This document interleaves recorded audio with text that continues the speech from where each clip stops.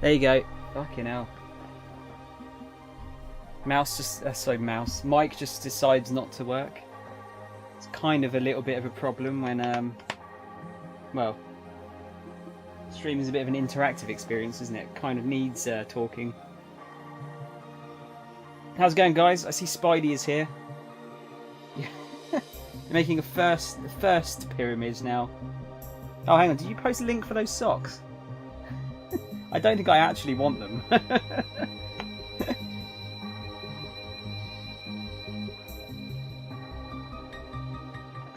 me have a quick look at these. How's your day, guys? What have you been up to?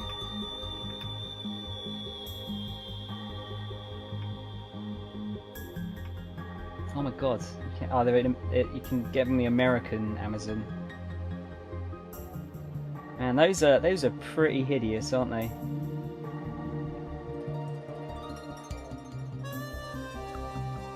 Surely the bits on the spines on the back are just going to be annoying more than anything.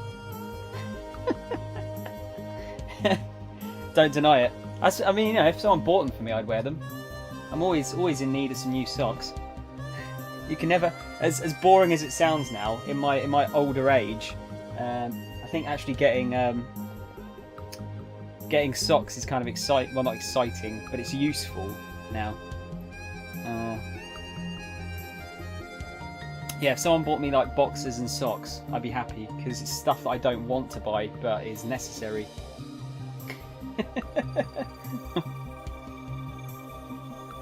Hey, my birthday's coming up. There you go. That's what you know.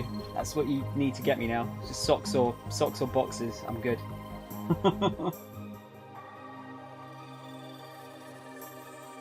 Yeah, you're right, Spidey. They do always disappear. You know what? Apparently, what it is, like a lot of the time, apparently what happens is they get stuck in the inside bit of the washing machine. You know where like the sort of the rubber bit is that kind of connects the drum to the edge of the washing machine. Apparently it gets sort of stuck in between the rubber bit, apparently. Mine just seems to disappear. But I don't mind wearing odd socks, so that doesn't make a difference to me. Yeah, so my sleeping pattern is buggered. It's totally buggered. So, well, I need to fix it as best I can.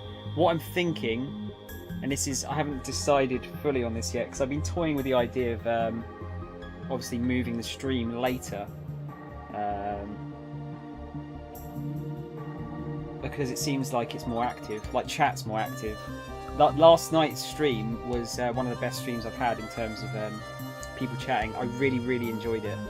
It was a lot of fun, and I kind of want to keep that going. So the only problem with that is I cannot, assuming I get, well, I will get the sleeping pattern fixed at some point. Assuming I get that fixed at some point, I can't stay on as late as I did yesterday, and I can't really sacrifice my evenings every time to do it. So what I'm thinking, and I'm not totally sure on this yet. This is just an initial thought. Is that I'll still do 2 till 6, and then I'll have a 2-hour break, and then I'll do 8 till 12. So like literally just split the stream right in half. Have a like a game in the afternoon and then a game in the evening, and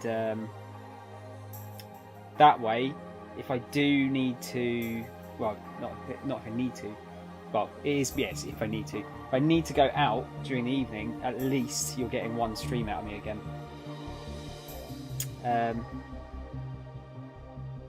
The only thing I'm a little bit worried about is that, you know, stopping it and starting the stream again, you know, might lose people, but I don't know. I'm not sure. How's it going, Skit? Oh, we got Skit and Skitler in, haven't we? Oh, Skitler. But yeah, I don't know. I'm not totally convinced I'm going to do that yet. However, that is just something I've been thinking about doing, especially during the winter. You know, people are going to be in more because it's cold and it's horrible. So I feel like doing an evening stream is going to be beneficial in a way. Skit and Skitler sounds like Hitler and Himmler. Oh god, no. How's it going, GSPR? Hello. Sorry, you couldn't hear that because I haven't got the sound set up on this bit. Oh dear. How have you been, guys? What have you been up to? What did I do my day? Well, I've just eaten, so I don't need to worry about. I didn't eat anything last night, that's another problem with the stream. I love the stream. It's so fun. One of the most fun streams I've done yet. But I was absolutely starving. I missed dinner, and I was wasting away. But yeah, I watched. I've been trying to clear through. I've got a big pile of Blu-rays. You can just sort of see the top of it, just here, there. I need to finish those to get them out of the way to make some space. So I've been watching I was watching Payback with Mel Gibson today. It was not great. It was fine. It was a serviceable sort of like action film. I don't want to see it again, so I can get rid of that. You've been watching some early access Odyssey streams. Is it as good as I hear, Skip? It's looking really good. Hey, how am I doing? Well, I've been doing just fine. I lied. I'm dying inside. Oh, come on, Spidey. You're always you always seem so chipper. I'm sure you're fine.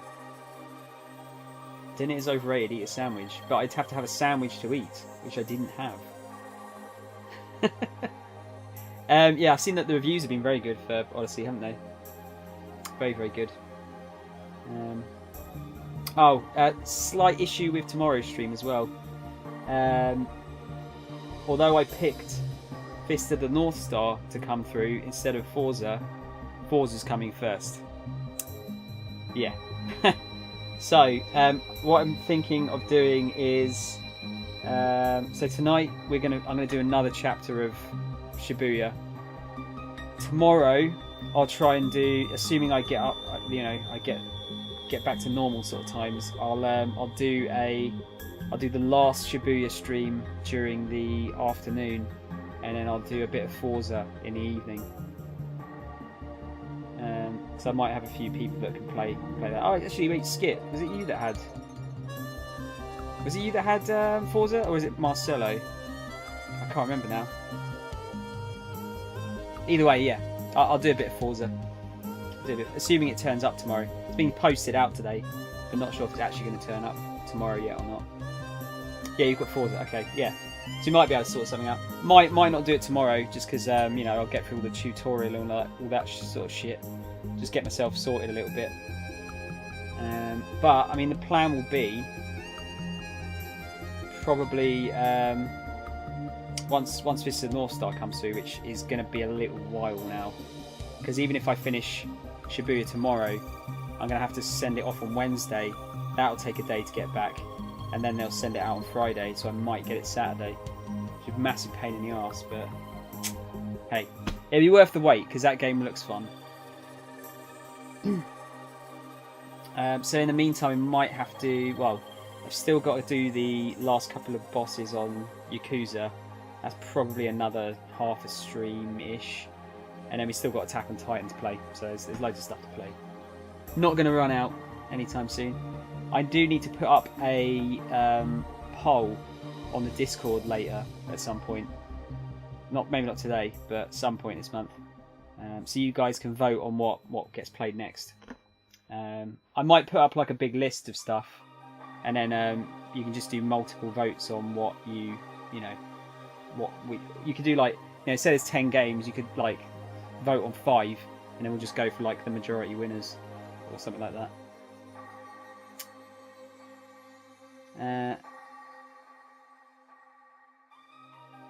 Spidey, are you being serious there? Because if you're actually like not feeling good, you should maybe talk to someone about it.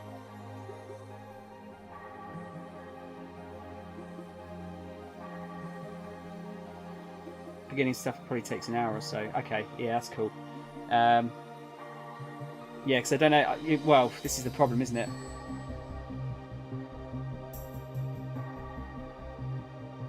What the hell, dude? Thanks, GSPR. Hang on, let me read this.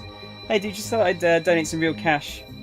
Won some giveaways and got some spare cash. I thought, why not? Dude, thanks so much. That's really kind of you. Let me just say dude 17 times like I usually do. Oh man, yeah, that's really kind. I appreciate that, man. It's a Joker quote. Okay, cool. Yeah, just Spidey, like being serious here. Like, try not to joke too much about that because I don't want to fob it off as like being fake when it's actually true. You know what I mean? Just put a kappa at the end, maybe. That way I'd know. Yeah, not sure I deserve that, GSPR, but I'll, yeah, thanks, man. Did you get your, what was it you got again? You were waiting for something on sale, weren't you? Shit, my memory is bad. You know what? My memory's really bad, but at the same time, for whatever reason, I remembered a birthday party I went to when I was like 7 earlier today. Very strange. Very, very strange. Weird memory. Yeah, that's what I mean. Look, Skip. Yeah, I don't know if it's something you should joke about, just because I'd like to take that kind of shit seriously. I know you weren't, going for that or anything, but I don't personally have any depression, but I have a couple of people close to me that do, and yeah, it's something that should be talked about like fairly seriously, I think, because a lot of people don't feel like they can. If I get more cash, it's coming your way. Oh, dude, you don't have to. Honestly, I do appreciate it, but you don't have to. It's just good. It's good to have your company here. But yeah, no, I really, really enjoyed last night's stream. I thought it was really, really good fun. I'd like to keep that going a bit more. Like the chat was so active. It was so fun. I could barely play the game. It was so busy. But yeah, really, really enjoyed it. Take pills every day at 10. Yeah, that's what I mean. I can't even imagine what it's like. That's the thing. I think it's very difficult to describe, isn't it? Depression. I think depression's it sort of has an effect on people in lots of different ways. But the thing is, you don't usually see it. No one usually shows it, do they? They kind of just hide it away, and then it gets worse and worse. You know?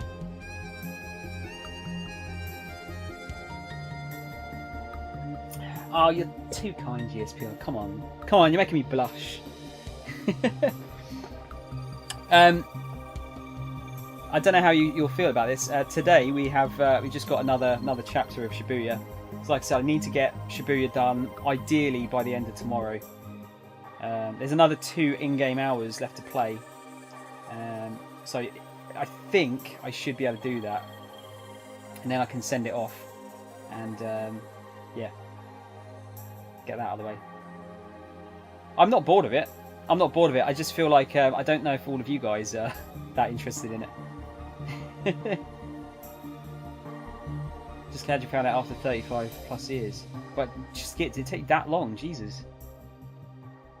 You're a strong person, indeed. Very strong. I've just thought of another game, by the way, to add to the potentially scary games October kind of thing. Have you guys seen Until Dawn? I've been putting that aside to play for a while, so might do that one. I'm thinking of lumping in all the Evil Within games and the Resident Evil ones. Until Dawn is good. I've heard so. You've seen everything there, yeah, but I can't guarantee this. But you might see me like shitting my pants. So there's that.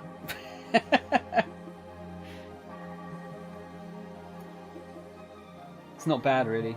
Oh no, I didn't think it was bad. No, I'm not playing Five Nights at Freddy's. That game looks boring as shit. Only spooky things are jump scares. Yeah, I know jump scares are cheap, but at the very least you might get a jump out of me. I don't want a pants cam, so already isn't that against the terms of service? Yeah, Five Nights at Freddy's not my cup of tea. The game, like that's scary, but the game looks boring. I'm not playing Outlast. that I don't think I could handle that. I really don't think I could handle Outlast. I think that one I would actually like the controller would get lobbed into the TV. But the only problem is with this, it's quite long. But I've been thinking of that. Potentially.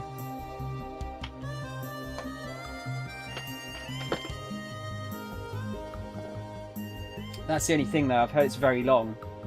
And if it's anything like me, then yeah, it might take even longer because I'll just be hiding under like desks and shit for like 20 minutes. Make sure it's not going to kill me. Wait. Hang on a minute. Did isolation autocorrect to fucks indoors?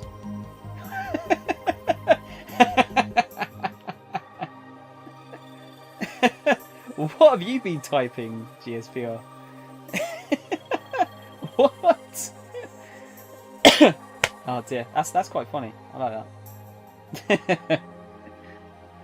Oh dear. Right, should we get into it? Where's my mouse? There it is. Because we're going to have a lot of reading again today. I'll try and stop and start in between the bits of the game, so we can have a chat still. What is going on here? There you go. Oh no, no! Don't turn off PlayStation. Don't you turn off. Oh yeah, I've got to look at the laptop now. Game's too fucking loud again. Wait, hang on. What's going on with the fucking sound? I don't get what's going on with this volume mixer a lot of the time. That'll probably be right. I think that'll be okay. Yeah, what the hell have you been searching for, dude? Let's go full screen. Wah! There we go. Thanks for the host, man. I appreciate it. You know, you could just oh, hang on, I'm just gonna untangle my wires here. Spider, you know, you could just you know, auto-host me and then you wouldn't have to do that. Or do you like the recognition? I do like hearing the noise, if I'm honest with you. Oh, come on.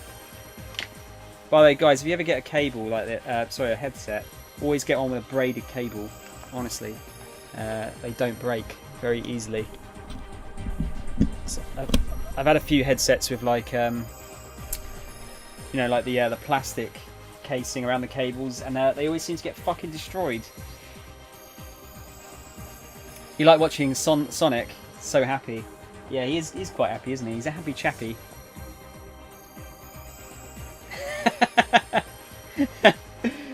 Yeah, I think you might have. I think it should know that you've already got Twitch Prime, dude. It should. Do you guys want to pick who to go with first? Do you want to go with Maria, Asawa, Minokawa, Kano, or Aichi? What do you reckon? I mean, ultimately it doesn't matter, but let's give you the choice. Go with the. Wait, hang on a minute. Wait. Go with the hot cunt. You mean girl? Does that mean your autocorrect is scaring me, dude?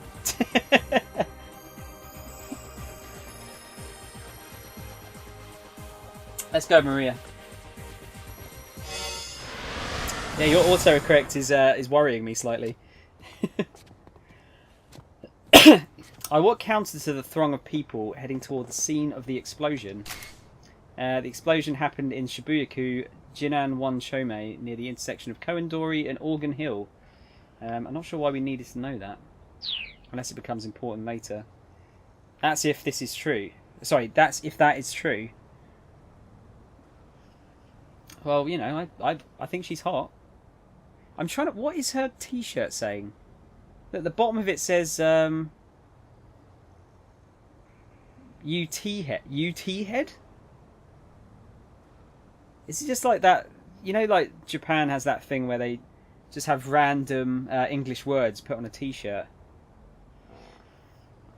Oh wow, there's a Venom emote. Oh, that must be for the because the film's coming out, isn't it? Have I got my emotes yet? Hang on. Just want to see if because they've been pending for like 2 days. Where are my emotes gone? It's really annoying. For fuck's sake. Smoking MJ? I don't know. It could be a wee T-shirt then. Why would UT head? Unless they're getting like tea and pot maybe mixed up. Maybe it's meant to be U pot head. It's got the meme font though, doesn't it? Kind of looks like white smoke too. I don't know. I'm kind of seeing like a.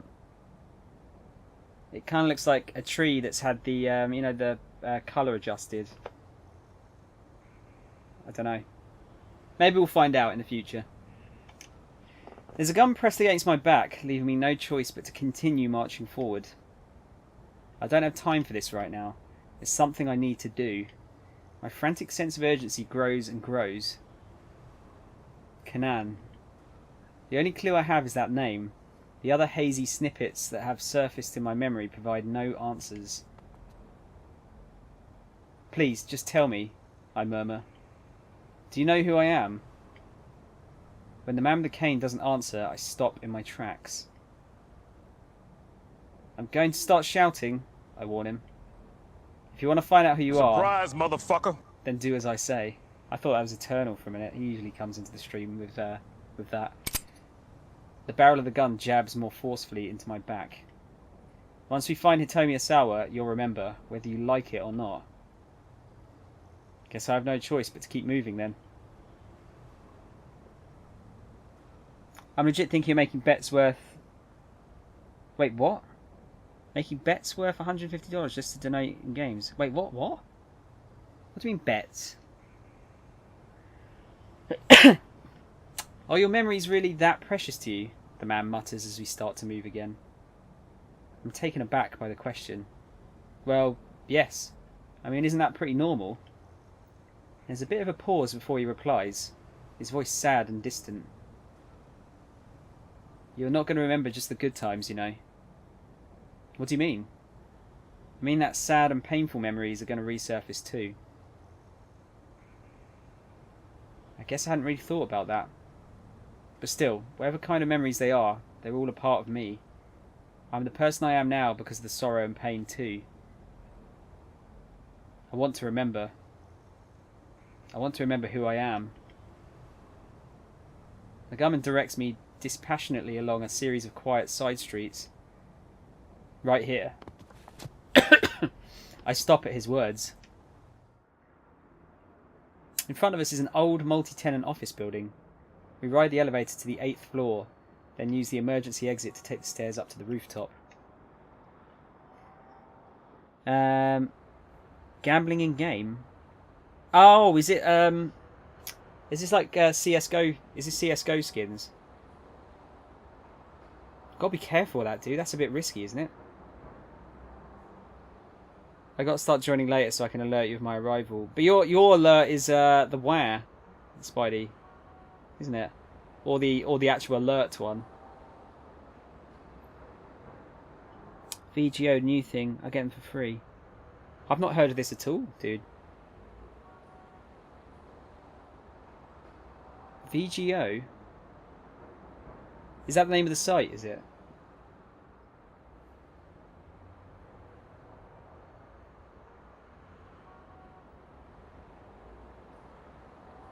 Sorry, while you write that, I'll carry on. Oh, it's the new skins.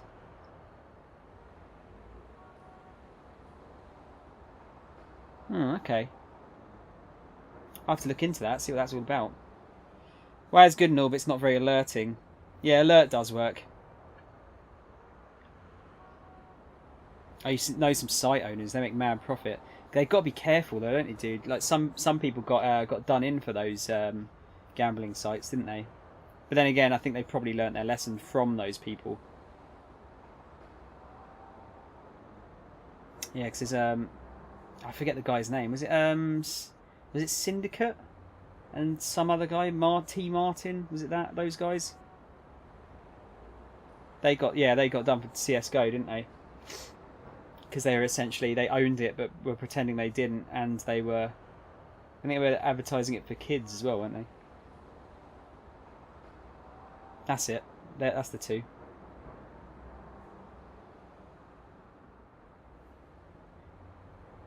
Okay, yeah, I'll have to have a look at this other site. A cool breeze blows across my cheek. Sit down there. I do as he says, settling myself on the outdoor air conditioning unit. The man lowers his gun, but keeps it in hand. We'll wait here for a bit. For how long? He lets out a rueful chuckle. Guess we'll have to wait and see. I decide there's no point in trying to fight with him. For now, I have to hope he's telling the truth, and whatever's coming will help me get my memories back. If I don't know my past, how can I know what to do about this Canaan stuff, or anything else? I stare up at the sky as I wait for whatever this assassin is waiting for. The silence between us is suffocating. Finally, I can't take it any longer. Hey, so I think this is yours. I hold out the notebook I picked up earlier. The man's surprise is plain on his face. Where did you get that? I saw the picture inside. He snatches the book out of my hand. I get some $20-ish skins every month. I can only bet them though. Okay, interesting.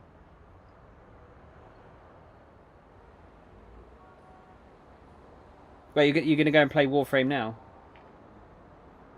CSGO, it's Spidey, it's Counter-Strike. Then he flips through it, looking sad. Oh, GSPR, enjoy Warframe. Thanks for stopping in, man. Thanks for the donation. It was really kind of you. I'm afraid that another agonising silence is about to descend when he speaks at last. This is a picture of me and my childhood friends. His voice is low and quiet. We were inseparable back when we were kids. The boy here, he liked to fiddle with machines, always doing things like taking apart radios and whatnot and putting them back together. He was a total bookworm too, so he got picked on a lot. But I was always there to save him from the bullies. All of a sudden the guy is in a sharing mood, I guess. I can feel his aura of murderous rage starting to abate. The girl here was the same age as us, but she felt more like a big sister. Whatever stupid things my other friend and I got up to, she was always willing to laugh it off. Ah, here we go. So we're going to go A, B or C. I decided to stay quiet and keep listening. B, what was her name? I asked, curious to know more. Or C, so was this some sort of love triangle? Well, okay then. Guess I'm the nosy sort. You reckon B? Okay, I think that's probably the right one to go for.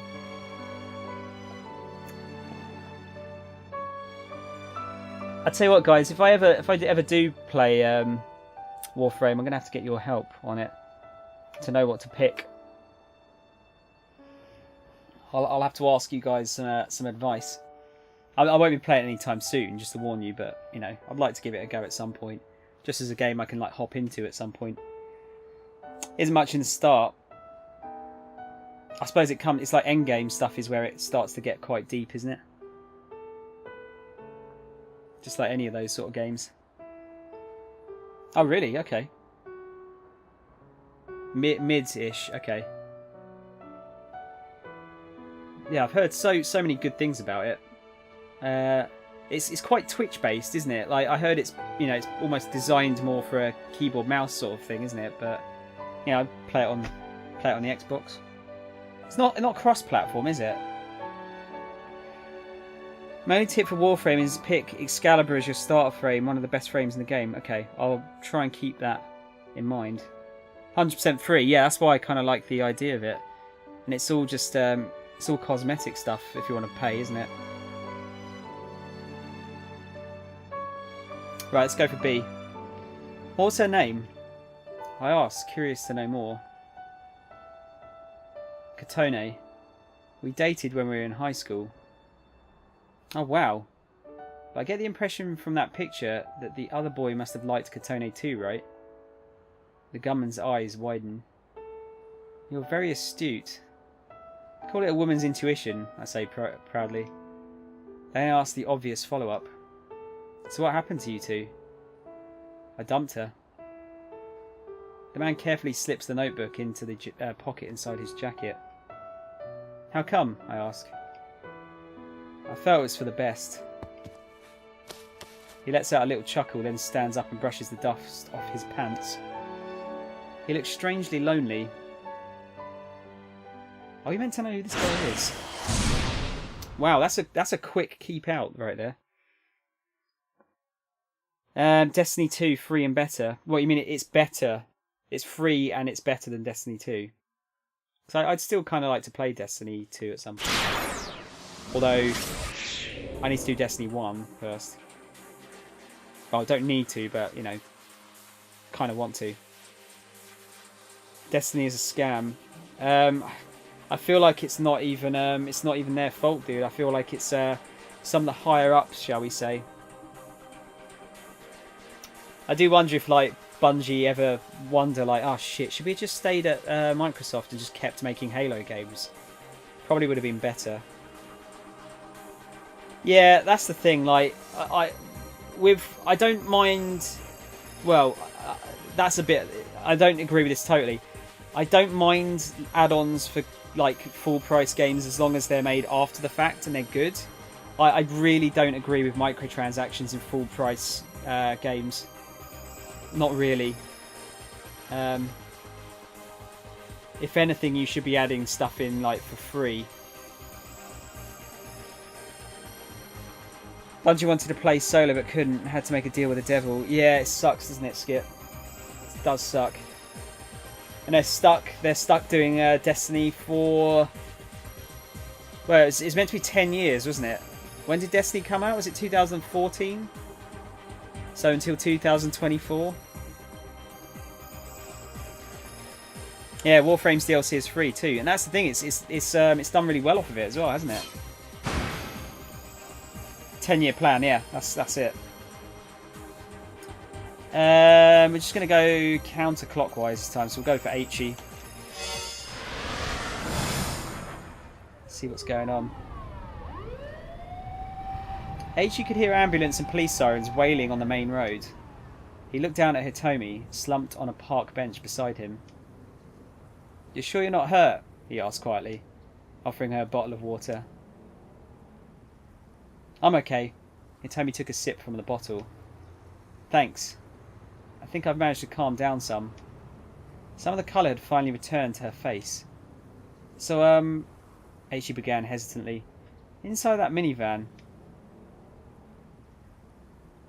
Maria wasn't in there. There was relief in her voice, but also a note of pathos. "I got a look in through the windshield. There was a man laid out in the back seat, but nobody else." The dark cloud lifted from H.E.'s face. "So it wasn't your sister?" "No, I didn't see his face. Just that he was wearing a business suit." H.E. felt the tension ebbing from his body. "That's good then." "No, it wasn't her. I'd been worried." It was a shame about the poor devil who had been killed, though. I was about to say, do you just like don't give a shit about the other guy. H.E. looks like a woman. Dude, not everyone with long hair looks like a woman. Hopefully Anthem will give it a run for its money. Skit, I'm really worried about Anthem. I'm really worried about it. Because they've... it's pretty clear that I think they had the game pretty much locked down with microtransactions at some point. Similar to Battlefront 2 when that came out. But... GSPR, thanks, man. I'll speak to you soon. Pop in again. Yeah, I'm pretty sure that Anthem was filled with microtransactions, and the reason they delayed it is because they had to rip a load of them out and kind of rebalance the game and stuff like that. That's what it seems like. I mean, you know, it also helps that they've got the excuse that, oh, well, you know, we didn't want to release around Red Dead like anything else. But yeah, I think there was a lot of rebalancing and retooling involved with that game as a result. Hopefully we won't make the same mistake as Battlefront 2. No, let's hope not, dude. I know I've said it. I know I've said it before. I don't know if I've said it to you guys though. I actually think Battlefront 2 is pretty fucking good. That's what's really the shame about it. It's actually pretty fun to play, but they just they fucked the launch. They absolutely fucked the launch up, and it's been tainted since then. It's much better now. It's much more fair, but it's too late. You fucked it. It's like with the Xbox One launch. You just you announce it, like, don't announce it properly. You fucked it. It's fucked. Looked really nice. Yeah, it's a gorgeous looking game. Holy shit! It looks amazing in 4K as well. It looks so good. And it runs at 60 FPS. It's a dream.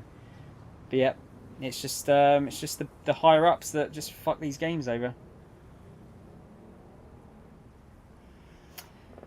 Right, who was it and why had he been there? So I guess now we're out of the leads. Hitomi murmured. She hung her head. We could try the surveillance centre again for now, Eiichi said. It would probably give us better odds of finding your sister than just walking around. I guess you're right. Shall we then? Hold on. Eiichi had a sudden flash of inspiration. My house is a lot closer from here. Maybe I should ask my dad if we can check the cameras from home. You can do that? We have the same system at our house. I'm sure my dad will let us use them. The two got up and headed for Endo Electronics. Battlefront 2's single player was kind of just okay, but, you know, I wasn't expecting a masterpiece. It's worth a playthrough. Eiichi decided to let his father know they were coming. He turned on his phone as they walked along. He'd had it off for a while, so first he checked his voicemail. There was one message. Wondering who might have called, he played it back. Is this Eiichi Endo's personal cell phone? This is Dr. Saeki from Shibuya Central Hospital. Oh shit, is this about his sister? Seiichi Saeki, heart specialist and Suzune's attending physician, a preeminent surgeon who has successfully performed the Batista procedure, wherein the left ventricle is reconstructed after a third of it has been removed. The Batista procedure? Does Batista mean anything else? Because obviously all I can liken it to is the wrestler now. Eiichi's expression stiffened. He pressed the phone closer to his ear. There's been a sudden change in Suzune's condition. I tried calling her home as well, but got no answer. Eiichi felt the edges of his vision growing dim. And so, brother, it would be good if you can come to the hospital as soon as possible. It's...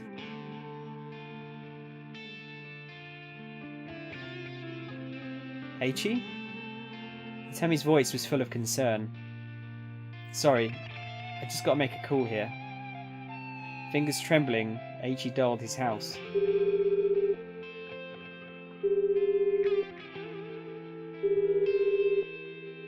The phone rang several times before switching over to the answering machine. Damn it, where the hell are you, Dad? What's wrong? Itami asked. It's Suzune. It sounds like things have gotten pretty bad. Well then, we need to get to the hospital right away, Itami said. She sounded as anxious as Eiichi was. We can't go yet. Eiichi shook his head quietly. First, we have to save your sister. Itami bristled angrily at that. What are you talking about? She grabbed Eiichi by the arm and shook him. Right now you need to be thinking about your sister. I can't. I made a promise to Suzune. I promised to help people and see things through to the end when something important is on the line. He struggled to get the words out. Wey, One Slug, how's it going, dude? What have you been up to? You been playing anything recently? I didn't see what you were playing, but I saw you streaming the other day. Obviously, you're usually streaming when I'm, well, supposed to be in bed, at least. If I break that promise, then I really am no good to her. But Hitomi didn't look like she was going to back down. Oi, get back here! A threatening shout rung out from nearby. Eiichi looked around, startled, and saw a boy about high school age bolting out from behind a building on a side street. Several slightly older young men were hot on his heels. Eiichi knew their faces all too well. They were all members of SOS. Blimey. Are you still playing Path of Exile? Got home from work super early. Where you get like lucky with trains or something. I hear super good things about Path of Exile. Because isn't that free? Is that free to play? Or am I getting the wrong end of the stick? I seem to remember it being free. I seem to remember having it on the Xbox for free when it was only early access. Only had to do one inspection. Oh, cool. Okay. Do you still get paid for the whole day if you only have to do one inspection, though? Path of Exile is free. Wow. How do they have a shit ton of microtransactions in that then to keep it going? Oh, you get paid hourly. That sucks, dude. Carolina. You two are like joined at the hip, you in one slug. How are you doing? It's been a while. PoE is a spiritual successor to Diablo 2. Yeah, I've seen it's Oh, okay, okay, that makes more sense. I didn't know that before. Totally makes sense now.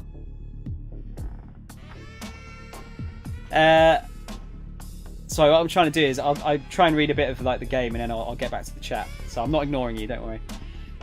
They caught their quarry just before he could make it out onto the main road. Gotcha, newbie. So the kid they were after must have been a member too. Let me go. Oh, we'll let you go, alright. After you pay up. One of the young men snatched the boy by the collar and shoved him against the wall of a nearby building. Ow! The boy's face scrunched up. What are you talking about? Playing dumb, huh? Interjected one of the onlookers. We told you that the members all have to pay monthly dues, yeah? The privilege of getting to call yourself SOS don't come free after all. H.E. felt his blood boil.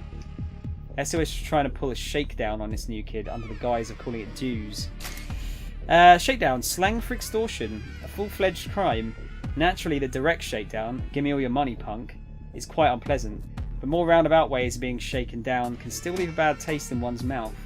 Someone who was surrounded on the street by 8 people in pompadours who said, "Begging your pardon, but could you please hand over your money?" might suffer no physical harm, but would still be for the victim of a shakedown. Why do they have to have pompadours? Everything makes perfect sense now, yeah. How have you guys been doing though? I think Carolina, you've been in here like I think once since the Zelda stream. I think that was the last time you were really here, wasn't it? And then One Slug. I know One Slug. You always drop me a lurk occasionally, don't you? Which I do appreciate. Always appreciate a lurk. Yeah, it would have been unthinkable for them to do something like this back when H.E. was running the show. Hey, he barked. Let the kid go. He marched toward the group. Say what now? They turned to look, their faces immediately going pale. Oh, hey, H.E. Let him go. H.E. focused his glare on the fellow holding the kid until he released his grip. You guys always go around doing stuff like this? None of the gang members answered. They merely turned their gazes glumly to the ground. Hey, H.E. turned to the younger boy. Since when have they been doing this? But of course, he realised there was no way the newbie would be able to tell him.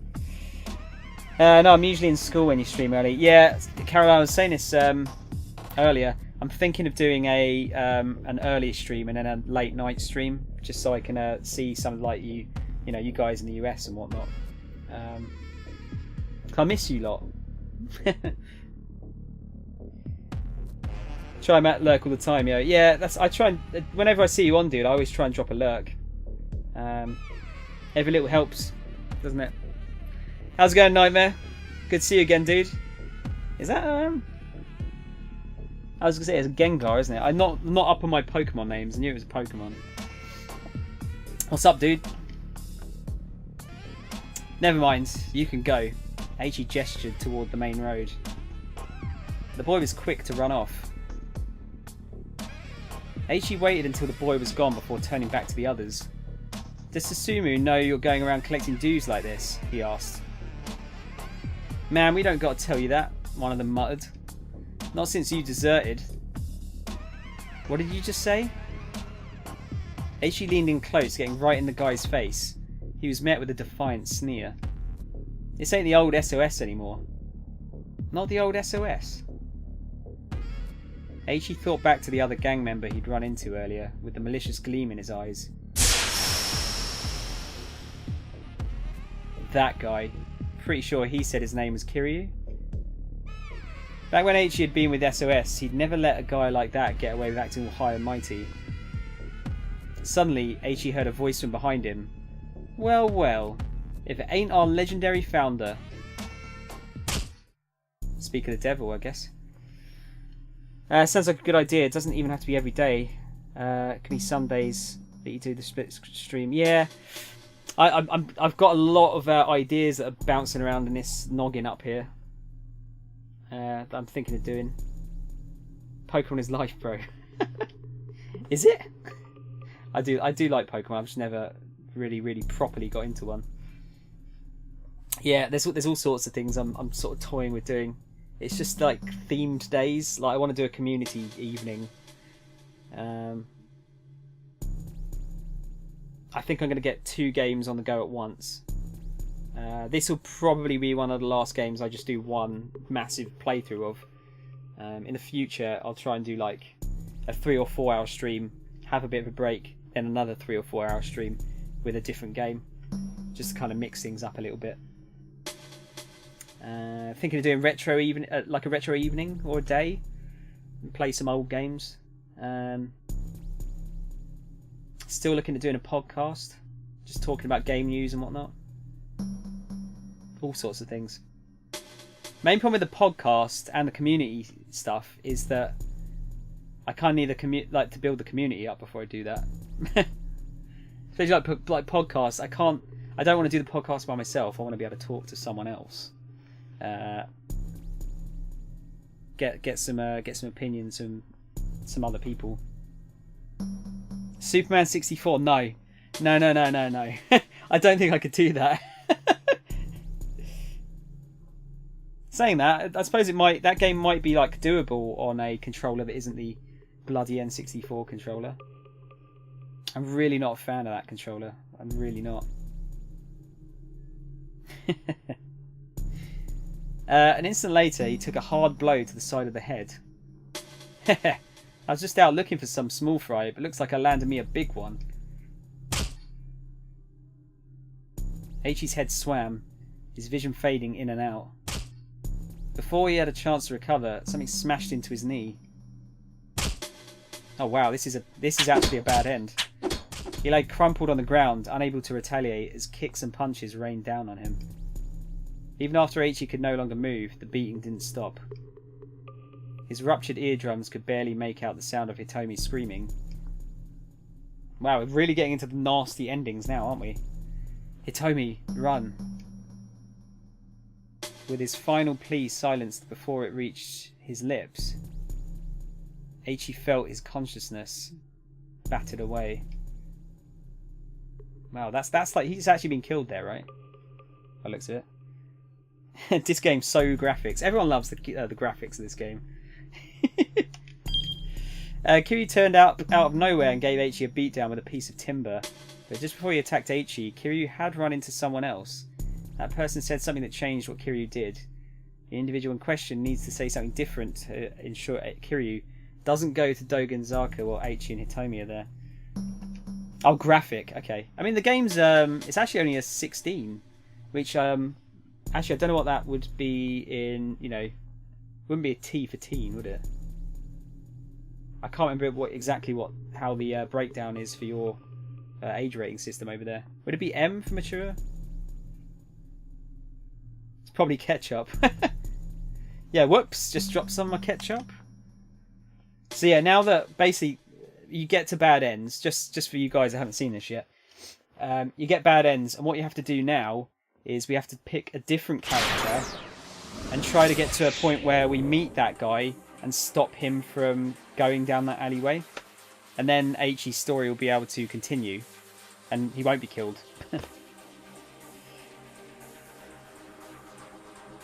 16 in Europe is 24 in America. What?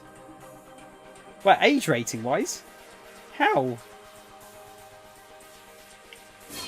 Let's try Kano.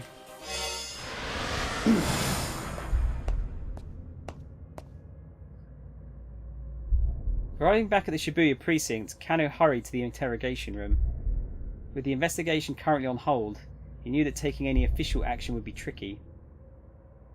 If he was going to break through this stalemate, he was going to need Tateno's help. The abduction, the ransom, the attaché case relay. Maria's release, and then Tanaka's death. Maybe Teteno would be able to figure out how all these elements were related. But first, Kano needed to check something for himself. Teteno would never have let Al Karawan go free. Kano needed a prisoner to set the record straight. Let me have a quick check. Because that seems nuts. American video game ratings. Oh god, I've got a bit of a food baby going on here. Had a massive dinner. Oh, here we go.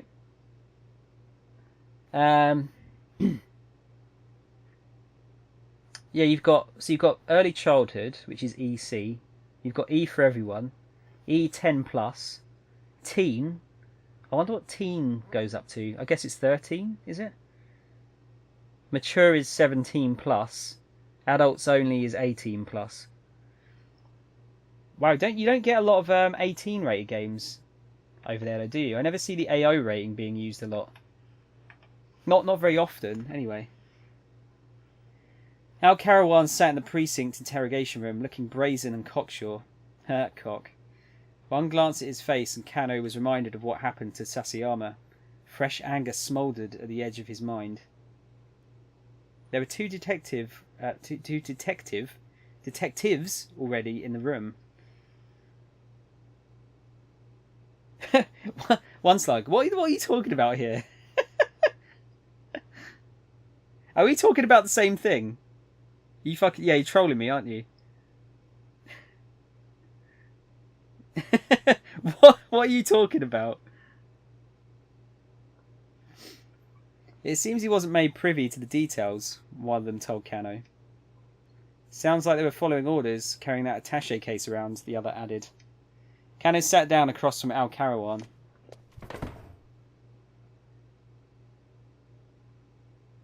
There's something I'd like to ask you, he said. We were just paid to do a job. I don't know anything more than that. His Japanese was imperfect, but he understood the language well enough. Tell me, how did you manage to escape from Detective Teteno? Escape? I didn't. A faint smile came to Al Karawan's lips. He let me go free. Liar! Detective Teteno would never do that. Kano slammed the desk with his fist. Look at this shit-eating grin. I didn't have handcuffs on, did I? He took them off for me. This had to be a lie. It's not like there were other ways to remove a pair of handcuffs. After he took off the handcuffs, Al Karawan continued, he pointed his gun at me. Cut the crap! Kano grabbed the prisoner by the collar. But Al Karawan went on, unperturbed. He kept the gun pointed at me, but he didn't pull the trigger. So that's when I ran. Why would Detective Teteno want to shoot you? Because I saw him. Saw him? Saw him do what? Let me tell you something interesting, Al Karawan said sardonically. There was that girl who was carrying the ransom, right? Kano pictured Hitomi standing anxiously beside the statue of Hachiko. That guy Teteno was trying to kill her. Wait, is that Teteno with the cane then? Brush them teeths. He's he looks like he kind of smokes, doesn't he? By the way, if I look over here, it's because I've moved the camera here and I'm still used to it being here. I'm not going mad. There's nothing over here. In a fit of rage, Kano drove his fist into Al Karawan's face. His colleagues rushed to interpose themselves. Kano, calm down. Knocked to the floor, Al Karawan gingerly fingered his split lip. And after I gave you such good info too, he grumbled. Detective Teteno was assigned to protect Hitomi Osawa, Kano shouted. You can't expect me to believe you're rubbish. He lunged around the table ready to throw another punch, but his fellow detectives held him back. Al Karawan looked away indifferently. It's your Detective Teteno you should be arresting, not me. That girl's going to get killed. You need to step in line, pal, Kano bellowed. Kano, his colleague shouted. You're the one who needs to step in line. Go and cool off for a bit. Gingerly fingered his lip. What? How would you gingerly do it? He'd be like, just like that. Expelled from the interrogation room, Kano immediately pulled out his cell phone and called to Tenno's number. Please, pick up. He clutched his phone tight, pleading under his breath. But Tenno didn't answer. See, people are saying, like, oh, you should, like, do voices for all of them. And I'm like, you realise there's, like, 25 characters in this, right? I couldn't do 25 different voices.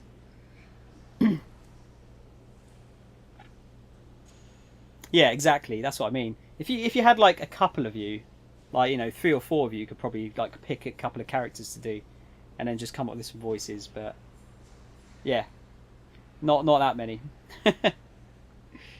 Kano sat down in a chair in the hallway in a bit of a daze. He found himself holding the present Sasayama had gotten for his wife.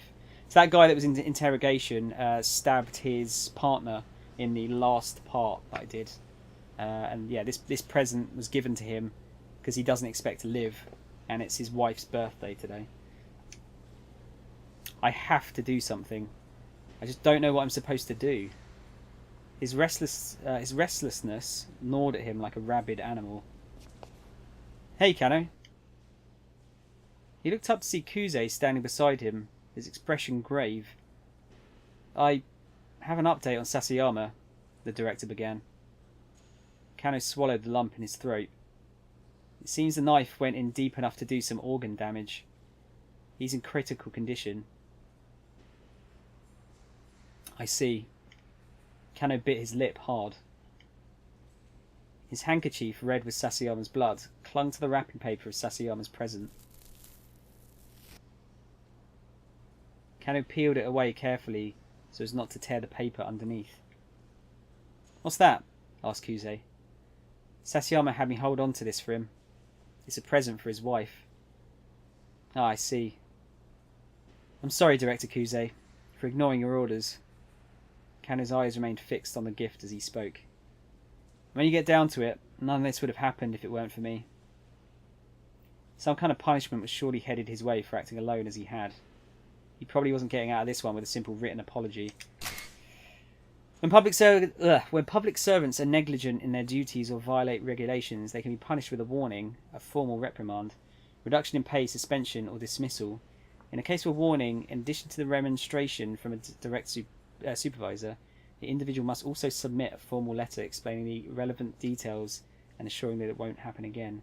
You have to just like, it's like a detention, isn't it? Just writing on the blackboard, like, I must not get my partners killed. I must not get my partners killed.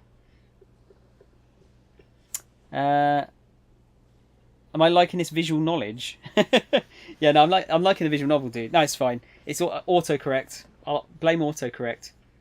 Someone's autocorrect made a sentence up that I can't understand how an autocorrect would change it to, but yeah, it's good. I'm enjoying it. It's probably a bit longer than I was expecting. Well, it is a bit longer than I was expecting. I was expecting to be done with it in like 2 or 3 sessions, but I think this is the 6th, I want to say. Maybe 7th session of the game. Yeah, it's quite long. It's pretty long. No autocorrect, I'm typing. I'm just in it. Nah, you're not. Come on, dude. We all make mistakes. We all have a slip of the tongue / finger, don't we? Oh, actually, slip of the finger. Oh, whoa, there you go. Look, slip of the tongue. That was a slip of the tongue. That was not deliberate either. Fucking hell. But Kuze calmly shook his head. What happened to Sasayama isn't your fault. Don't blame yourself, he said. Shit, I can't believe I said that. As far as this case goes, I've been giving quite the runaround myself. There was a rare note of vulnerability in Kuze's voice. Our higher-ups have barely let any information trickle my way, but they're still ordering me around non-stop. It's a real pain in the ass. Kuze fell silent, ruminating. The quiet lingered between the two men for several moments before he abruptly spoke again. All right. I'd like to get your opinion on something. So, Mamoru Tanaka, who we found in the minivan, you know. What do you think? Should we ought to maybe release his name to the media? Kuze had slipped into his childish register. He was clearly exhausted. After dealing with the kidnapper's baffling actions and too much meddling from the higher-ups, even a veteran like Kuze is just beat. But that's not the only reason for his exhaustion. Kuze has a brother, 6 years his senior, who despite being nominally mature refuses to get a real job and shows no inclination to settle down with a family. He walks around town day after day, dressed like a hippie, and treating passers-by to songs he's written. Kuze has been worrying about his shiftless brother for years now. The guy's become a chronic source of consternation. Have we met that guy? I don't know if we have. Where does your finger accidentally slip? Yeah, gingerly on my lips. Where else? Oh no! Not into my own lips. Oh my god, it's getting worse. This is like last night's stream. Last night's stream was really filthy at points. Like, people weren't even hiding it. They were just going like full on the filth. It's kind of funny though. Of course, when I say shit like that, it's no wonder that it turns out like that. Filthy is good, yeah. Filthy's funny, isn't it?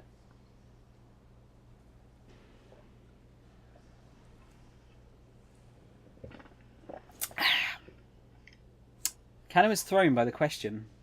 It was a rare thing for the director to seek an opinion from a mere junior detective. It feels like there's something not too normal about one of Kenji Osawa's subordinates dying, Kuze went on. Kano had had the same thought. This felt too intentional to be a coincidence. So here's the question. Should I get the media involved and try to rush for a resolution, or should I be more cautious? What would you do? I think we're going to get a choice here, guys. About releasing the name? Kano asked. That wasn't such a simple thing to answer. There were so many factors to consider. Tyle's smile came to Kuze's face. Don't think about it so hard. This is just so I have a point of reference. Tell me what your gut says. Right, so we're going to go for A. I think releasing the name should be alright. B. I think we should hold back for now. Or C. I can't make that decision, sir. Or D. Ollie Bits. You're going to give me a D answer now. Right? Full on filth used to be my nickname in high school. Have you got a filthy sense of humour then, One Slug? You goddamn right. I'm thinking of doing. I'm kind of copying Ollie. You'll know, obviously, who I'm talking about. I'm copying a streamer friend of mine in that I might do some Jackbox games at some point, and they get that brings out the filth in everyone. Skeet, you're saying C. I can't make the decision. Okay, we'll go for that. You try to keep it PG. What now? I don't. Well, not as far as swearing goes, anyway. Let's go for C then. I can't make that decision, sir. Kano knew he was in no state to make a good call on something this serious. The sad truth was that all he could think about was Sasayama and Tateno. I see. Sorry to ask you such an awkward question. Not at all, sir. Kano dropped his eyes to the blood-spattered gift box again, and Kuze headed back toward the conference room. Oh man, I'm so full from that dinner. On TV, the governor's press conference was still going on. I've just requested that each of the railroad companies, starting with JR, stop running trains to Shibuya Station until further notice. As far as the roads go, Route 246 has already been closed to traffic. The executive looked pale as he spoke to the crowd. Is there any possibility of a bioterrorist attack? What about the people who are still in Shibuya? The reporters unleashed a barrage of questions. The governor's face scrunched up. As I've already made clear, this is not a complete blockade. I'll read that in a sec. Oh no, actually no chat has progressed, so I will just read through this. Because modern Japan does not have a system for enacting martial law, there are a few ways that the government could effectively quarantine Shibuya. In the case of a potential viral infection, the infectious disease law allows for the city to be partitioned into areas of restricted movement. If the authorities do not want to acknowledge the existence of the top secret UA virus, however, taking such an action would be rather tricky legally. There's nothing to stop anyone from leaving Shibuya on foot. Isn't what you're describing de facto martial law? Spat one reporter. Of course not, the governor snapped. You should be well aware that martial law is illegal. I couldn't declare it even if I wanted to. If you wanted to? So this is a bioterrorist issue then? I never said anything of the sort. The press conference was developing into chaos. Kano was unsurprised, given the circumstances. Still, everyone was doing their best insofar as they knew how. So why not me? Kano thought. It doesn't matter what I do. I just want to be doing something. Just letting time tick by without trying to take action was more than he could bear. Kano. Kano. A began to worry about Rumi and decided to give her a call. Rumi's his girlfriend. B was worried about Sasayama and decided to visit him at the hospital. Or C thought about Sasayama's wife and decided to get in touch with her. Yay, another late stream. Why does it matter if the stream is running at 60 frames per second? Visual novels at 60 FPS. Because every frame counts. If I'm totally honest with you, I just forgot to take the 60 FPS bit out. Hey, might have made you subconsciously come in. Look how smooth. Yeah, look how smooth I look. I'm totally running at 60 FPS. Look at this shit. I'm not. The camera doesn't run at 60 FPS. It's so smooth his finger might slip. Oh no, it's just going to be another thing I'm never going to live down, is it? Do you want to see one of the quotes that came out of last night? To show you how bad it was. I think this is the right one. Is it that one? There you go. That came out of last night's stream. Smooth text fading. Yeah, yeah.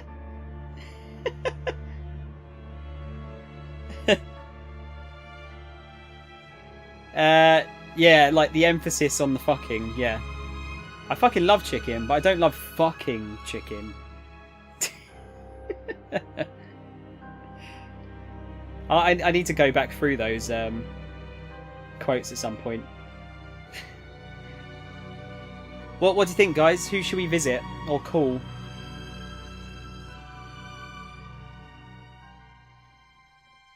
How many chicken fuckings has there been?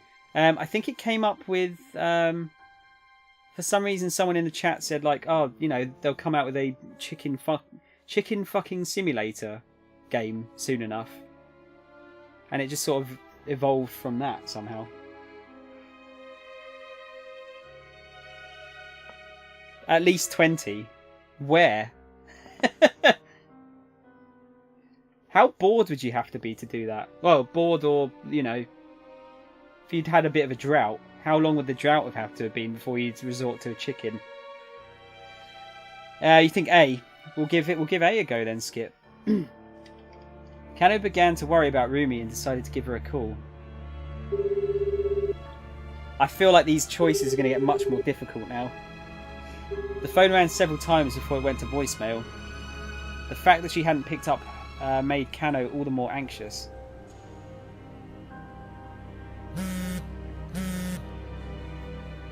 He was still staring at his phone when he got a call of his own. When he peered at the incoming call display, his heart nearly stopped. There was Tateno's name. Kano quickly pressed the button to accept the call. Detective Tateno? Detective Tateno, is that you? There was a whole mountain of things Kano wanted to ask. Just what had Tateno been doing this whole time? Why had he let Al Karawan go free? And what had happened to Hitomi? But while he was trying to decide what question to pose first, Tateno spoke. I've secured Maria Asawa. What? The word came out as a startled gasp. Detective Tateno, you have to bring her here ASAP. Right now she's... Tateno cut him off. You need to bring Hitomi Asawa to my location at once. Hitomi? Asawa? Yes. I heard over the wireless that the man from the US Embassy had her in custody. Kano hadn't been listening to the most recent wireless traffic. Apparently Stanley had managed to find Hitomi. But what was Tateno getting at here? Wait, hold on. What for? I mean, why do you need me to bring Hitomi Asawa to you? There was no reply. Detective Tateno, answer me. Please. Tateno replied as if he hadn't heard Kano's questions. There's an office building in Nanpidai called South Hill. I'll be waiting for you on the rooftop. If you don't bring her, I'll kill Maria. Jesus. With that grisly warning, he hung up. Kano's hand went limp. His phone slipped from his grasp and fell to the floor. Man, this is getting pretty heinous right here. Just buy an unpasteurized egg for 25 cents and experience it firsthand in a few weeks. Fucking hell, one slug. Jeez. I mean, that's actually not the worst thing I've heard. Skit, do you want to explain where Skitler came from for Spidey? So explain it for everyone's benefit. Kano went to South Hill in Nanpidai alone. The building takes its name from a rough translation of Nanpidai, the name of the area where it is located. The official name is South Hill Building, but since this is awkward to say, it is frequently shortened. South Hill Building is awkward to say, really?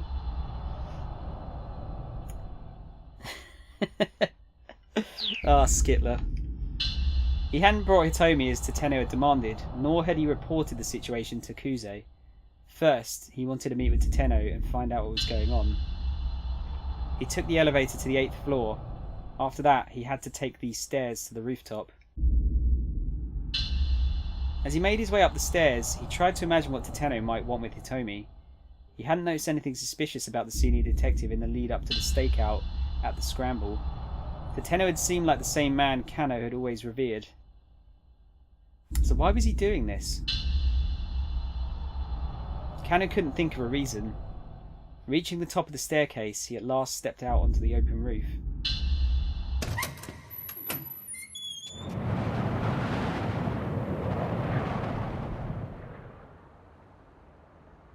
The time for half-baked conjecture was past. Kano would lay his doubts at Tateno's feet, and soon enough everything would become clear. Inwardly, Kano did his best to convince himself of that. A warm breeze blew against his cheek. Which cheek? He took a look around, but saw no sign of Tateno. Detective Tateno, where are you? Getting no response, he began to walk around the rooftop, calling out several more times. It's Kano. I've come as you asked. Where's Hitomi Asawa? Kano whirled round when he heard the voice behind him. I swear that we never found out that was Tateno before this.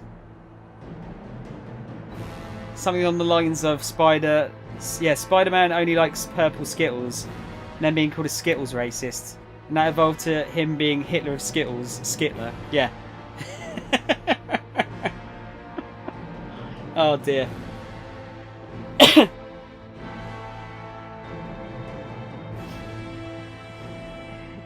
I can't believe that's going to be my gift to the world, is the creation of Skitler.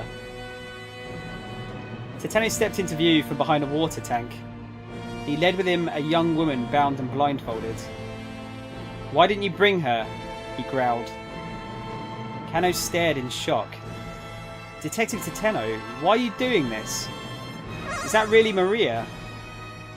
Wait, Tom, thanks for the host, man. How's it going, dude? The gift that keeps on giving. I think we're gonna have to. It's gonna have to stick around for a while, isn't it? Can we swap to Maria here? We can. Let's do that. Let's do that. While we can. Going good. How are you? I'm pretty good, man. I'm pretty good.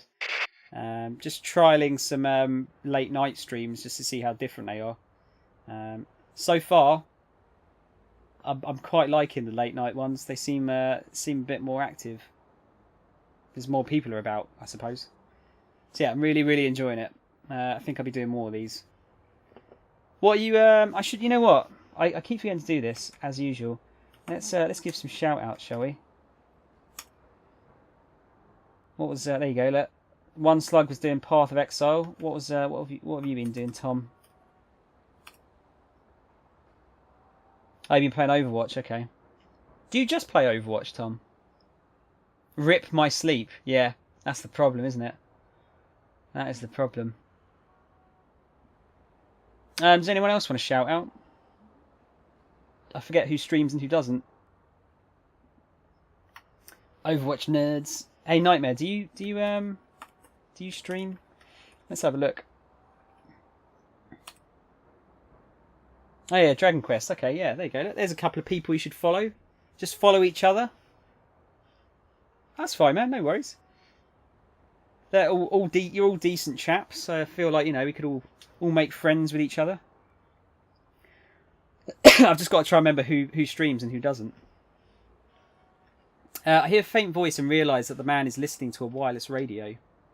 I've managed to secure Hitomi Asawa at Shibuya Central Hospital, the voice says. A gleam comes to the gunman's eyes. Ah, so if Kano went to the hospital, he probably would have brought Hitomi with him, maybe? He pulls out his cell phone from his jacket and hurriedly makes a call. I've secured Maria Asawa, he says to whoever's on the other end. Huh? Maria Asawa? Is my name Maria Asawa? So she's got amnesia. She doesn't know who she is at the moment. You need to bring Hitomi Asawa to my location at once. Hitomi? Hitomi Asawa? If I'm Maria Asawa, what sort of relationship do I have to Hitomi? If you don't bring her, I'll kill Maria. Then my captor hangs up. Were you serious just now? My voice wavers uncontrollably. What do you mean you'll kill me? Don't look at me like that. He steps in closer to me, his expression dangerous. That killer's edge that he'd lost during our little talk is back in full force. Just bear with me a little longer. He blindfolds my eyes with some sort of towel. I can't see through it at all. Just then I hear Kanan's voice inside my head. My memories like shards of broken glass tumbling through my mind, all out of sequence. Spooktober now. Yeah, are you doing something for Halloween then, Nightmare? At 1 million followers, I'll learn to speak in a British accent. I want to hear that, Marcelo. By Jove, Mary Poppins. But with the Brazilian tint to it. Yeah, I'm thinking of doing some spooky games for October. Got a few things planned. How are you able to do that when the string is so tangled up? Oh, once you know the trick to it, you can do it with your eyes closed. I'm showing Kanan how to do a cat's cradle. She reaches out for the string. Huh? She doesn't get hold of it quite right. What gives? Despite her efforts, the string gets all jumbled up. No, not like that, I say. Hook your index fingers through the front part of the string. No, I get that. Kanan's getting irritated. But after giving it a few more tries, she finally manages to pull it off. There we go, she says. Look at that. Seeing her innocent little smile bolsters my own spirits. That's neat. Thanks for teaching me. Oh, it's nothing special. Here, as a thanks, let me teach you some skills to help protect yourself.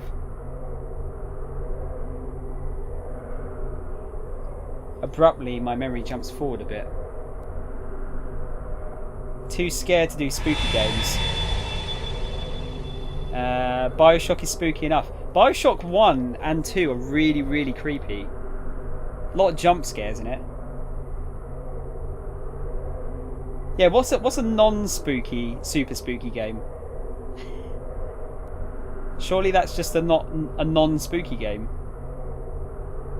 You're playing for Bioshock 1 at the moment. It's great, dude. I really like that game. I've had a craving to play through them again myself. I've only played maybe 5 hours into Bioshock. What, because it was two spookies? Kanan have been training me in some form of self-defense. Techniques with protecting oneself when attacked. Rather than defeating the opponent, self-defense training generally prioritizes simply getting oneself away from danger. Some people consider behavioural tenets such as run away when you're attacked or don't go near dangerous places to be forms of self-defense as well. Soma is on Twitch Prime at the moment. I saw that, Tom. I picked that up earlier. And System Shock as well, actually. It was System Shock remastered, wasn't it? I vote for Remake as the first game this month, at least from the spooky ones. Yeah, I'm up for... Do you reckon I should do Remake, Marcelo, or Resi Zero, though? Do you reckon I should do it in order, or... It doesn't really matter, I suppose, does it? I own all three because Steam sale. I just haven't really gotten to play through them. Zero is bad. Is it that bad, though? I didn't think it was that bad. But yeah, we could do Remake. If you said if it's a short one as well, I'll do it a couple of streams. That'd be good. But like I said, I need to have 2 games on the go. I think one of them is going to be Forza Horizon 4 for a good chunk of time, just because, well, it's going to be a long game. Plus, I kind of want to do some multiplayer on it as well.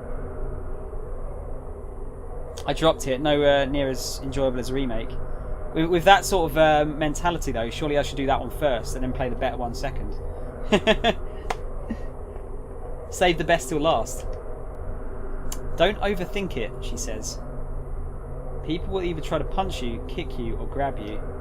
If you can stay ready for those 3 things, you'll be able to take it from there. She demonstrates some defensive movements as I watch. I follow suit, doing my best to mimic her. Okay, let's do this. Kanan throws a punch at me.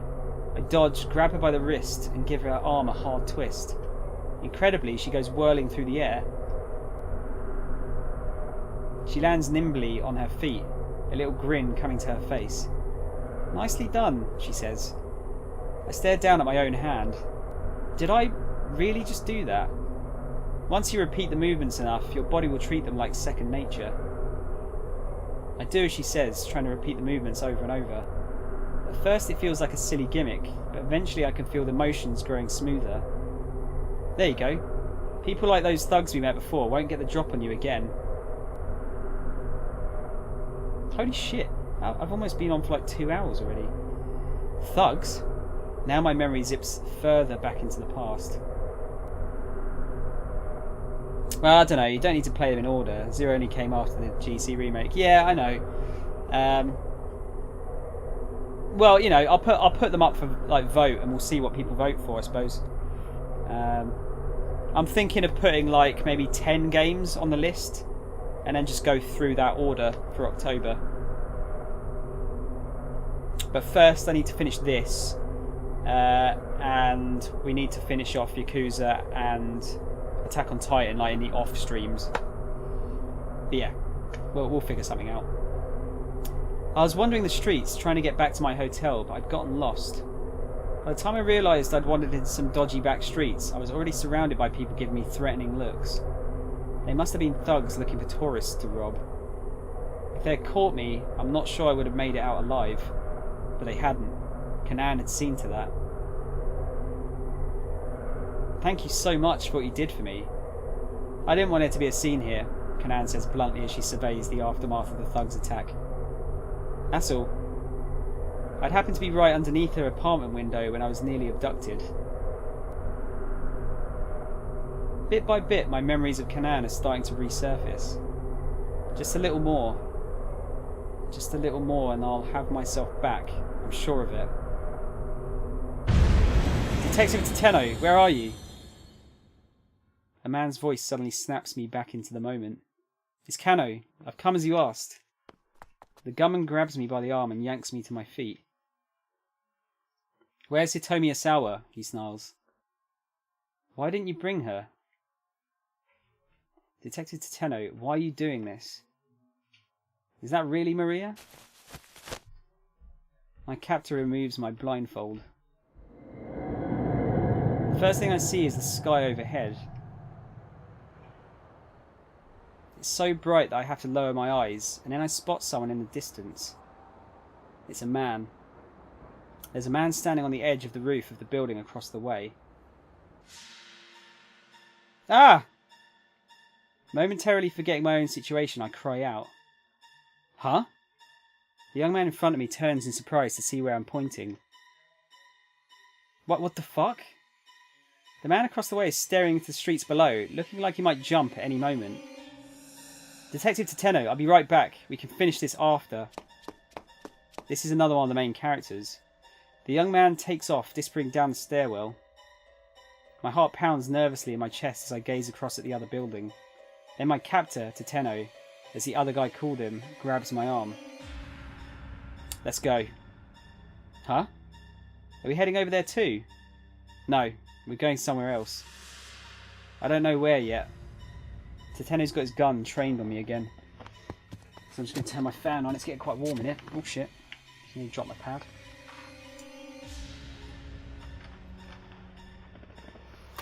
Looks like I don't have any choice but to go with him. He nudges me on and we head for the stairs. I take a quick look back at the sky above the city. This may be the last time I ever see the sky. For some reason, that thought resounds inside my head.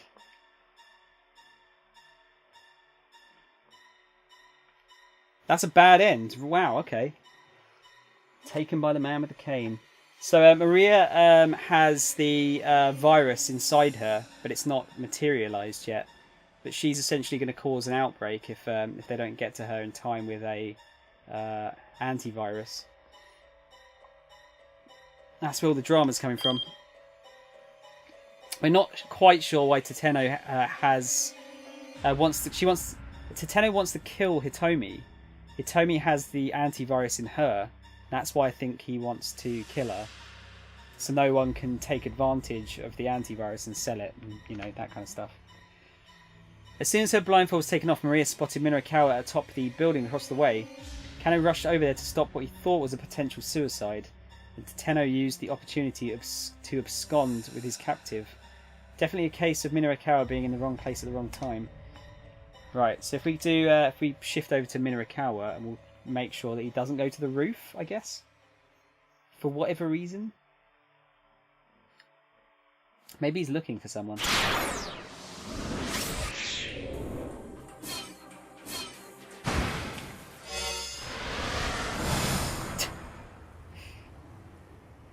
Minorikawa needed to get back to the editing office right away, but despite the urgency, he barely stumbled along. He was swaying on his feet, only half aware of where he was even going. No, this is all some sick joke. He just couldn't accept that Toyama was dead. Oh yeah, he thinks that the guy that is the editor of the paper has just been killed in the minivan explosion. That was so cringy, that punch freeze frame intro. Yeah, he keeps, for some reason, whenever because he's a journalist, whenever he's interviewing people, he always like points in their face like this. Like fucking Phoenix Wright style. By the way, it's Twix time. I have Twixes again. Shall we? Which quote was the Twix quote? Is it 6? There you go. Man can't live off Twixes alone. But you can, to a certain degree.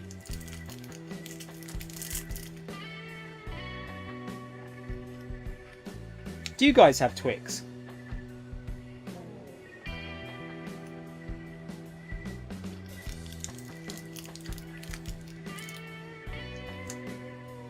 You do? Okay.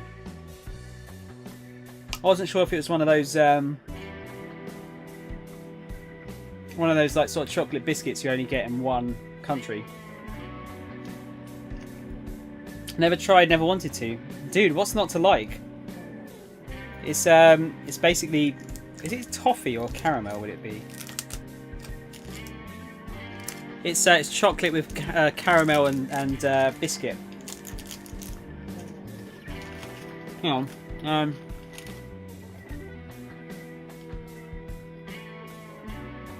Yeah, it's caramel.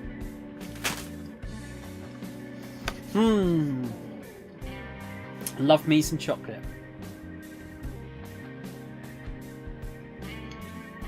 I was never a fan of mixing chocolate with biscuit. Marcella, I've never been so close to banning someone in my entire life.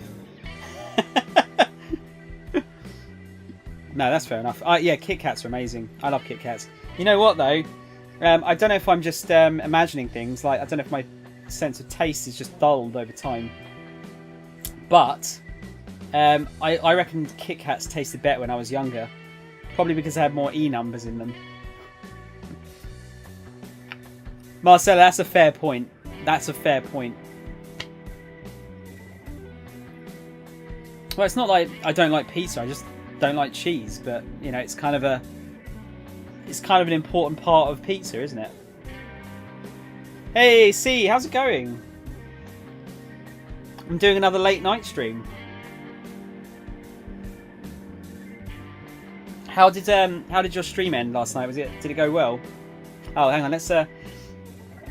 Let's give. This is why I need. This is why I need some more mods, so I can get people to do some shout outs. I can never spell symphonies correctly.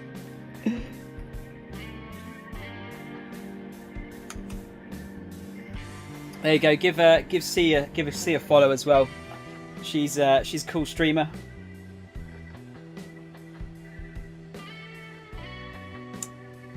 You gave me a very belated shout out. What, on the stream? That's fine. I don't mind. She alright? Yeah. It was good. Did you how far did you get? Let's see. Did you have you finished off the oh shit, why do I forget the names of all the characters? Thingy's castle. No, don't sound like a bitch, shut up. He let out a lifeless sigh. A cynical smile crept onto his face. The man always did insist on having his own way, but killing himself. Back when he was still a novice reporter, Minoru had written a piece about a middle school girl who'd committed suicide.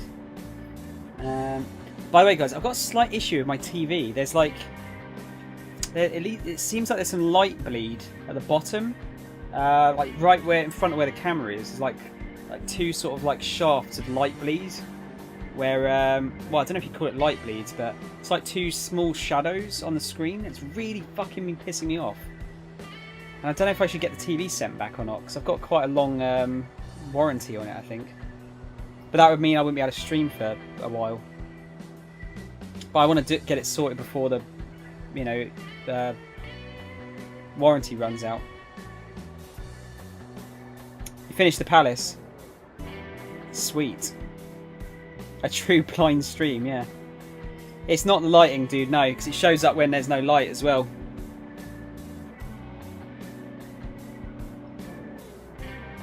Kamoshi's voice actor is the same as Albert Wesker. Yeah, I remember you saying that, Marcelo. I couldn't put the two together. I think they sound quite different. If he wasn't doing it before, I'd send it back. I don't know. I'm not. I don't think it was. I've definitely not noticed it before. But it's yeah, it's annoying because on this screen, although it's grey, I can still see it. It's like two little kind of like shafts of shadow coming out of the bottom of the TV.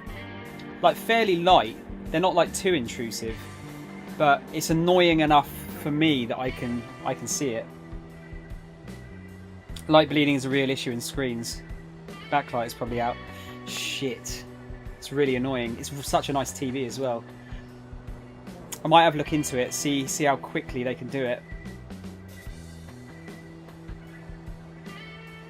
Yeah, because when I bought it, I think I got a 5-year guarantee with it for free. I'll have to read into it and see how it works. Might have to ask my friend from the place that they sold it what my options are. So ideally, if I could just get it, like keep it, and then they come and collect it and we just do a straight swap, that'd be the best way to do it. I think it's a 5-year one, see? Yeah, I don't know how... I don't know if it's like fully inclusive though. I don't know what it would entail. But I mean, I spent a lot of money on it. I saved up money for it for ages just to get the best one I possibly could. So So yeah, it should come with a decent warranty on it. My last TV lasted for like 10 years and only had one problem in that time. So this one's not even 2 years old yet.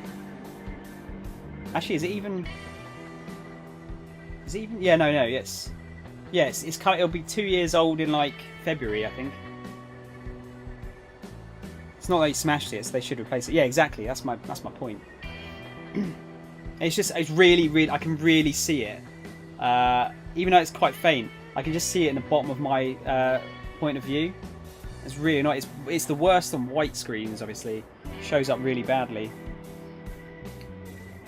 Right, back when he was still a novice reporter, Minoru had written a piece about a middle school girl who'd committed suicide. The school had made a statement denying that bullying had been a factor, and so most of the media had reported that she had suffered a nervous breakdown over entrance exams. Nervous breakdown, a period of mental illness manifesting as panic disorder, stress-induced anxiety, or the like. And the term is commonly used to refer to serious health issues such as schizophrenia or bipolar disorder, manic depression, as well as the build-up of more minor stresses as part of everyday life. Because it's so broadly and vaguely defined, it is generally avoided in psychiatric contexts. One I have now is 5 years old and has no issues. Yeah, and that's the thing. If you buy a decent TV, they should last. There's no reason why they shouldn't.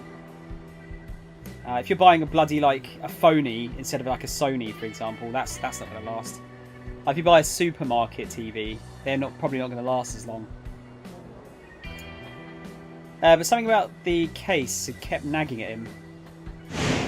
Saying that, it can work the other way around as well. Sometimes the really, really cheap TVs are like ridiculously well made for some reason. Mine's a Samsung and has some fault lines at the bottom. Yeah, mine's a Samsung too, Marcelo. Are they like dead pixel lines, or is it just a bit of light bleed? You usually lose your monitor. Yeah, see with the setup I've got, I can't really... Well, I could have like a desk and a monitor, but I kind of like the TV here.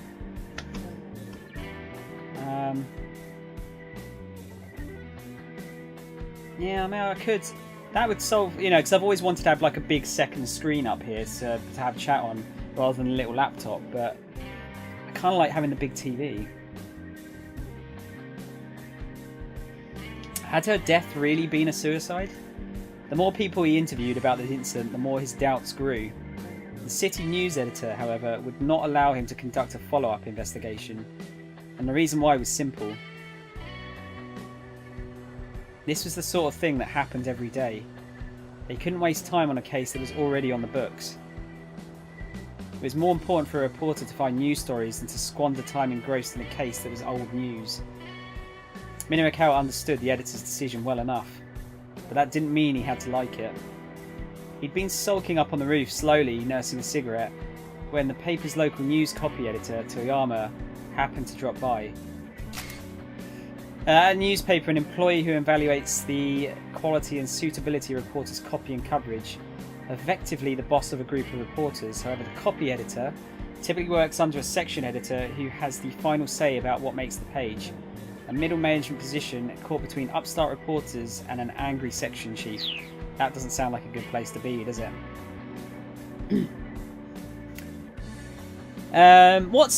Is Omen the brand of the monitor? Is it made by Omen?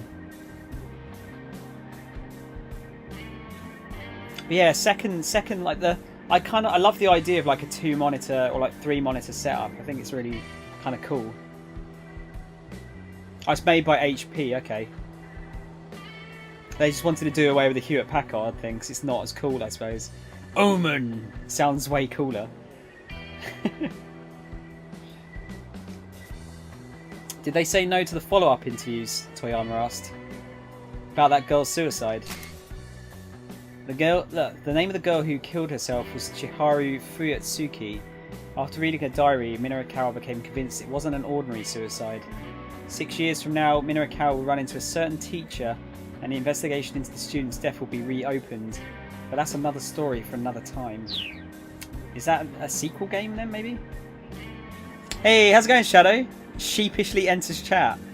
Not drinking tonight then. How much of last night do you remember? Wish I could have 3, but my area is too small.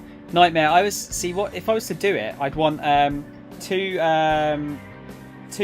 normal monitors side by side, and then a horizontal. A vertical monitor for the chat. That way, I figure I've got a bit more space to mess around with. But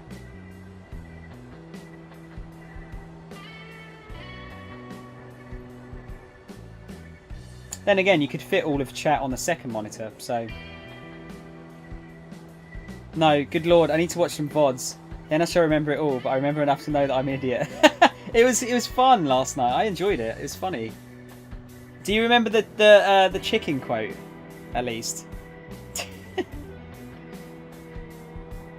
Yeah. Minoru expelled a plume of his smoke along with his sigh. Nothing tasted quite as bad as a cigarette when he was down in the dumps.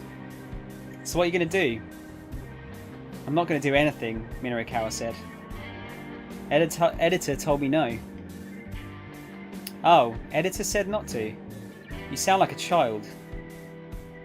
The rebuff made Minoru temper flare. There are other interviews to do. I want to follow up on this, but there isn't any time. You dumbass. Toyama hauled off and hit him right across the face. What happened to I write what I feel in my heart? That's the one thing I refuse to back down on. What happened to the guy who used to bitch at me like that? Toyama's words hit their mark with painful precision. The interviews aren't over until you have what you need. No, you refuse to let them be over. You go after the truth no matter what anyone tells you. Isn't that what being a journalist is all about? Minoru scowled in chagrin? Is it chagrin or chagrin? Chagrin? The man was exactly right. It's chagrin, isn't it? Until you have what you need. Those words stuck with Minoru ever since. In fact, he'd quit the paper to become a freelancer because he couldn't do his job the way he wanted while trapped in that hierarchy. Yeah, that's the quote. that was really fun. I really enjoyed that raid, by the way. I think maybe we should think of a different quote to come in with. I don't know if I want that quote associated with me all the time. I don't know, it's instant enough, you know. It makes the point of I don't like fucking chickens, I guess, so that's good. And who doesn't like chicken? I don't think I could handle more than one monitor, too much activity, and I can barely keep an eye on one screen at a time. I thought women were meant to be really good at multitasking, Shadow.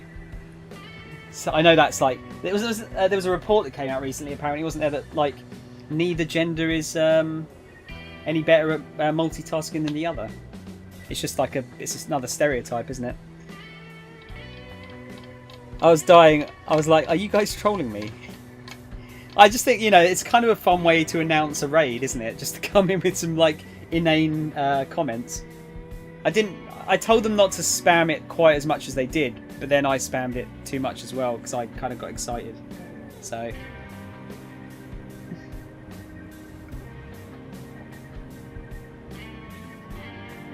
I thought you enjoyed it. I enjoyed it.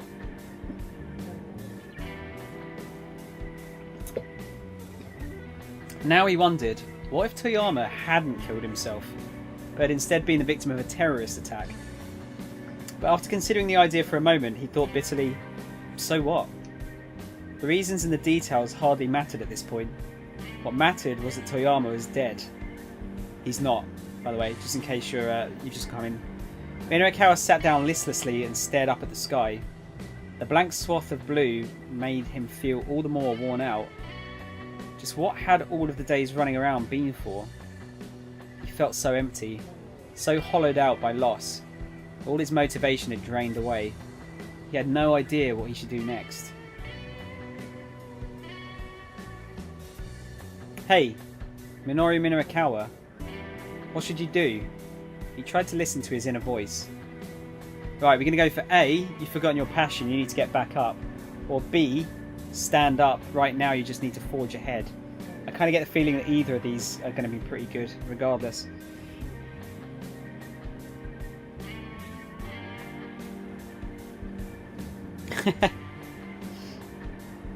Yeah, trolling does kind of have... It has negative connotations, but I don't think it is negative, necessarily. Like I'd say sarcasm is essentially trolling, isn't it? And who doesn't like sarcasm? It's the highest form of comedy. You don't think you'd focus too well with 3 monitors? Yeah, I don't know. I don't know how well I would. I feel like, you know, it's just... it'd be useful to have a longer view of chat. Because sometimes the chat goes so quickly that I have to keep scrolling back up and down. And it'd be kind of nice to do that, but... I need like an office, like a streaming office. Oh, I was going to say, guys, by the way, this is, again, money that I probably shouldn't spend, but one of those Elgato green screen, you know, the retractable ones, just popped up on eBay for like £90. They're like £150 new, so I was wondering if I should go for it or not. I don't know, it's quite a lot of money to spend on something that I might not even really be able to use properly, but... You're looking at those too. Yeah, I mean, because on one hand, it's like, okay, the stream will look a bit more professional. I won't take up as much of the screen, but I kind of like having the view as well. You know, it's kind of nice to have the view.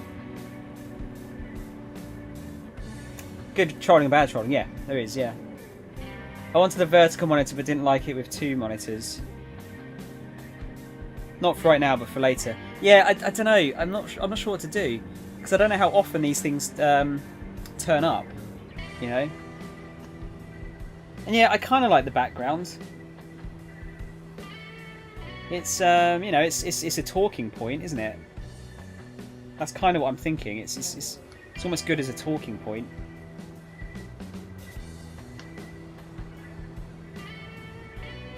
Yeah, it's quite a lot of money to spend on something that I might not use.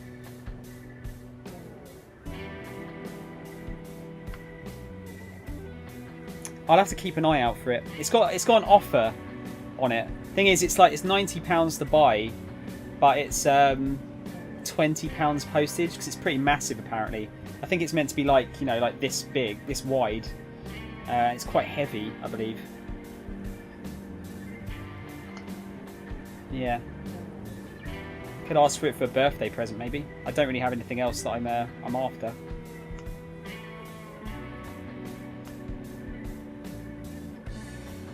At the moment, all I can think of for like birthday and Christmas presents is, can I just not pay rent this month? Is that alright? I think it's an awesome talking point, but you probably don't need it after a while. No, that's it. Yeah, maybe it's just for the future. I need to look at. So buy on Amazon, anything over £50 is free shipping. It's not on. They haven't got it on Amazon at the moment, Shadow. It's out of stock. Plus, it's 150 quid. So even buying it off eBay, it's still cheaper, even with the expensive shipping.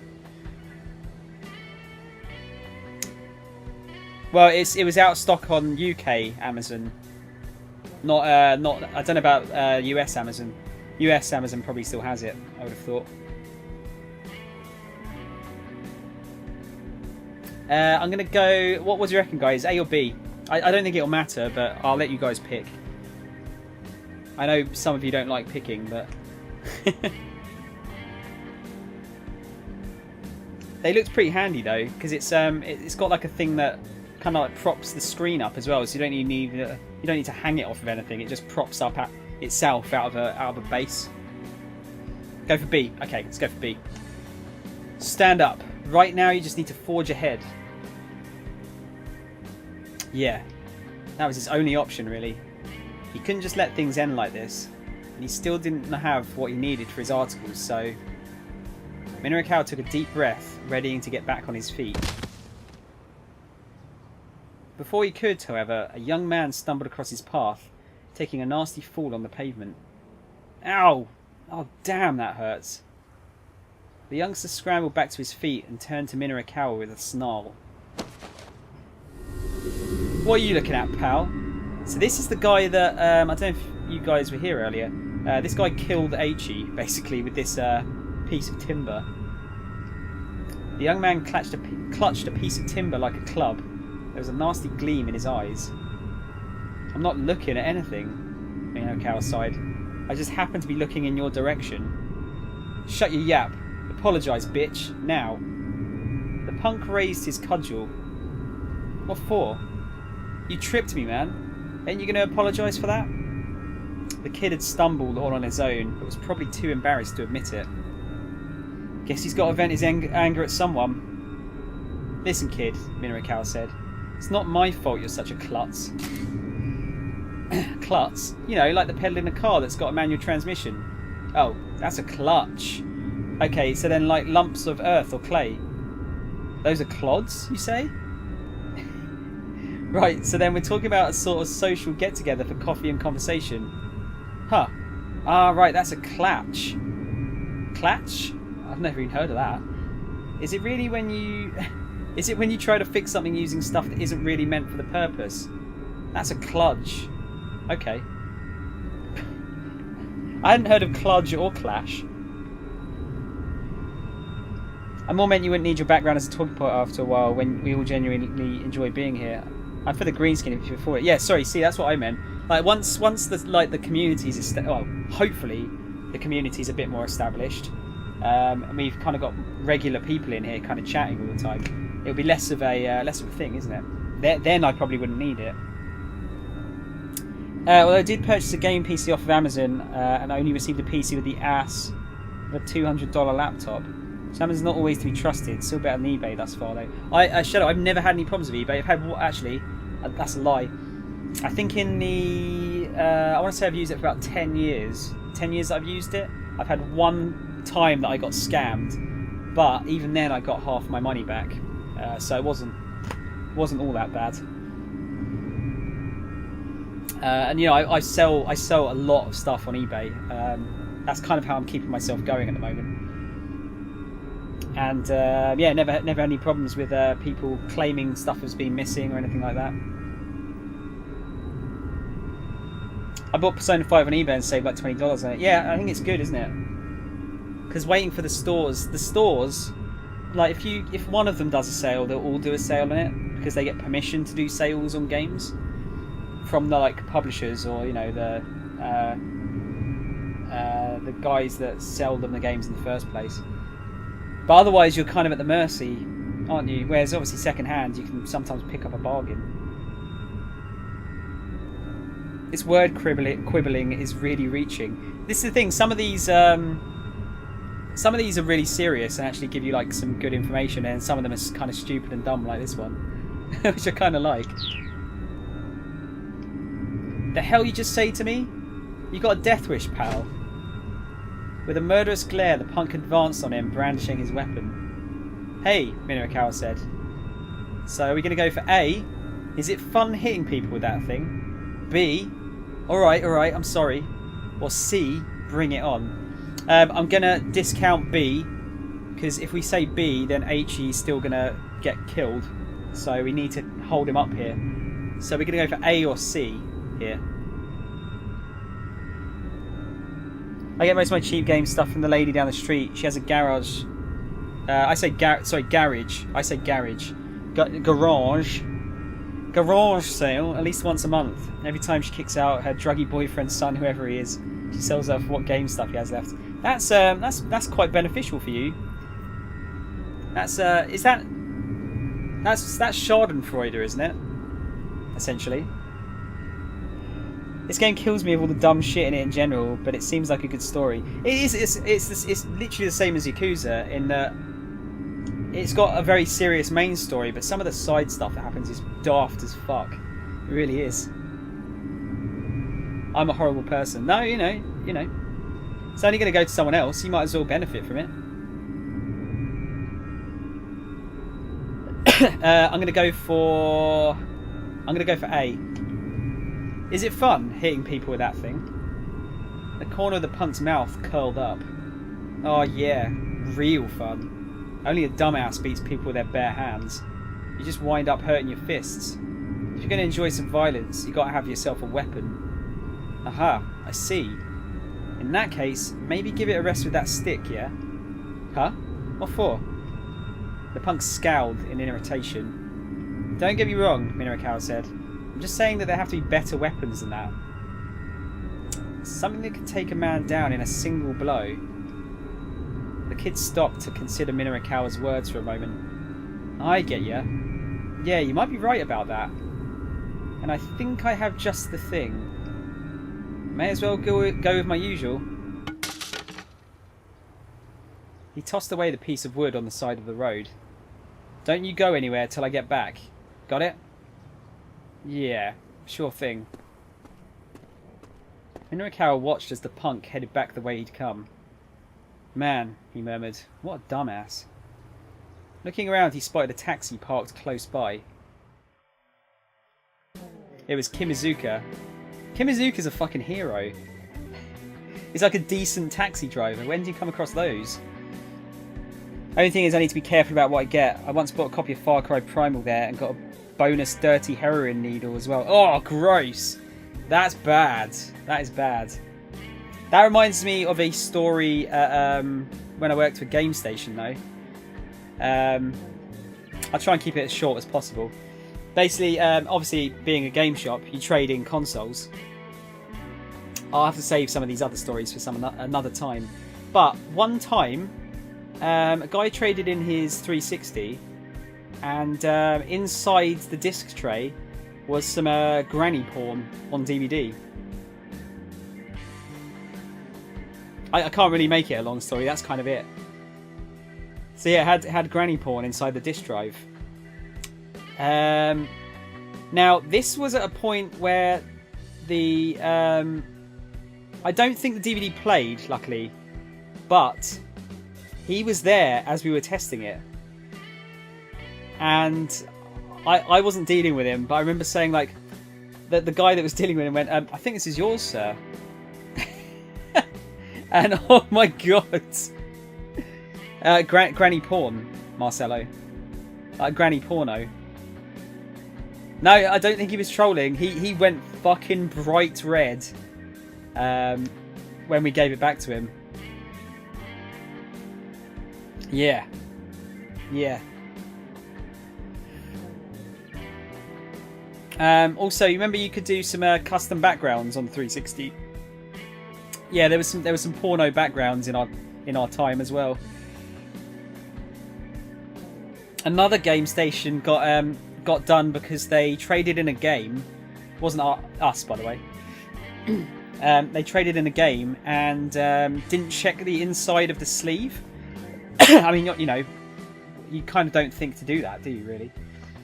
But inside the back of the sleeve, there was like a pouch of weed, and they'd sold it, and it was to like a child, and the parents found out and got like fucking mad about it. Of course, it could be that the kids smoked weed and was just like fobbing it off on us, which frankly is a genius option. Oh, my little Johnny would never smoke weed. You had a lot of parents like that. Like couldn't imagine that their kids would ever lie or you know, do anything horrible. Right, it was Kimizuka. Do you need a ride, sir? Kimizuka asked, all politeness as he opened the back door. If you're heading to that publishing office again, I can get you there in 10 minutes. Kimizuka's driving was as smooth as always. He wove his way skillfully through a series of back streets. There was some big explosion earlier, he explained. The main roads are all gridlocked. Yeah, Minorikawa muttered. I was there when it happened. Oh wow, really? I'm glad to see you're not hurt then. Still, what a terrible thing. That minivan. I hear someone was inside it when it exploded. I'm not sure if you're aware. Yeah, I'm aware. Oh, nothing gets past a reporter like you, I see. Kimizuka flashed Minorikawa an improving smile through the rear-view mirror. How much have you heard then? Rumour has it that the person who died was a middle-aged man. Oh, huh. We taxi drivers tend to hear quite a bit ourselves. Kimizuka chuckled, but Minorikawa just cast his eyes down forlornly. You look tired, sir. Yeah, I guess so. His reply was barely audible. Suddenly, someone rushed out into the street right in front of the cab. Look out! Oh god, have we killed HE a different way? There was a heavy thunk as the taxi crashed into the pedestrian. Screeching to a halt, Kimizuka and Minarakawa jumped out of the vehicle to find a young man splayed out on the street. I'm just like, why? He's got like the King Kong Company thing on his sleeve, but it looks like Communist King Kong or something. I'm going to be right back. I need to watch some new. Oh, actually, Shadow, are you still here? I could watch it on stream if you want, because I haven't seen it yet.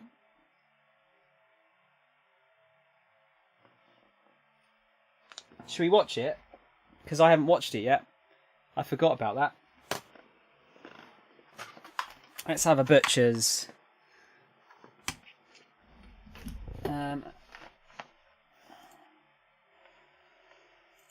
Doop-a-doo-doop.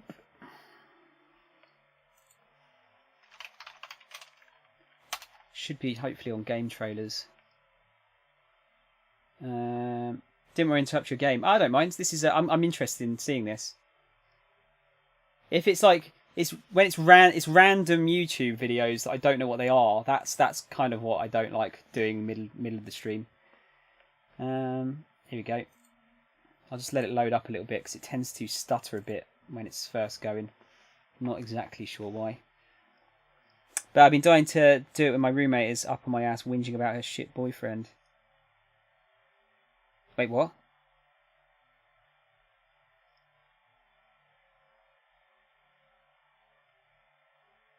Oh, it isn't. Okay. Right, let's have a look, shall we? I think we're on the... Oh, hang on. Let me put myself at the bottom again. There you go. Has my camera shifted? Hang on a minute. Doesn't seem like too... Oh, that's a bit better. Didn't seem very centered, does it? Peggy 18. Scooch it up a little bit. Bastard! I didn't do nothing! Ah! Damn fool! With Red Dead Redemption 2, Rockstar Games has set out to create its most ambitious open-world experience to date. Man, this game is beautiful. It is an epic tale of outlaw life that seamlessly blends story with action. Arthur! Let's go, quick! And exploration with choice, all under the constant threat of danger. Yeah, X4, I've moved the camera, yeah. I thought, try something else, why not? The world is full of adventures and experiences that you discover naturally. Hey, hold it right there! As you move fluidly from one moment to another. Gentlemen, you all know what to do. Arthur can undertake a wide array of nefarious activities with his fellow gang members. Some are large-scale heists. Come on! While others are more personal. Let's go! Come on.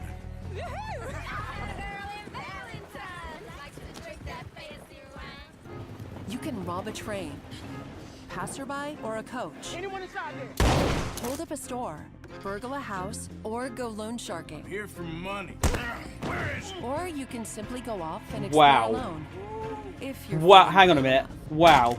The That looked countryside, amazing, that towns, shot. and frontier are full of rival gangs and outlaws. Each different, but all of them deadly.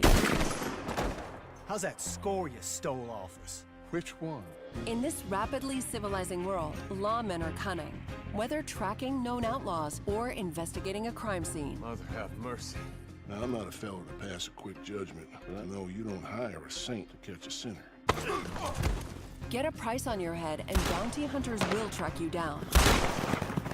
Arthur must always be prepared to defend himself against whatever is thrown at him. The Deadeye system has been expanded and will progress in stages, allowing you to slow time, paint targets, and see critical or fatal points of your enemies. How and when you use it is up to you. Your experience is defined by the choices and decisions you make for Arthur. Thank you, sir. You can, of course, choose what to wear, ride, eat, and which guns to carry. Shave, bathe, or don't. It's up to you. Red Dead Redemption 2 is full of things to do. He's a fighter. I saw they announced fishing today.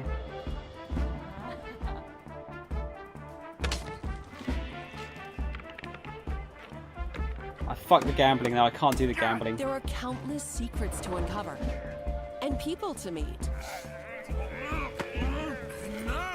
You can get into raucous altercations, take in a show, chase down bounties, fight a duel, and a lot more.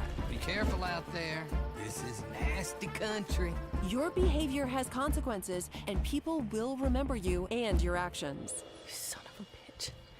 You can also experience the game in first person. Whoa, okay. I mean, it was in GTA 5, but still, that's cool. Or take in the world with new cinematic cameras for some stunning views. The result is a world that is deep, teeming with life, and very menacing. This world has its consolation. Jesus, that is looking good. You know what the sad thing is? I can't play it straight away.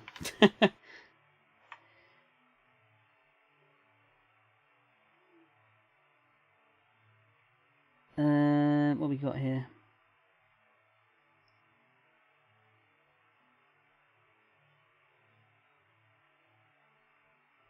Yeah, what you two fighting? Don't fight. Amount of content is ridiculous, isn't it? Nakey, Sudsy, Arthur Morgan confirmed. First 3 years playing this is just going to be playing with my horse and fleecing people at Liar's Dice. Wasn't good in GTA 5, no. I don't know, I think it might work better in this though, Marcelo, first person. Plus you get the option, so I like the option to do it. Go ahead and play it straight away, I'll spoil myself for you. No, I'm not going to do it straight away, because it's there's going to be too many people playing it, and I'm just not going to get any traction on it. And as much as I love to play it straight away, I have to think of this as like, I need to kind of I need to try and grow the stream, so I'll probably do it in December when it's calmed down a little bit. There was a specific scene in there I wanted to have a look at. Where is it? Look at that! Look how fucking amazing that looks. That kind of looks like it looks like the UK almost. A lot of green there, isn't there? Look at the steelbook. Oddly, it's cheaper than the normal version. Doesn't make sense, does it? Thoughts on the new tags for Twitch? I don't know if they've made a difference, Nightmare. I haven't been able to look through them properly yet, so I've only done like first playthrough, blind playthrough, and casual playthrough so far. But if they work, I guess. I think it's better than the communities, because I think the problem with the communities is it kind of splits things up a little bit too much, whereas this kind of bunches everyone in a. Actually, that in itself might not be good. I don't know. I'm not sure. Is that why it took you almost 2 years to play Persona 5? Actually, it wasn't. That wasn't the reason. I just, I didn't. There wasn't really a reason for it. I just didn't. Welcome back, C. Why are they called cowboys when they ride horses? They should be called horse boys.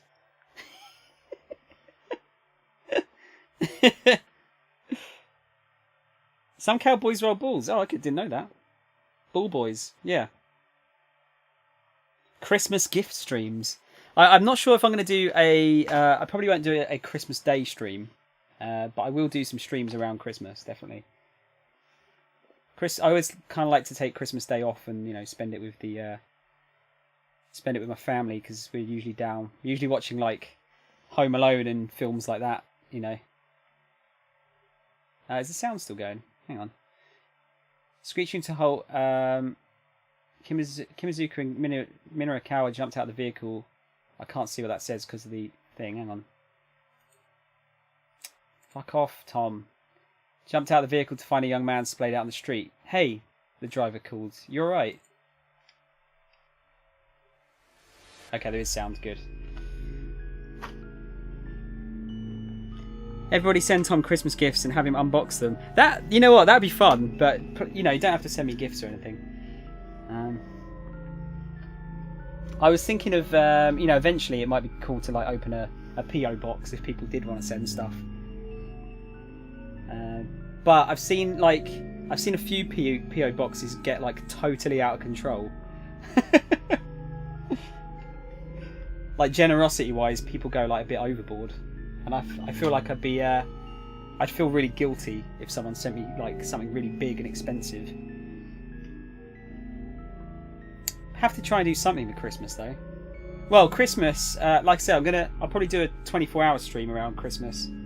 If you guys are up for that, it'll be Sonic games, so you might not get a lot out of it unless you like Sonic games. But if there's one thing I know, it's Sonic games. The fallen pedestrian was practically still a kid, and he wasn't moving. Kimazuka hunkered down and jostled his shoulder, then his expression stiffened in alarm. Minoru checked the young man's pulse, but couldn't detect any heartbeat. Oh no, Kimazuka said. This is... Tears began to well up in his eyes. Minoru turned to him in surprise. You knew him? I did. Kimazuka cradled the young man in his arms. I'm sorry, but you'll have to find yourself another taxi, he said. I'm going to turn myself into the police. Looking down at the boy's unmoving form, Minoru felt a pang of guilt. No, he said. I'm the one who's been asking you to drive me around all... Oh, God. I'm the one who's been asking you to drive around so recklessly all day. This is on me, too. But I'll go with you to the cops. The two men decided to head to the station together to surrender themselves. There probably wouldn't be any time to work on writing articles while they were being interrogated. Yeah, that's a good use of that soundbite, right, Eternal? But that was just how it'd have to be. This was the right thing to do.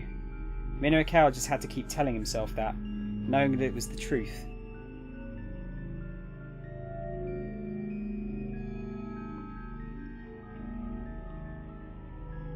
Damn, there goes that firstborn child idea. Won't fit in a PO box. Why do you think it'd be a good idea to send me a child when I can't look after myself? How many times can you play through Sonic 06 in 24 hours? I'm not just playing through Sonic 06. We're going to go in like some sort of order, so I can at least get the good shit out of the way first. Or we could have a vote on it. We could vote on it. That may be a way of doing it. Man, last night was wild. What the fuck? It was, wasn't it? It'd give me something to eat. Jesus, Shadow. We're getting like a different type of stream this time. Super dark. Votes for Persona. Yeah, I don't know how I do it. Don't know how we do it. Because I've got all of them. Like I could play. I've got 1, 2, 3 in Knuckles CD. That I can easily stream because I've got those all on the Xbox One. If I haven't hooked it up yet, but I could dig my 360 out and I could do all of the 360 ones. So that would be 06 Unleashed, Generations. I could play on the Xbox One.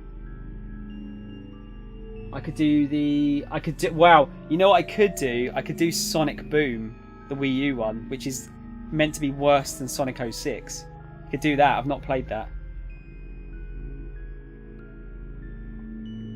Wait, do you not like Sonic CD, Eternal? I vote for Detroit Become Horny. Oh no, that's what it has to be called now. That's what it has to be called. Minoru's day ended in disaster when the taxi he was riding in hit a young man, Aichi, who ran out into the street. But why'd the kid rush out into the intersection like that? The answer lies in Aichi's story. Fuck you. There you go. So we'll see if Aichi's situation changed. Now that we caused Kiryu to go somewhere else. Detroit Become Horny. That has to be a deliberate one, right?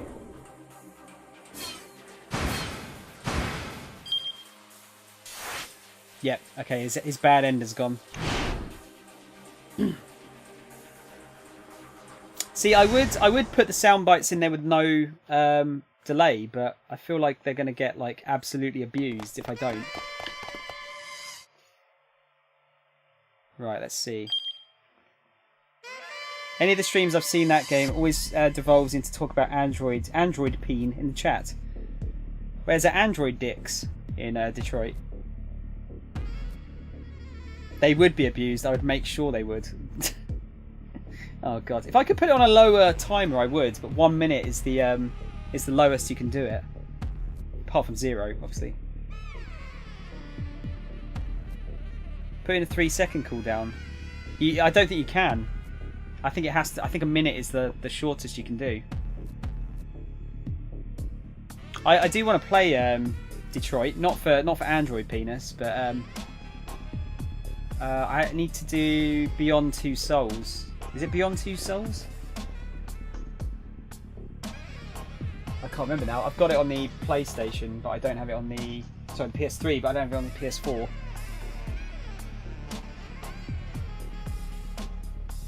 You love the penis, don't lie sound. I do, because it's so handy for going to the toilet with. You know, you can just pee anywhere you want. Who doesn't love penis? It's the best. I'm all in for Android penis. What did you just say? Well, Marcelo, isn't that true though? Yeah, penises are the best because it's the easiest way to pee, isn't it? I don't want to have to sit down. Like, sitting down for a pee is a posh wee. Standing up and being able to pee wherever you want is the greatest. Well, within reason. That guy. Pretty sure he said his name was Kiryu. Back when H had been with SOS, he'd never let a guy like that get away with acting all high and mighty. Now it seemed like although these young fellows were ready to follow suit, eager to take him down a peg. So in the last thing of this, Kiryu smashed H around the back of the head with that piece of timber. Your old news, pal. Ain't your business to tell us how to do things. H felt a confusing flood of anger and sadness that he couldn't quite control. I'm not messing around here, you guys. He grabbed the nearest punk by the collar and hefted him up into the air. Then someone shouted from behind him. Hey, what are you doing? H put the guy down and turned around to see Susumu there, standing there.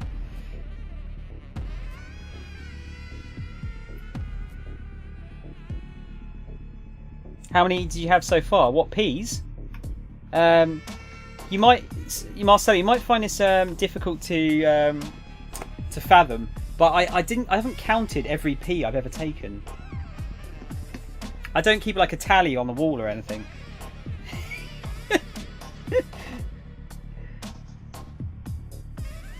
I can pee standing up too. I just hate it. Drinking in a field skills. Hey, you know, you women live longer than men. Let us have peeing standing wherever we want.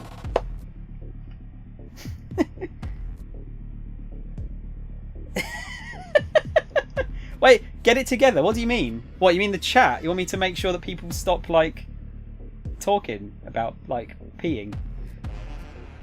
But it's funny. I like to stand on the back of the toilet and take a shit and see if I make it in. You get a, like, it's like ultimate flat splashback from that though, Eternal. Seriously. Not counting every pee you've ever had. No, I know. I'm sorry. Could like tattoo it on myself every time I go for a pee.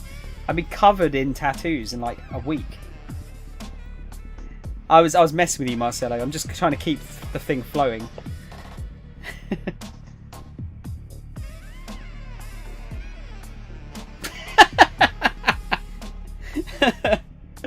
Oh dear. Who started this penis talk shit? It was who was it that talked? It was who talked about Android penis? Yeah, it was Shadow. Eichi put the guy down and turned around to see Suzumu standing there. Mind telling me just what's going on here, Eichi? Susumu flashed his underlings a sharp glare. They immediately took to their heels. Eichi wasn't about to just let them go, he raced after them. Or B, just what the hell was going on with SOS? Eichi needed to talk with Susumu, so we need to go B, because otherwise he gets killed by a taxi. Why did that even need to be a question? You know, I don't like to assume. I don't think that's fair, is it? You can't just assume. Just what the hell was going on with SOS? Eichi needed to talk to Susumu. I asked what was going on here. There was a threatening note in Susumu's voice. That's what I want to know. What the hell's happened to SOS, man? Susumu's face twisted with displeasure. You're an outsider now. That's none of your business. I don't give a damn if it's my business or not. When I left you in charge of SOS, You shut your damn mouth, Susumu roared. Yeah, that's right. You left me in charge. So don't you dare give me any lip about how I run things. His sudden ferocity left Eichi at a loss for words. You're not the only one busting your ass out here. I am. Susumu stalked toward Eichi, his face red with emotion. I've had to work so hard to keep things going with you gone. Do you have any idea what it's been like? Do you know what I've had to put myself through to keep SOS together? There was nothing Eichi could say to that. He just kept his mouth shut and let Susumu talk. You were gone. I thought maybe I could do things like you did. All at once, Susumu seemed to deflate a little. He hung his head, hiding his face. And if I couldn't be like you, then... Hey man, I get it, and I'm sorry. But Susumu kept his face averted. Please, he muttered. Stay out of our business. Then he turned on his heel and headed off without looking back. Eichi watched him leave, feeling a painful sting.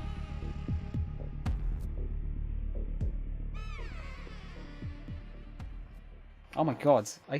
I turned around for like 2 seconds. You guys are like chatting so quickly. I'm not used to this. I love it, but I'm not used to it.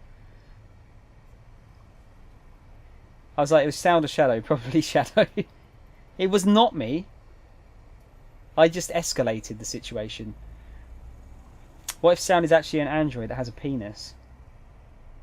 Shower Lord. Oh god, have we found the name of like when people join like a sub? Like you can all be shower lords. I can't imagine that Tom's an android. He seems so human. Yeah, there's so many faults with me. I could not possibly be an android. Oh, hang on. We were talking the other day. Android's fully robotic, isn't it? It's totally artificial. But a cyborg is someone that has human parts. I think it was. I feel like the chat never has anything to do with the game for this one. I love it. It just makes me laugh. That's what I like as well. I mean, you kind of almost don't really have to talk about the game, do you? Because the game's kind of explained to you in the story. So subs are officially sound droids. I've been trying to think of like something because you know you don't have to, because you've got you say when you like people follow you say like thanks for joining the symphony, don't you? And I've been like racking my brain to try and think of something that sounded like not shit. A couple of people are like, oh yeah, you should make it Shower Boys. Like, just make it Shower Boys with a BOIS. And I'm like, over my cold dead body, will it be Shower Boys? For example, coming for the awesome people instead of the games. Oh, thanks, Shadow. I mean, I'd like to be able to play some awesome games as well, though. You know. I stand by the welcome to the shower. That kind of sounds creepy though, doesn't it? Because all I can imagine is like, I don't know, like a butler standing by a shower curtain going, "Welcome to the shower, sir."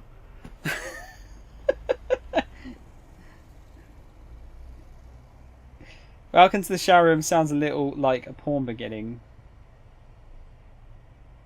Yeah, I feel like that's even too blunt for a porn, isn't it?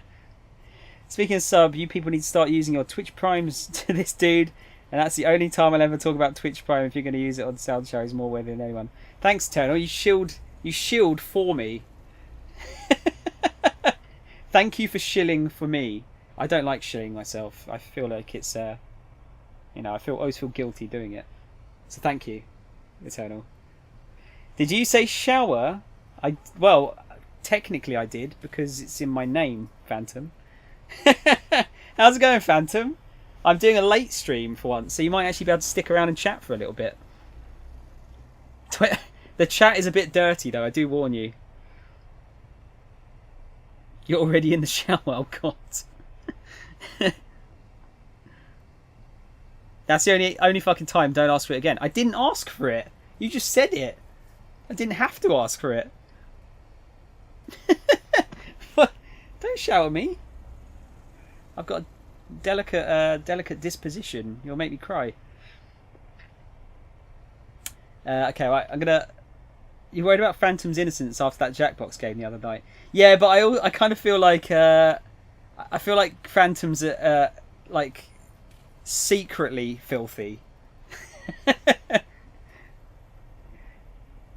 Yeah, I know, but we could have made it much worse, Phantom. You haven't seen if I was in charge of the Jackbox, it would be so much worse. So much worse.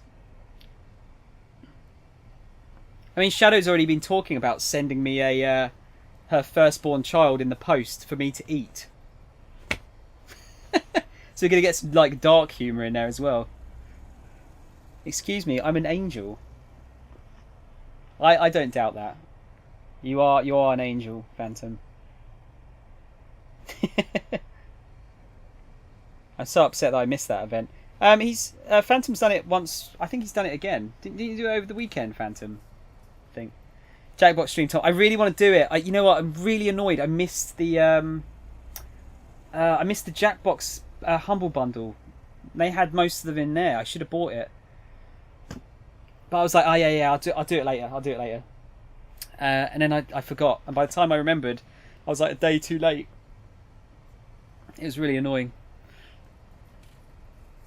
But I will have to do that at some point. I would love to. I'd love to do a Jackbox stream. Because it was so much fun. I really wanted to do Cards Against Humanity on stream. But who was it I was talking to? It was Monolith again. He said he'd done it. And the problem is that you are relying on other people in chat not watching your stream. And that kind of defeats the point of the stream, doesn't it? Because if they see your cards, then, you know, you've got an element of bias there. So it doesn't work so well.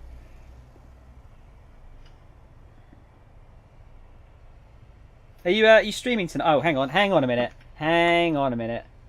How have I not given Phantom a shout out yet? He's always giving me shout outs. I need to give Phantom a shout out. Look at this. I'm a terrible person. Follow that boy. Eternal, you are... I was trying to make an eternal pun there. You are eternally my friend for gifting that sub to Shadow. Thanks, man. I appreciate it. That's super kind of you. Currently, you have no access to any emotes because they're still being processed, but... You have... I do... You know what? That is true. I do have capabilities of blocking part of the screen. That is a really good idea, actually. Seriously, Eternal, that's really kind of you, dude. I do appreciate it. No worries, Phantom. Like I said, you've given me enough shout-outs. I feel like I probably owe you a good few so far. Oh yeah, we're at the beginning of a new month, aren't we? I forget. How the hell is it October already? How's that happened, by the way? I don't understand. I keep wanting to check to see if these have come back yet. No, all I've got is this. Kind of cool looking cloud emote. from some person's channel. Oh dear. Right, hang on. Let me do a bit of game now. I'll let the chat, talk amongst yourselves for a little bit. Eichi, Hitomi asked after Susumu was gone, "Are you sure you're okay leaving things like this?" Eichi shrugged heavily. Susumu said he's doing what he can. It's not my place to butt in. He turned his back on Hitomi. He still needed a moment. Eichi, you're being unreasonable. About what? He felt like he'd been wounded to his very core, and he wasn't sure what to do about it. You want to help people in trouble, right? Hitomi asked quietly. Yeah, I guess. Eichi's voice was glum. Well, I'm in a whole lot of trouble right now. Yeah, I know that. No, Eichi, you don't. Hitomi's tone was clipped and firm. Please, go to your sister. What are you talking about? That doesn't matter now. Yes, it does. Hitomi's shout stopped him in his tracks. I can't shout because it's quite late. Eichi, right now, the thing I'm having the most trouble with is that you won't go to the hospital. Don't you get it? How can I possibly be happy with you helping me if you have to sacrifice your own sister to do it? Eichi couldn't answer that, and he knew it. Please, go to the hospital. I'm asking you to, and I'm definitely someone in trouble, so it doesn't count as breaking your promise, right? I appreciate that, Eichi said softly. So, got a choice here, guys. We're going to go for A, and I'll remember it when this is all done, or B. So yeah, how about we drop by the hospital for a little bit? Do we go to the hospital, or do we not go to the hospital?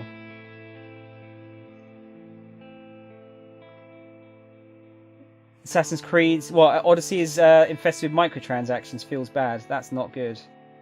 And fuck this game. I've got to finish it. I've put so much time into it. I have to finish it.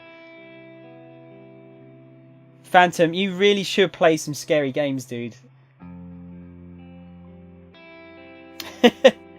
I really want to see some scary games being played on your channel.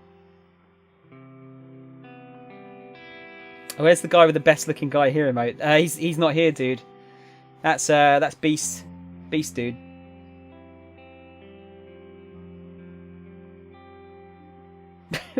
Poogasms. Yeah, Phantom, you need to play some like actually genuinely scary games. I want to play a scary game, just not sure which one. What have you got, C? Have you got like a list of them to pick from? There's no such thing as scary games anymore. Depends what you're scared of, I suppose, Eternal. Don't tell me you wouldn't jump at loud noises. I know that's kind of cheap, but that's still considered scary, isn't it? You don't. I need help. Do you want a scary game where you can't protect yourself or where you can protect yourself? Why I Will Cry. Would you actually cry though? Or would you just kind of like, be jumping a lot? Scariest games are usually the worst, to be honest. I hate cheap scary games. I'm not a fan of like cheap scares myself, really. I like impending horror. You don't know when it's coming. Watch a lot of horror movies, dude. I don't get scared. I don't get scared in horror movies, but horror games kind of do me in a little bit. If I play, no, it have to be during the day. I'm scared of everything. I'm even scared of my own shadow. Oh, come on! No, that's fair enough, though, dude. I think you might have to like try and like dip your toe into like one of the less scary games and see how you get on with that. Maybe might be worth doing. I really enjoyed Until Dawn, but it wasn't horribly scary. I'm here for plot. Yeah, that's what I mean. Marcelo's kind of on point. You could, if you want a game where you can protect yourself, I would suggest Bioshock 1 or Dead Space 1, probably. I think they're both really good games with some good action, but some really good scary parts to them. You need to know the level of scary games for me. Horror games are like people with arachnophobia. I kind of have arachnophobia, Eternal. For big spiders. Yeah, see, do the Bioshocks if you haven't done them yet. Do the Bioshocks. I would consider them partially horror games. I really like the forest, which is more gross than scary. That looked kind of scary though in the caves, Shadow. The forest, from what I saw of it.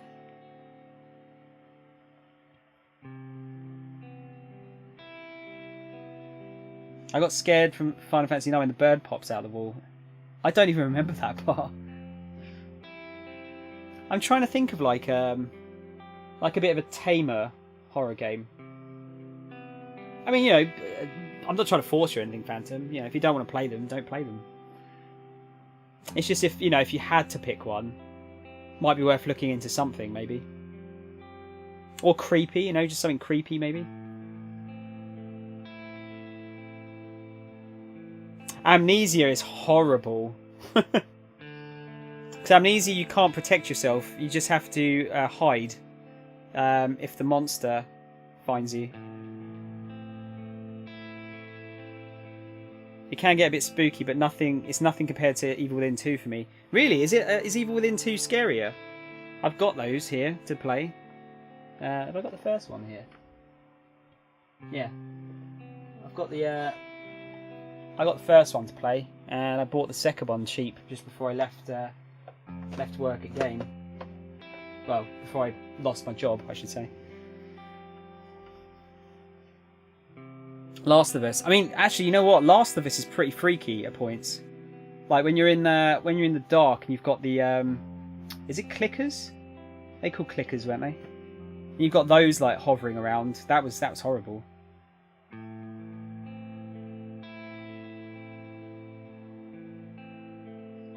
The last of Oh no, Silent Hill is freaky. Like, Silent Hill is actually like freaky.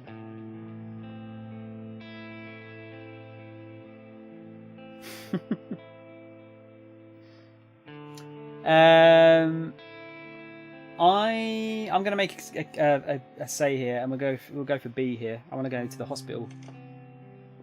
So yeah, how about we drop by the hospital for a bit? The emotions Eiichi had been trying to hide now came welling to the surface. We'll go see Suzune, and after that we can go look for your sister. Would that be okay with you? That would be more than okay with me. And at long last, Hitomi smiled at him. It's probably still the wrong answer, isn't it? Back in sync with each other, Eiichi and Hitomi headed to the hospital. Actually, no, did we want to go to the hospital? I think we might have wanted to go to the hospital in the first place. It's not really a scary game. I know, but I would consider Last of Us like pretty scary.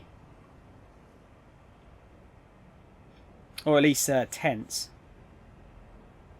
Parasite Eve was a good one too. Haven't played it though yet. It's Parasite Eve 1's an RPG essentially, isn't it? Oh, the Phantom's just said that. It's more RPG, so I can't get scared from that. Evil Within would give you a heart attack. Evil Within's, from what I've seen of it, looks pretty much like Silent Hill and Resident Evil had a baby. It's kind of got like the psychological horror of Silent Hill, but the kind of like the zombie horror of Resi. Shibuya Central Hospital was one of the foremost general hospitals in Japan, outfitted with top-notch medical facilities and staffed by highly skilled personnel. Individuals like Suzune with rare blood types were sent to the hospital from far and wide because of its cutting-edge hematology centre. The hospital division that deals with blood, its goal is to provide high-end care to patients with blood disorders, including blood screening, treatments, transfusions, the management and supply of blood products, and other related services. Just here, just coming up with some butternut squash. Not had butternut squash. Never had butternut squash. It's quite unusual to get butternut squash around here, actually. Is it weird horror movies and games don't faze me? Well, not really, Eternal. If you've, like you say, you've watched tons of horror films and games, you're probably more than used to kind of the scariness factor. Like you'll probably know when something's about to jump out at you, for example. Eiichi asked Hitomi to stay in the waiting area while he headed on into the hospital proper. From the visitor's entrance, he passed by the nurse's station, then entered the cardiovascular medicine section and walked along a row of examination rooms. The cardiovascular system includes the heart as well as the various blood vessels that circulate blood throughout the body. Cardiovascular medicine deals with heart and blood issues such as angina, heart attacks, heart failure, irregular pulse and the like. Getting a science lesson, guys. Yeah, right, Sam. I'll be back in a little bit. I'm almost home. If not, I'll drop a lurks. Cool, thanks, man. I appreciate it. Enjoy your trip home. Put some tunes on. Oh, you're walking. Okay, cool. Yeah, no worries, man. I'll see you soon. Does anyone dabble in PS2 streaming? I need advice. I just wanna know if there's a resolution setting that makes it less blurry. Yeah, what are you doing? See, are you emulating, or you're actually streaming directly from a PS2? Yeah, you can't really change it. The only thing you could do that would probably help is if you can find a proper RGB cable for the PS2. I don't know if you guys have RGB, do you? RGB would work. Some games are compatible with component cables, but I think it's like 2 or 3. And I don't think there's any way to force it to work in progressive scan, as far as I'm aware, anyway. Are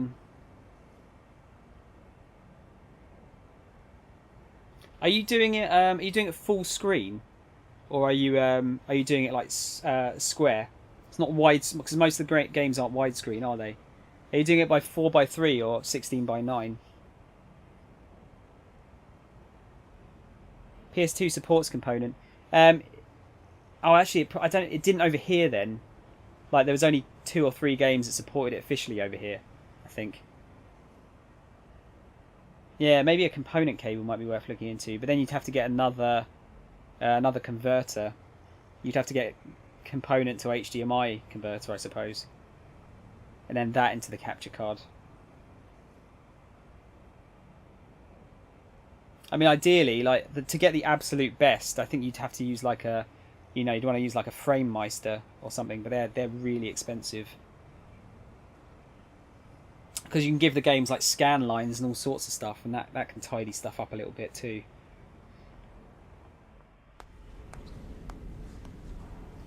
He walked by the first room as quietly as possible, catching sight of a mother and daughter sitting together in chairs in the hallway.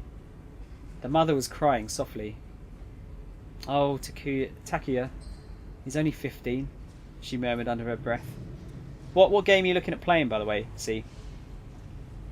The name Takuya didn't ring a bell.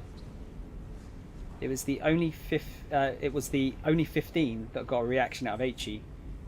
Only 15. He couldn't imagine anything good coming after that. To be cruelly taken away when one was still so young, Eiichi could feel the woman's pain as deeply as if it were his own.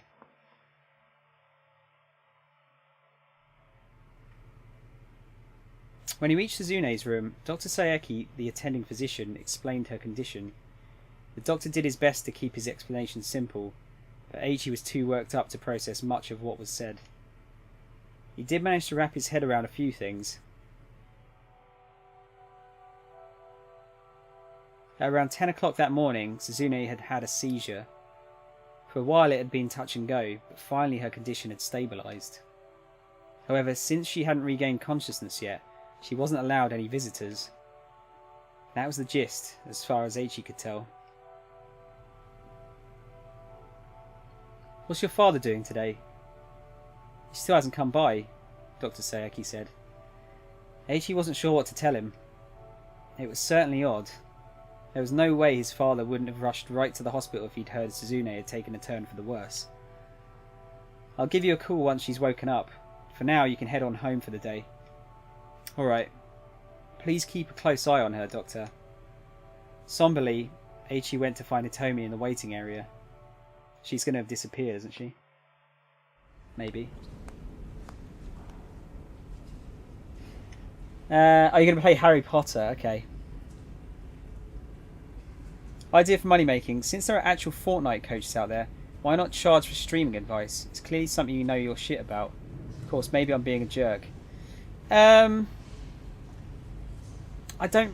Well, for a start, I don't know. I don't know if I could... I'm not sure if there's any way that I could charge for it. I know a good deal about it, but there's still holes in my knowledge. I'm not sure if my knowledge base is good enough that I could start charging for it. The only thing, like, someone joked about, like, oh, I should sell... I should make YouTube thumbnails for people and make money that way. And it's like, well, yeah, I mean, I'm quite proud of my YouTube thumbnails, but I'm not sure if you could make any money out of it. But I don't know. It's not a bad idea, Shadow. It's not a terrible idea. I'm not sure. Yeah, I don't think I'd be able to, like, you know, sell it on stream or anything. Especially when there's so many things out there where you can just ask and they'll give you advice as well. Here's a video of all the microtransactions of Assassin's Creed Odyssey. You can skip through it, but it's pretty much fucking bullshit also. Oh god, what is this? Oh my, wow, hang on, let me just have a quick skip through this.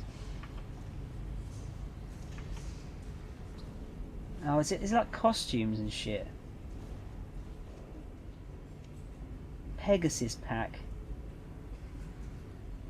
Oh, for fuck's sake. Are they doing a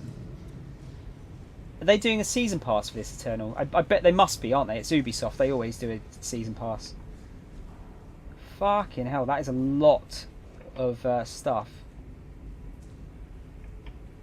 Bloody Helix credits. They're always trying to, like, fob off something on us, aren't they?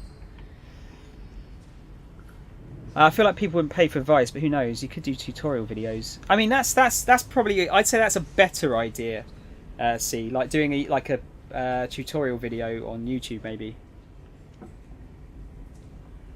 I thought people wouldn't pay for someone to tell them how to play Fortnite. How wrong I was. Yes, yeah, that's true.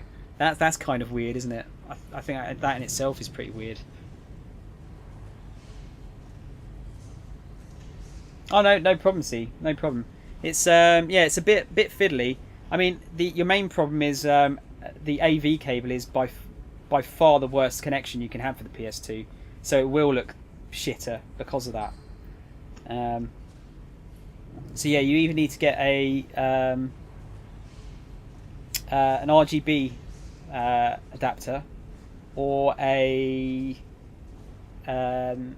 component cable. But if I'm totally honest, I don't know how much more they'll tidy up the picture. They'll certainly look sharper, but I don't think they'll look like as sharp as you remember it being. But I would, yeah, the one way to make your game look better is to shrink the window. So you could always make like a source up specifically for retro games that is in like a smaller 4x3 window, and then you could always have like your camera up here and then chat just underneath that. That could work. I mean, that's kind of why I did it before. Why I didn't go full screen was because I was worried that the game would look, you know, too blurry and whatnot.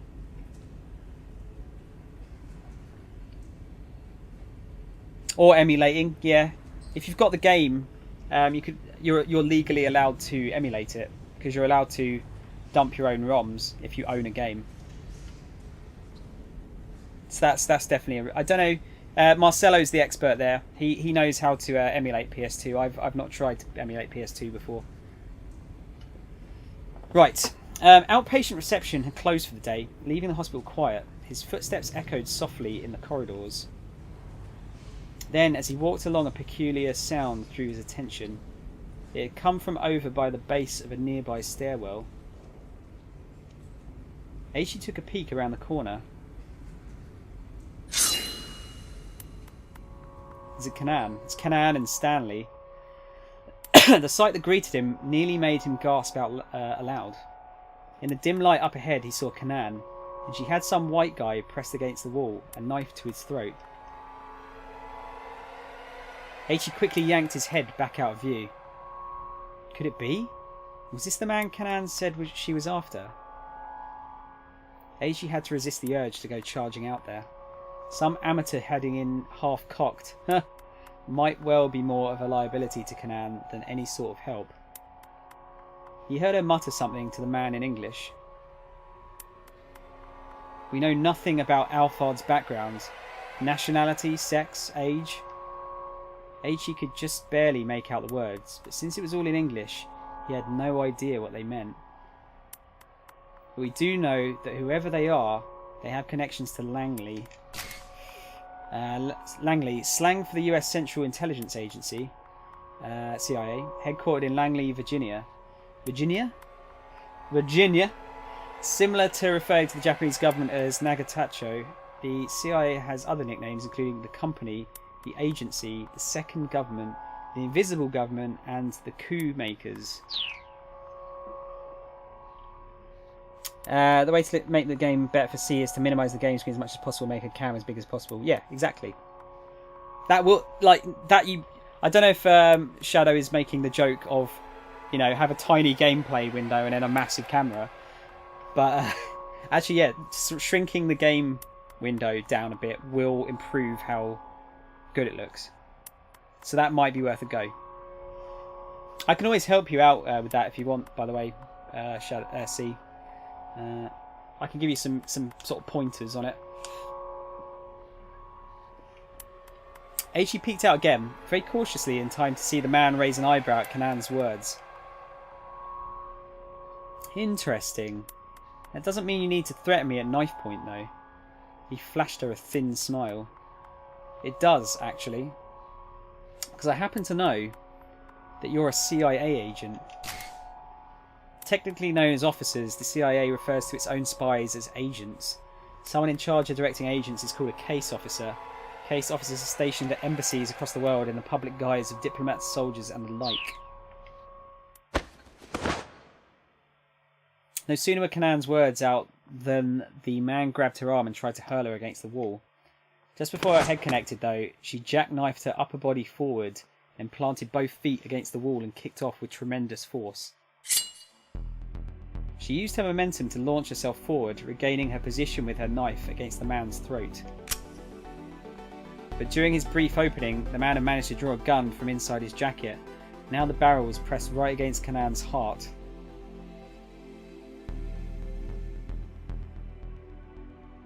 Aichi swallowed the lump in his throat. How about we call a truce? Kanan said softly. She withdrew her knife. Yeah, sounds like you and me are both after the same thing. The man likewise lowered his gun. With a faint smile, Kanan turned her back on him and vanished down the adjacent stairwell. Aichi had no idea what had just happened. They'd stopped fighting though, so this guy probably wasn't Kanan's mastermind after all. If only Aichi spoke a little English, he might have been able to follow their conversation. He found himself wishing he'd taken school more seriously. When he looked again, he saw that the man too had disappeared. Interesting. IRL streams. Shadow's telling me she loves me. Aichi is a boy. Or a man, more specifically. Hitomi stood up from her chair as Aichi hurried into the waiting area. How's Suzune? She asked. For now, she's not in any immediate danger, they said. That's good to hear. But more importantly, Kanan was here just now. What? Why? I'm not sure. I'm not smart enough to figure that out. Aichi slumped his shoulders. Huh? What? I'm not quite sure what you mean. Exactly. I couldn't understand anything she was saying. Hell, he couldn't even figure out how to get through to Hitomi. May I have a moment? A voice spoke unexpectedly from behind Aichi. His breath caught in his throat as he turned around. Standing there was the man Kanan had been struggling with. What's up? Aichi asked. He tried to sound as nonchalant as possible, but the man wasn't looking at Aichi. You're Hitomi Asawa, is that right?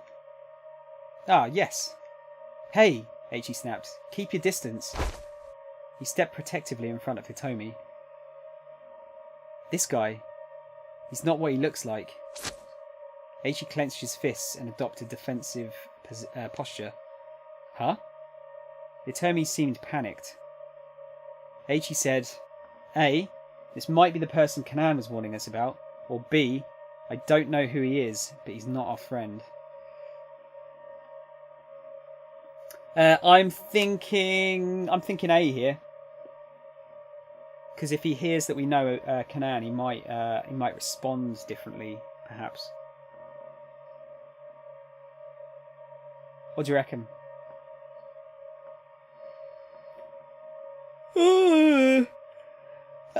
I'm not tired, by the way. It was really bad. You know what? I didn't wake up until 3:30 this afternoon. Right, we'll go for 8. This might be the person Kanan was warning us about. Oh, you know Kanan, do you? The man spoke without changing his facial expression. She let a few things slip herself. Look, who the hell are you? Aichi demanded. The man calmly reached into his jacket pocket. Fearing he might be about to draw his gun, Aichi braced for action. My name is Jack Stanley. I'm a security assistance officer with the US Embassy. Do you see his signature is literally John Hancock, though? Aichi held back his punch as the man held out his ID card. Diplomats are issued diplomatic passports and diplomatic ID cards by their home governments. Japan's Ministry of Foreign Affairs also issues its own form of a diplomatic identification card. CIA provides such identification to its operatives working overseas to help maintain their false identities. Back, had to grab dinner, mashed potatoes. Ah, I love mashed potato. Bit of bangers and mash. Love that. Love it. Bangers and mash, bit of gravy. Well, I say a bit of gravy. I like a metric shit ton of gravy. And then some like peas and carrots or something. Oh yes. Oh yes. They don't look like that. What, the IDs? You're making mashed potatoes too? What is it, like National Mashed Potato Day? Have I missed something? Embassy? What does someone from the US Embassy want with me? Hitomi asked timidly. You're being targeted by a dangerous criminal. I'm here to take you into protective custody. Custody? Custody? Aichi's temper flared. Buzz off, pal. We're busy here. Busy searching for Maria Osawa? Stanley asked. Aichi and Hitomi exchanged glances. I know the full details of the trouble you currently find yourselves in. Well, alright then, Aichi said. And you should know we don't have time to get taken into custody. I'm afraid you don't understand the situation we're dealing with. We're up against a dangerous international criminal here. Taking reckless action is only going to put her life in danger. Don't be a fool. This is no time to play the knight in shining armour. Hey. Aichi was infuriated, but he couldn't think of a comeback. After all, it was true that Hitomi had run into danger time and again while she was with him. But I'm already safe, Hitomi insisted. I'm only here right now because Aichi has been protecting me. She eyed Stanley sharply. I've got Aichi with me. I don't need your protection. Aichi felt a surge of pride that practically brought tears to his eyes. If Hitomi would let him, he would have given her an enormous hug. Mashed potato pie. Oh, I love mashed potatoes so much. It's cold and rainy here. We need comfort food. Bizarrely, it's not actually raining here. For a change. Yeah, it's kind of a comfort food though, isn't it? Mashed potato.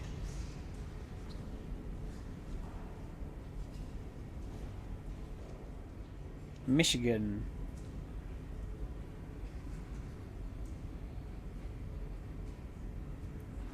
New York. I can't do a New York accent. Get out of here! Stanley grimaced in resignation. Alright. In that case, how about I join your search for Maria? I can help keep you safe that way instead. I don't know. Hitomi grabbed hold of Aichi's sleeve. This Stanley fellow didn't have the most trustworthy face, Aichi thought. but he realised that he might be biased after being chased around by foreigners all day. After all, if this guy really were after Hitomi, he'd probably have already made a show of force. Not only did he have a gun on him, he was sufficiently skilled in martial arts to hold his own against Kanan. Yeah, but you are also in the middle of a hospital. He'd have no trouble taking down a single unarmed opponent like Eiichi. Hitomi, I get the impression this Stanley guy is not our enemy right now. Hitomi gave a slight nod. Alright. I trust your judgment on this, Eiichi. Now then, what's the plan from here? Stanley asked. Not wandering around aimlessly around town, I hope. There was a trace of snideness in his voice. You can just keep your mouth shut, Eiichi replied. We can wander around town all day if we feel like it. Two can play the snarky game, he thought to himself. Poor Hitomi looked distressed. Very well, if that's what you want, I can stay quiet. But first, I need to inform the police that I have Mr. Sawa in my custody. Wait, hold on, Hitomi blurted. That isn't a good idea. Stanley inclined his head. Why's that? Well, since you already seem to know most of the story, Hitomi quickly explained the kidnapper's threat and described the search for the minivan. Stanley remained quiet, listening with obvious interest. I see, he said when she'd finished. Still, when that minivan exploded, didn't that make your promise to the kidnappers a moot point? Hitomi nodded. I suppose it did, didn't it? Let me ask just one more question. Do either of you know a detective by the name of Tateno? No? We haven't run into any detectives. Yeah, exactly. The only folks we seem to run into are guys who are after Hitomi. I see. A grim expression crossed Stanley's face. Right, I'm going to get in touch with the investigation task force. I'll have them contact your parents for you. Would you mind speaking with them so they can confirm it's really you? Sure, alright, Hitomi said. Stanley got on his wireless and described their current circumstances to the police. Right, what have I missed here? Yeah, I actually don't know how... I have no idea how far away Michigan is from New York. Or likewise.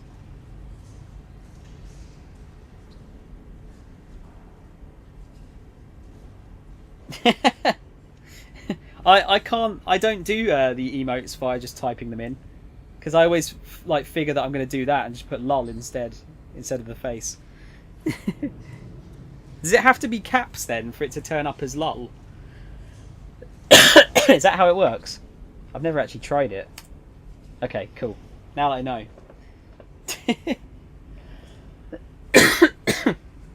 Oh dear. Yup.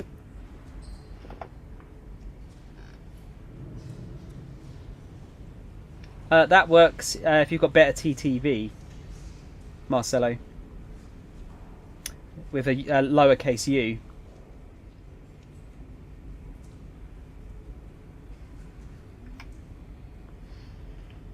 Right, here we go. I'm really annoyed that my emotes still haven't come through yet. It's been like a couple of days and they still haven't implemented them. It's really, really annoying.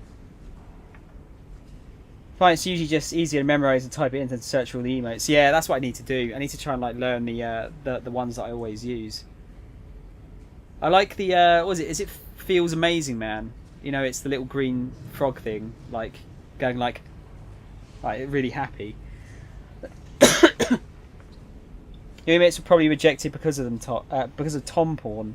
Wait, my chin is considered porn.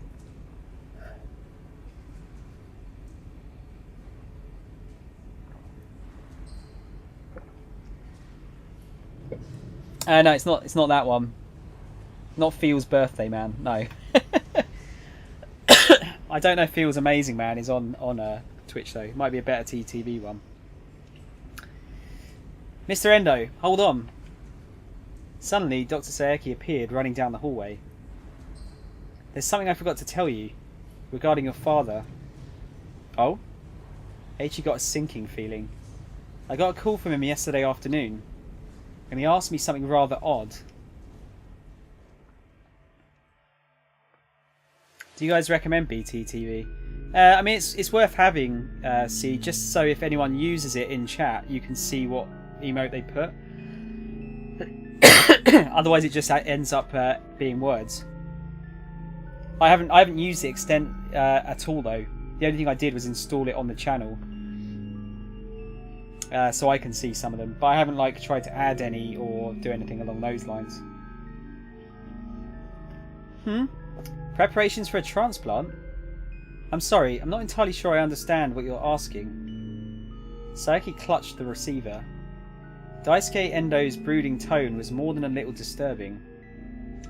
No, it's alright, Endo said. This is all just difficult to talk about, Doctor. Please, forget I said anything. There's just one important thing I wanted to let you know. Yes? There's going to be a brain-dead woman coming your way at probably around 9 o'clock this evening, I expect. Her blood type is Bombay. Bombay was the extremely rare blood type that Endo's daughter Suzune possessed. Any transplant donor from Suzune would also need to have the Bombay blood type. Since she has the same blood type as Suzune, the transplant itself isn't an issue, Endo continued. The only thing I'm concerned about is whether the procedure can be done with a limited time window. And I hate to trouble you, but I just called because I think it would be best to prepare for the surgery as soon as possible. The more Sayaki heard, the more disturbed he grew. It felt like he was listening to this man go on about some strange delusion. Doctor, please, just take good care of Suzune. With that, Endo hung up.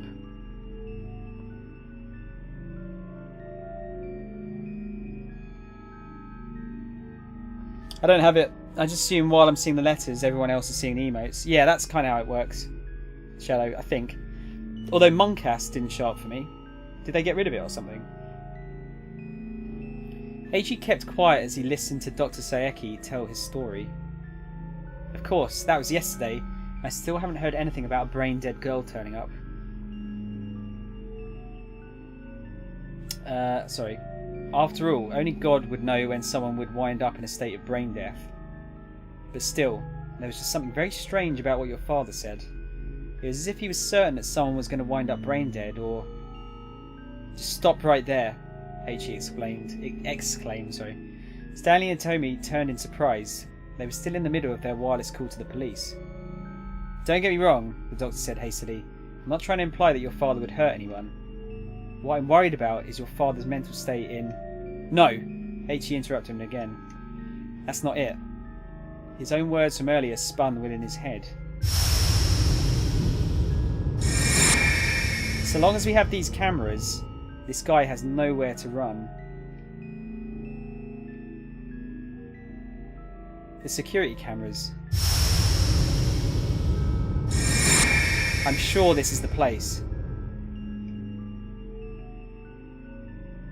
The man with the cane. He'd been on the phone with someone. That didn't mean anything. It was just a coincidence. It couldn't be true. Eiichi searched desperately for some other explanation. That was it. Anyone from the Down committee could have used the camera monitoring room.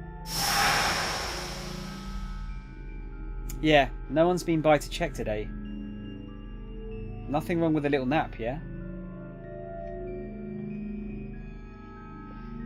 What is that emote? Is she eating a cake or something? Yeah, they've got rid of quite a few emotes over the year, haven't they? For different reasons, obviously, but... Not sure why they'd get rid of that one. Was there some kind of negative connotation with it? No dice. No one from downtown had been by the surveillance room today. It couldn't be. It couldn't. Eiichi began to tremble. Is something the matter? Hitomi asked. Eiichi, you're pale as a ghost. Eiichi gazed beseechingly back into her face. With just one simple question, he could clear this whole thing up. Please, tell me I'm overthinking this. He prayed inwardly before asking. Hitomi, would you mind telling me your blood type? Why do you ask? Please, just tell me. I have a sort of weird blood type, Hitomi said. It's called Bombay. Shit, might have had a revelation here. The last piece of the puzzle fell into place. There was no longer any room for doubt. Eiichi found himself facing a sad and painful truth.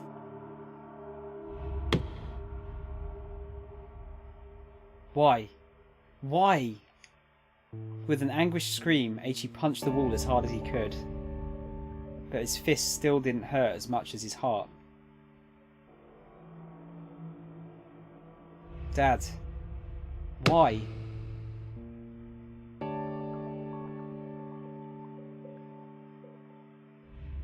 Is that to be continued? Ooh, okay. I think the guy that created it just wanted to retire it. Oh, okay. Some stupid reason some people associate it with 4chan and Nazis or something like that. Do we? 4chan's kind of it kind of scares me, because it's simultaneously done some like really good and some really evil things. That'll teach the wall a lesson, H.E. Yeah, poor wall. What did the wall ever do? Now, you know what time it is. I assume you know what time it is, guys. It's time for a pee. So yeah, I'll be back in a minute. Let me just post the P quote, because we have to post the P quote. I'm also going to post the Discord. I really need to get into the habit of posting the Discord channel like before I go for a pee. If anyone wants to join Discord, there it is. Please join it. It'd be lovely to have you. And yeah, I'll be back in a minute or two.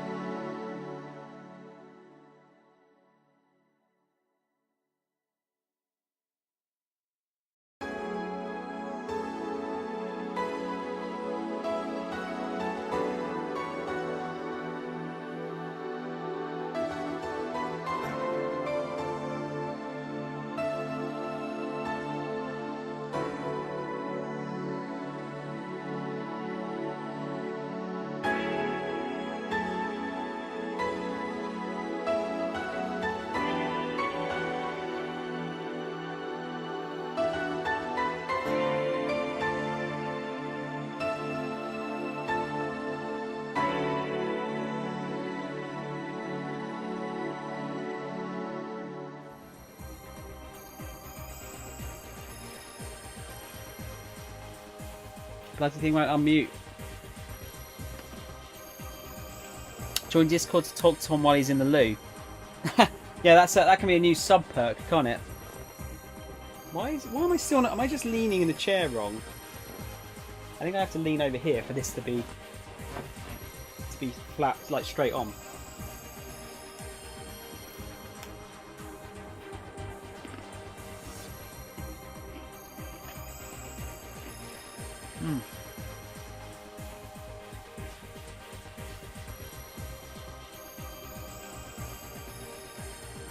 Oh shit, I need to change the follower goal. That was the follower goal for last month. Didn't go very well, as you can see.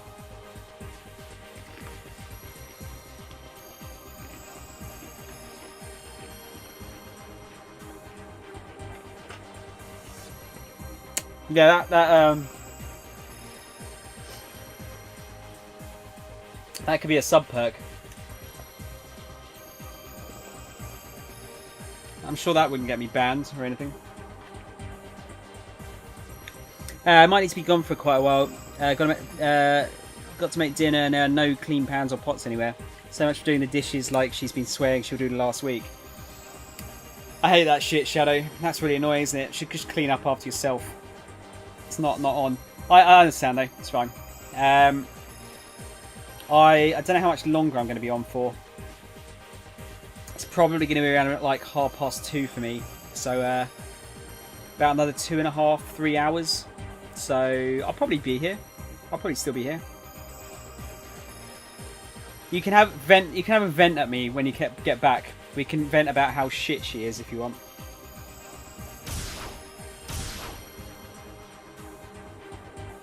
Let's do a sours one. Guys, I don't know how to use this better TTV shit. I think you just have to get it installed on your channel, you'll see. As far as I'm aware, it was just go to the website, link your Twitch account to it, and you're done. I think.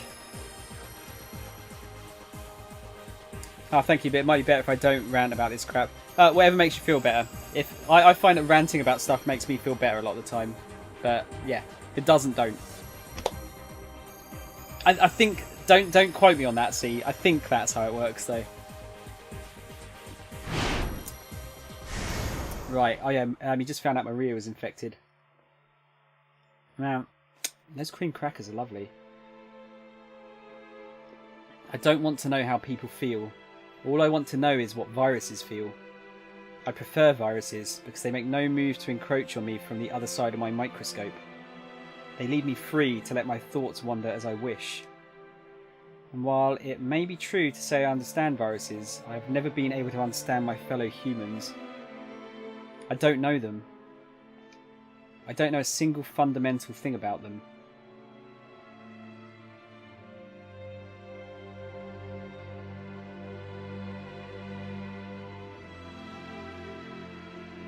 With Tanaka dead, trying to use the backup passwords for the fingerprint scanner had become a hopeless endeavour. Wow, this music's like pretty epic. The only remaining means of gaining entry to the storage area was to issue an emergency unlock request to the electronic lock manufacturer, and in order to do that, they needed approval from the 6 members of the board of directors.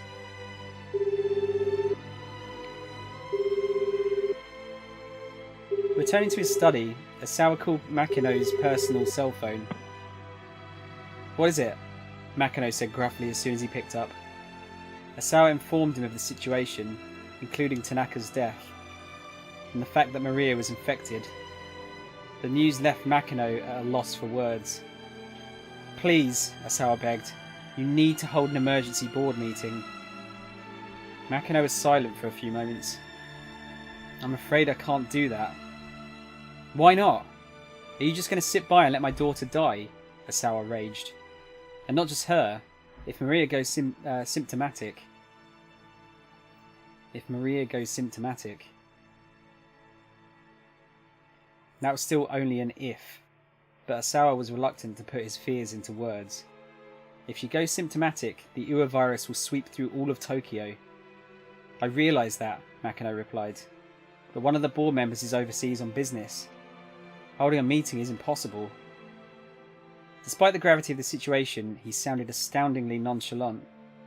Asawa couldn't back down now. There must be some other option, like a web conference or something. That doesn't help us if we can't get in touch with him, Makino huffed. He went missing a few days ago, in the middle of his business trip. The head of Akoshi Pharmaceuticals' New York branch has been missing since April 25th, 9 PM local time. There have been no demands for a ransom, and so the New York Police Department is investigating the possibility of some other form of foul play. That's convenient, isn't it?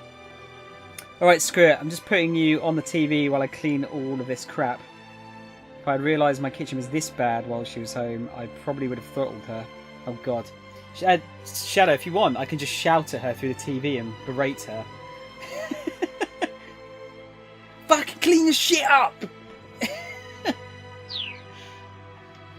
Asawa was almost too appalled to be angry. That's the most ridiculous lie I've ever heard. Would you like to speak to my on-site contact if you don't believe me? This was like arguing with a child. Makino was deliberately working against him. He'd never know if this disappearance was real or not. In that case, can you please appoint a representative in his stead? Asawa pleaded. Selecting a representative is a complicated process. Even if we started right now, it would take until sometime tomorrow afternoon to complete. Tomorrow afternoon? By then it would be too late for any of this to matter. Sir, can't you see how absurd the things you're saying are? What would you have me do? Makino barked. These are the realities of corporate politics. I understand, sir. You will do nothing for my daughter. That's what you're saying. That's not what I'm saying, Makino replied. Look, I'll see what I can do to appoint a representative more quickly. He hung up. Thing is, it directly benefits him not to clean it up in a way because he has the antivirus and can thus make money off of it. She's not home anyway, she's staying over with her boyfriend again. Good survival instincts, this one. Yeah, she just knew. She could like feel like the rage just sort of like emanating from you, and decided to get out of there. You should I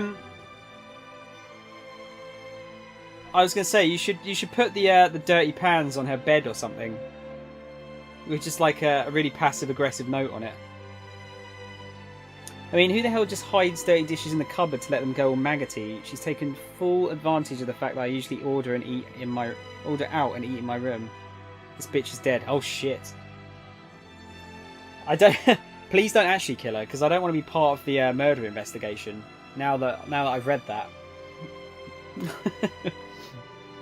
Just maim her or something like that. His tone had suggested that waiting for an appointee wouldn't be a terribly hopeful prospect. I have no more allies, Asawa thought. All I have left now are foes. So we're going to go for A. He couldn't count on anyone anymore. Asawa was just going to have to get the antiviral by himself. Or B. Still, he'd just have to take Makino at his word. Right now, that was his only course of action. I'm thinking A here. I feel like he's got to step in and he's got to step up and do it himself. Maiming is a good alternative. I need to stop out to get bleach though. Step out to get bleach. I'm kind of scared to ask what kind of maiming you're talking about now, but yeah, no, I feel like a bit of passive aggressiveness is the best way to go here. Just make your dinner and then leave the dirty pans on her bed. Like stuff her pillow inside the pan. Like, you know, rub it right around in there.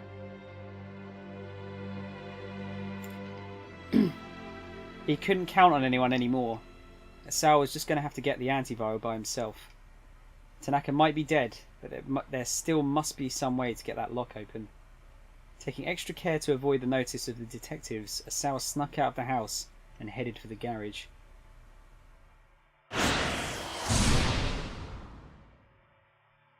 If they can get his fingerprint off of something that he's touched, maybe. Like maybe the neck pin that I had. Let's continue Minarakawa's plot. Bleaches for the bug larvae everywhere in my cupboards. Oh, okay. Oh, yeah, I was going to say. Alright, we need to skip through this. Get to the bit where we got to. You look tired, sir. Yeah, I guess so. His reply was barely audible.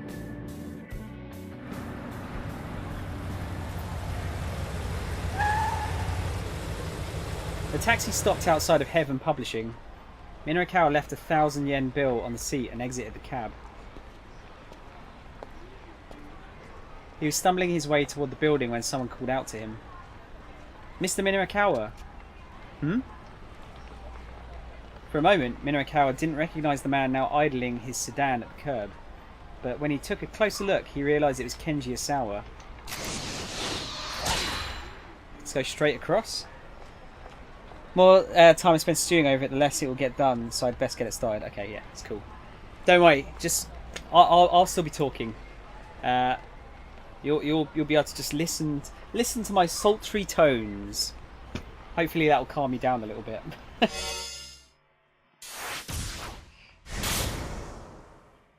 That was the quickest jump back over I've done yet, I think. Jesus, how old is this car? As he was driving past Ayama, Asawa spotted a man he recognised walking along. He pulled up alongside him and called out through the window. Mr. Minorikawa? Oh, Mr. Asawa. Sorry, but I haven't been able to look into that thing you asked about yet. I see. That's quite alright. The business with Iron Tanaka could wait until later. Right now he needed to focus on protecting Shibuya. If he didn't get his hands on that antiviral... You're caught up in something big, aren't you? How did you know that? Because I'm Minoru Minorikawa. Well, the man's egotism had some justification. Maybe he didn't know the details, but he clearly had some inkling about Asawa's situation. Something clicked in Asawa's mind. He was up against the wall. Mikoshi Pharmaceutical had told him they were just going to let Maria die. He was past the point where he could resolve this peaceably. He was not going to give up without a fight. When it came time, Asawa was sure this man could help him.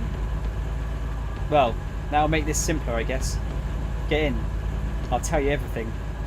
Minorikawa thought for a moment, then got into the passenger seat.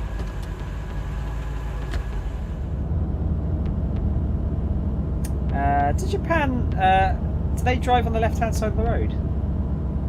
Didn't know about that. As he drove to the lab, Asawa filled Minorikawa in on all the details. The reporter listened intently, occasionally interrupting to ask a question. So how are you planning on getting your hands on the antiviral? He asked when Asawa had finished. I'm not sure. I figured I'd think of something after I got there. Minorikawa let out a nasal chuckle. Just improvising, huh? Ah well, I'll back you up. At least I know I've found my way into something important.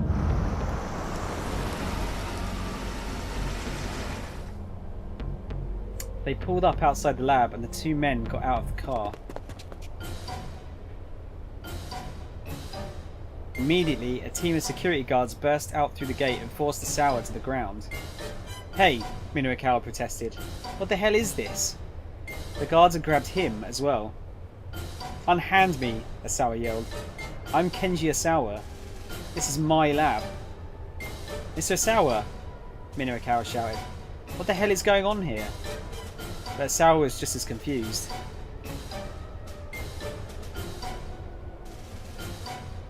He looked up to see Makino standing before him. Sir, tell these thugs to let me go. But Makino just frowned silently down at him. So, not only will you not help me, you're actively getting in my way. Asawa glared up at his boss. Maria's life, no, countless human lives are at risk. And there's nothing that you alone can do about that. That's what I need you to understand. Makino gave a signal to the guards, who proceeded to drag Asawa away. The scientist writhed with despair at his own impotence. In the end, there was nothing I could do. Bad end. Makino's meddling. Asawa decided to try to get the antiveil directly, and even got some unexpected help from Makino along the way. Unfortunately, upon arriving at the lab, they had a run-in with Makino and his security goons. Looks like Asawa's just not going to be able to get into his laboratory. We'll have to make some other decision. Right, okay. Let's do the other decision then, I guess. Let's see if that changes things. I mean, that's the only thing that looks like it could be changed.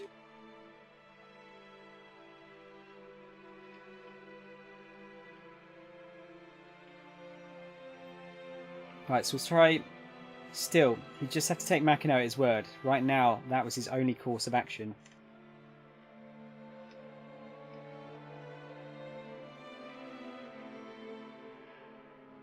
Oh dear. Sal sat down in front of his computer and quietly closed his eyes. If only I could just go to sleep and wake up tomorrow morning and find all of this resolved. All I'm asking for is a miracle. But he knew reality would never be so kind. He could hold his eyes shut as long as he wanted, and it wouldn't make this hopeless situation go away. He felt the anxiety welling up inside him until it seemed like he was going to explode. Needing a distraction from his helplessness, Asawa opened up IronNet. He knew this was mere escapism, but he couldn't just sit and do nothing while waiting for Makino to call back. He posted a new topic with the title Aya Fortune Teller.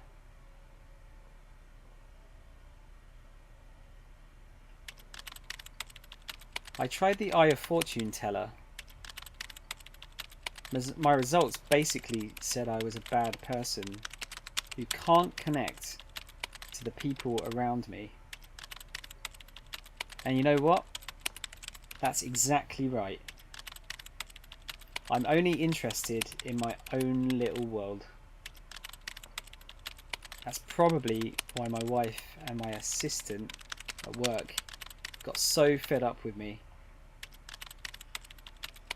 It's the same with my 2 daughters. What sort of things are they interested in?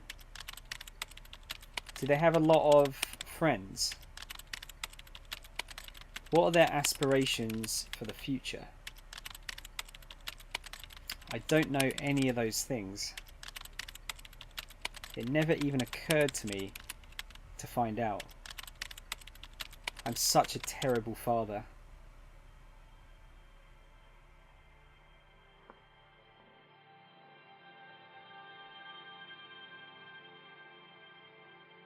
Asawa's fingers ceased their tapping on the keyboard as he thought back to when Maria and Hitomi were younger. Daddy, Daddy! The 2 girls would follow him around like a pair of puppies. Their father was their everything. That much was clear just by looking at their faces. He'd felt a ticklish giddiness at having his girls cling to him so. He'd never felt anything like it in his life. But there were times where he also found it tiresome. I'm sick of being the person I am. There's nothing I can do about that. Sorry, there's nothing I can do about that though. This is really tough to read at the speed he is typing. I'm sure it's far too late for me to change. He poured out all his negative emotions into his post. It felt like stream of consciousness drivel, but he didn't hesitate to write it down all the same.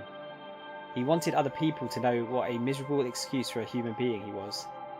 At last, when he couldn't think of anything else to add, he posted his bitter confession to the forum. He was staring numbly at the monitor when he heard a furious shout from the next room. You have got to be kidding me. It was Kajiwara, and Asawa had never heard him so angry.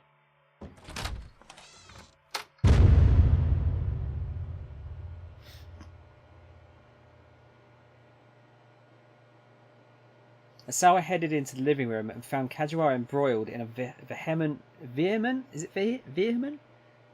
argument with the other detectives. I don't care what HQ's policy is, I will not just quietly go along with this. Kajiwara had already screamed himself red in the face.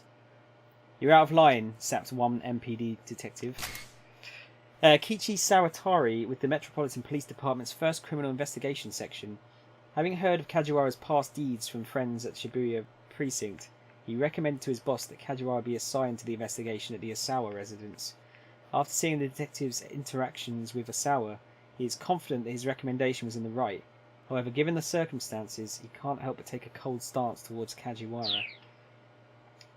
Hold your tongue. I don't care if I'm out of line. You may have talent, I'll give you that, the other detective said. But you're a precinct detective, and this isn't your jurisdiction. It's not your place to question orders from higher up. Wait, Asawa thought. Kajiwara really is a real detective after all? Go on, explain the situation to Mr. Asawa. Kajiwara bit his lip in frustration at the other detective's order. Very well, he said. Before he could say more, Asawa noticed that the police equipment had all been cleared off of the table. Hold on, Asawa said. What's going on? Has something happened? Allow me to explain, sir, Kajiwara said. His bitterness showed plainly on his face. We've been recalled, sir. The MPD has established a security force headed by members of its Public Security Bureau to deal with the bioterrorist threat. Because the kidnapping task force has not yet found Maria and she is infected with the virus, the task force personnel have instead been absorbed into the security force and will continue their work under its direction. Asawa narrowed his eyes, fighting to keep the confusion from his face. What do you mean by that? He was shaking, terrified to have his suspicions confirmed. I'm truly sorry, sir, for having been unable to help you. Kajiwara gave a deep and solemn bow. But Maria? What's going to happen to Maria? Another unit has been tasked with bringing your daughter into custody, sir. That much, at least, Asawa can process. You're going to place her under quarantine, aren't you? Sorry, you're going to place her under quarantine, aren't you? Kajiwara's lips stiffened, but he nodded. In order to minimise the spread of the virus, so I'm told. No! Asawa cried. You can't do that. If you do, there won't be any way to save her. His head spun. Please, I beg of you. You need to get Maria to me. I might be able to save her. When Kajiwara didn't respond, he turned to the other detectives. Please, don't... You can't place Maria under quarantine. But the detective's only answer was to avert their eyes. Why are you all ignoring me? Please, you have to listen. If you bring her to me, I can figure something out. I know I can. He plunked himself down on the floor, yelling and flailing his arms like a child throwing a tantrum.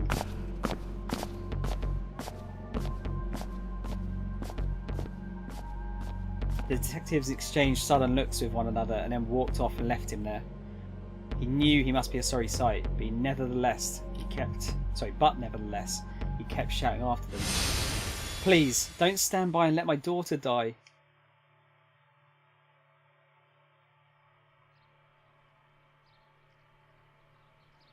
Bit of an empty house, isn't it? Only Kajiwara remained with him in the living room. I'm sorry, sir. This is beyond my ability to stop. He gave another apologetic bow. Asawa felt suddenly deflated. No, you've done a fine job, Detective Kajiwara. It's me who should be sorry. I've made such a disgraceful display of myself. That's not true, sir. In fact, I'm deeply moved. I can tell how much Maria must mean to you. Asawa shook his head. If I'd really been thinking about Maria, I would have made an effort to work with you detectives more. That was all just self-absorbed shouting, a moment of emotional selfishness. And yet, as a result, you convinced me to stay here with you.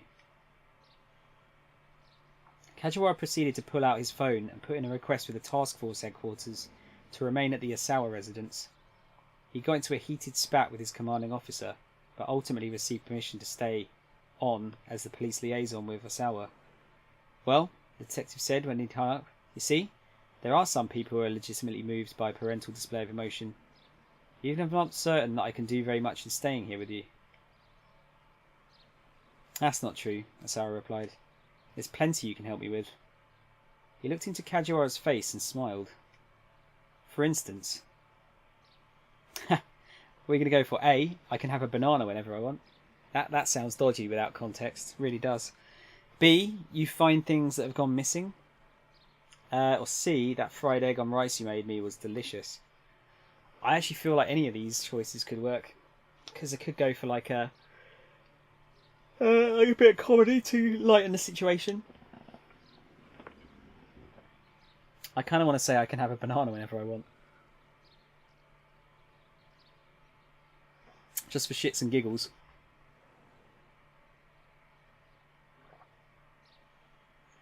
Unless someone is lurking, I'm gonna go for the banana one. I can have a banana whenever I want. Kazuhara returned to Sawa's grin even more brightly.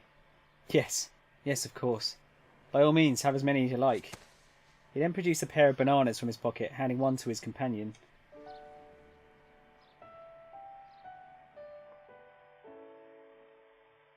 Asawa peeled his banana and took a hearty bite. The mild sweetness was pleasant and soothing. It was a flavour that brought back memories.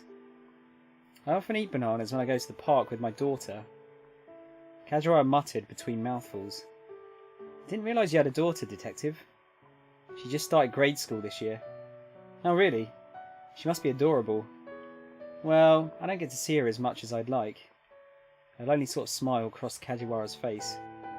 Why's that? Doing this job caused me to neglect my family. Finally, about 2 years ago, my wife hit me with the divorce paperwork. I wanted to be able to keep our daughter with me, but...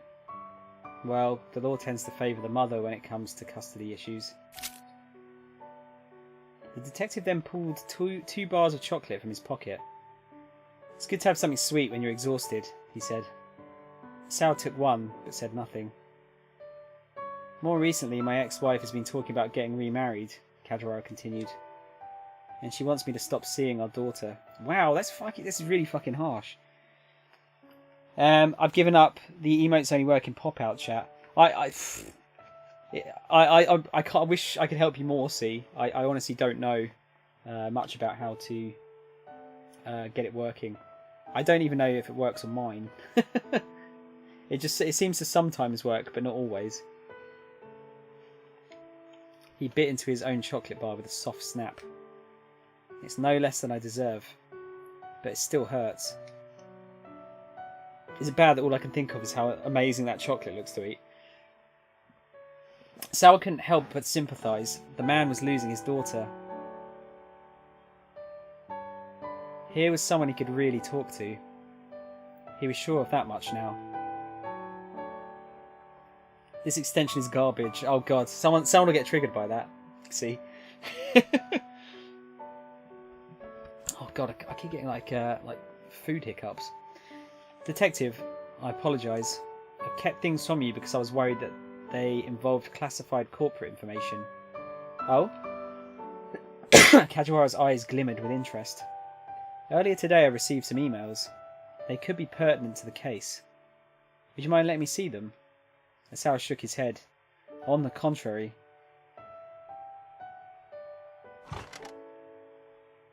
Then they can help me fix it. Chocolate! I want chocolate! Back in front of his computer, Asawa saw the IONET was still open. Pretty Honey had responded to his forum post.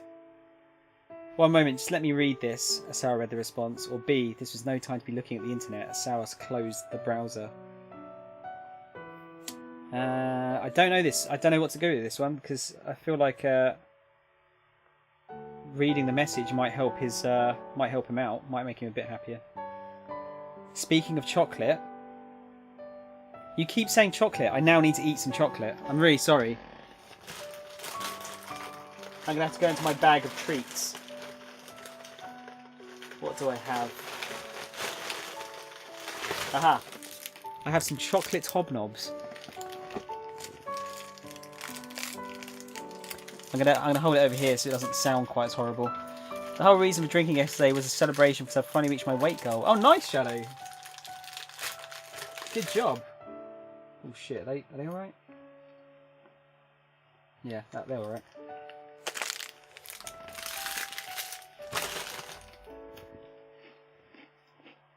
Officially no longer underweight. Oh, you're underweight. Oh wow, okay, that's that must have been difficult to get over. Oh, it is a bit soft, this biscuit.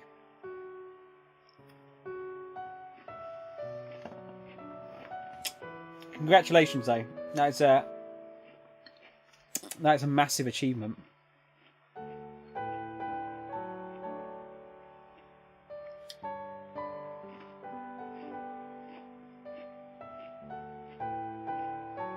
It was, but that was I was ordering out all the time.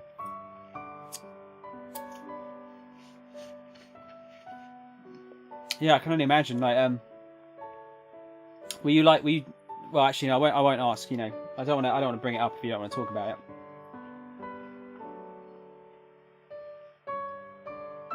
In the meantime, I'm gonna answer A here. I assumed, yeah. I just didn't want to. I didn't want to talk about it if you didn't want to bring it up. One moment, just let me read this. Sarah read the response. I got that same result. Do you really think it's too late? Don't give up hope. Hang in there. It's never too late. Every family has its share of problems. Like, you'll never find one that doesn't, I'm sure. When it comes to family, there's no such thing as game over. So don't let it get you down, Julie. Besides, I did learn one thing from reading your post. In the end, a father's happiness is his daughter's happiness. Kajiwara appeared into the monitor. A young girl is posting to a forum for people 40 and older. It's pretty, honey. She always replies to my threads. The detective furrowed his brow. I see. Is something the matter? No? That last line there just has me curious, is all. A young girl writing something like that? Well, that's neither here nor there right now. Let me see those emails, if you would.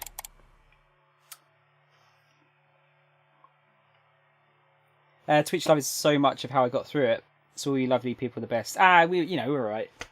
You still did you did most of it yourself. You can't discredit yourself from that.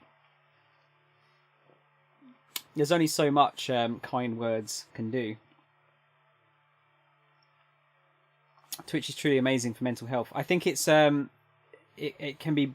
I think it can work both ways. I feel like it can be quite damaging depending on what kind of audience you're going for. But I think a lot of that is usually like the kind of audience you get. I think it depends on the kind of stream you're doing. Because there seems to be a lot of streams that just seem to be full of trolls. And I feel like that's kind of the streamer's, not fault necessarily, but that's the reason why they sort of flock to them. Because whenever, I don't know if you guys have had it, but whenever you've ever had a troll, I've only ever had like one at a time. It's never been more than that.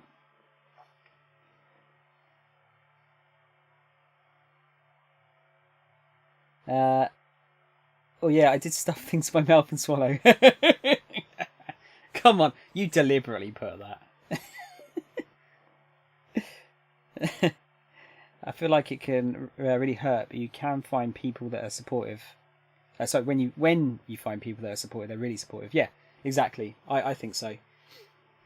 For all of the the internet is shit and anonymity is a problem, I feel like it does work a lot sometimes as well. And when it does, it's really nice. You know what? I've made so many like friends through Twitch now. I honestly didn't think it would be possible to make so many friends through Twitch. I didn't think it'd be that easy. But some people are just so nice. I mean, yeah, you come across some streamers that you just like, you raid them and they're like, thanks for raid, and that's it. And they just don't try and say anything else or say nothing. But the vast majority of people that I've raided, like randomly to try and make friends, everyone's been really nice. So, dude, don't make me cry. I'm busy trying to lurk.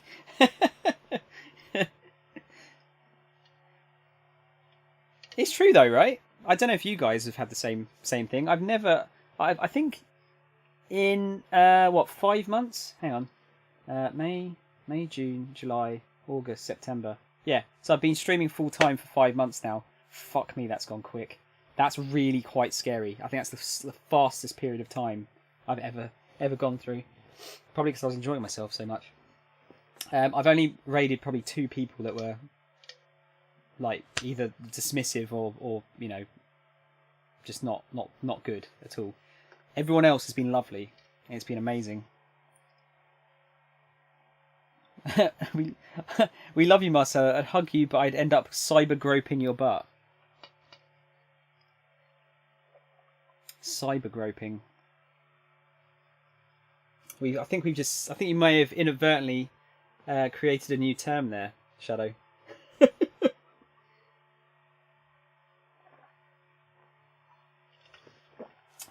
Right. Asawa opened his email. He pulled up the images of the human testing on the monitor. What is this? Kajiura stared at the monitor as if unable to look away. These are images from unauthorized clinical testing of an antiviral drug I developed, carried out by my company without my knowledge. Images of a... I'm sorry, what was that? The detective frowned at the unfamiliar terminology. In simple terms, the antiviral is a wonder drug to combat the Ua virus. Hold on. Maria is infected with the Ua virus, is that right? Yes. Ua is a species of virus discovered in South Africa relatively recently. Roughly 12 hours after infection, patients develop a cough, then a fever, then begin vomiting, and ultimately begin to bleed uncontrollably from all over, resulting in death. The mortality rate is... Asawa is reluctant to say it. Kajiura held his breath, waiting. It's nearly 100%. Kajiura shuddered. But wait, he said after a moment. If you have this wonder drug, then Maria... Asawa shook his head. Without Tanaka, I have no means of getting it out of the lab. Kajiura's frown deepened. I see. It may not be much to go on, but I think we can put together at least one piece of our little mystery here. Pardon me one moment. Mystery. Something difficult or impossible to explain, an enigma. You see plenty of books titled The Mystery of Such and Such or The Secret of Whatever on bookstore shelves. But when you read them, you're invariably disappointed by the mystery not being that mysterious after all. I mean, if people are consenting age and okay with it, I'd grope you all. Sure, okay. I mean, it's been a while, so any kind of human contact would be nice.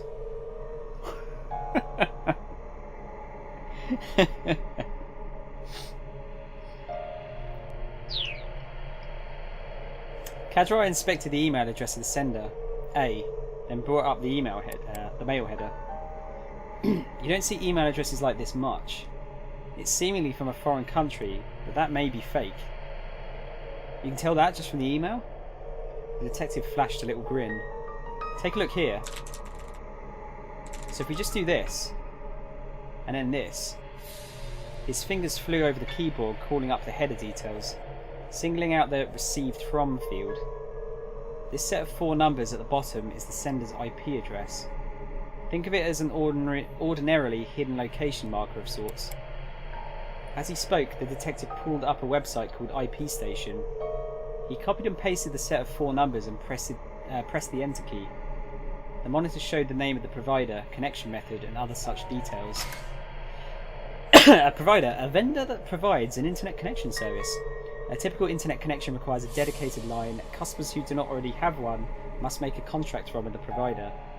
When a provider establishes your connection to the internet, you are assigned an identifying number called an IP address. Any human contact would be nice. Tom, stay far away from me. Well, any human contact would be nice. Yeah, why not? Let's add it in, shall we?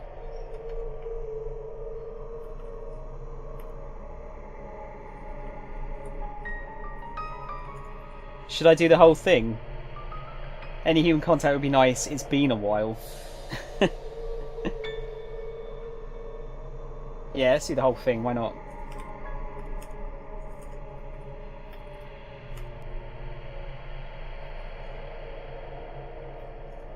What date are we today now? It's the 2nd, isn't it?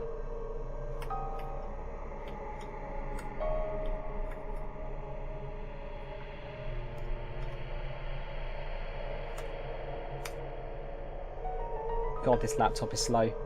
There you go. Done. Asao couldn't make heads or tails of most of it, but one thing drew his eye. Access point, Shibuya Ward, Tokyo. Kazuo went into the email program's options and checked the server info for Asawa's connection. Deep furrows formed in his forehead. This is the same provider that you use, Mr. Asawa. What does that mean? What kind of internet connection do you have here at your house? What sort? Well, it's plugged in over there, but... Asawa pointed at the router. And does everyone in your family use that same line? Yes, I think so.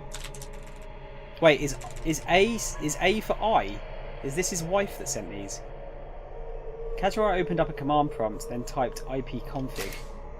A literal prompt for users to issue computer control commands via keyboard instead of mouse. Also frequently used to refer to the window or program allowing for such. Okay, so if the same numbers we saw before pop up here, that's a bad sign. Oh? Asawa stared at the monitor.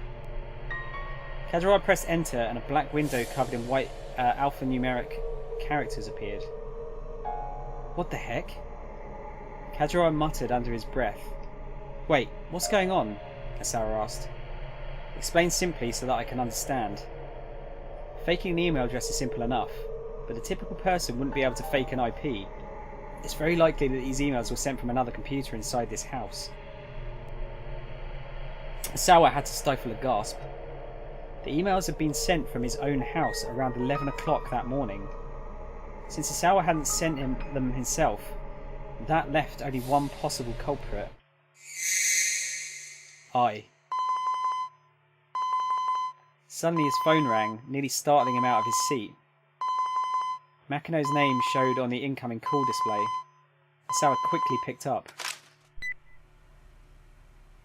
Is there an update on the emergency board meeting? He blurted. Makino's voice was quiet and subdued. I tried pulling whatever strings I could, but to no avail. I'm afraid holding a board meeting today just won't be possible. The phone fell... Ah, God. I can't talk! The phone fell from Asawa's hand. His only possible means of saving Maria was now gone.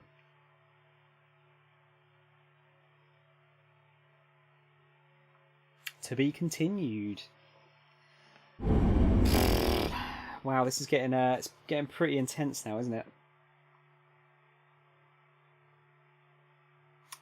I was thinking, you know when people like donate or sub and whatnot, do you think it's worth having the what do they call it? Is it TTS speak on, so that it says the message?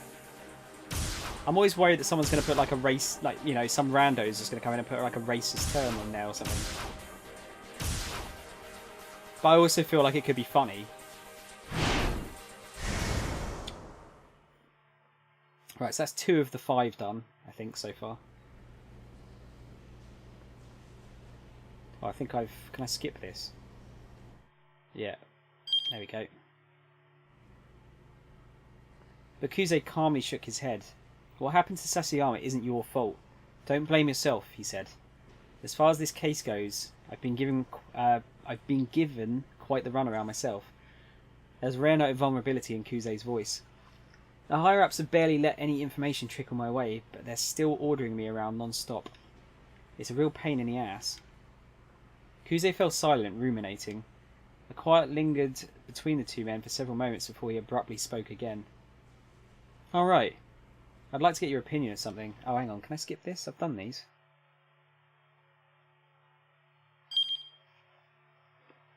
You know, I'm not sure. Some are really funny. Yeah, that's what I mean. I think it could be funny for the most part. Oh, yeah, this happened. And then, yeah, I think we've changed his thing now. He shouldn't get a bad end. Right, if you don't bring her, I'll kill Maria. With that grisly warning, he hung up. Kano's hand went limp. His phone slipped from his grasp and fell to the floor. This is the thing. I think we're rereading quite a lot of text here for this bit. Can I skip that? Yeah. Oh, I can't. Kano went to South Hill and Nanpidai alone. He hadn't brought Hitomi as Teteno had demanded, nor had he reported the situation to Kuze. First he wanted to meet with Teteno and find out what was going on. He took the elevator to the 8th floor. After that, he had to take the stairs to the rooftop. As he made his way up the steps, he tried to imagine what Teteno might want with Hitomi.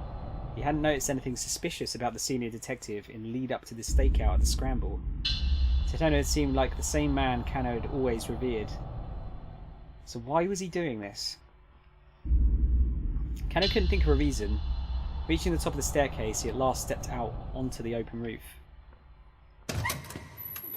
I think it might be worth trialling it, just to see if people took the piss with it, maybe. I mean, it's not like I get a lot of subs or donations anyway, so it's worth a go, right?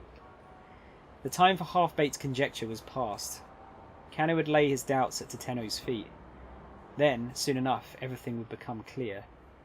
Inwardly, Kano did his best to convince himself of that.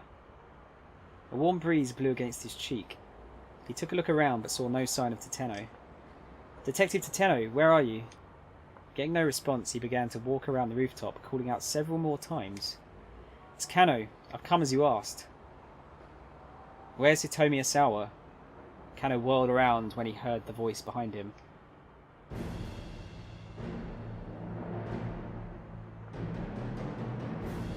Teteno stepped into view from behind a water tank. He led with him a young woman bound and blindfolded. "Well, why didn't you bring her?" he growled. Kano stared in shock. "Detective Teteno, why are you doing this? Is that really Maria?" Teteno responded by removing the young woman's blindfold. There was no doubt about it. She looked very much like Hitomi Asawa. A surge of frustration rushed through Kano. "Detective Teteno, what is the meaning of this?" Kano fought to remain calm. He felt like he was on the verge of falling to pieces. "Bring me Hitomi Asawa and I'll let this girl go." "Why? What do you need Hitomi for?" But Teteno's only answer was an icy stare. "This isn't like you. It's so weird. The Detective Teteno who I know..." "Who you know?" Teteno cut him off. "What do you know about me?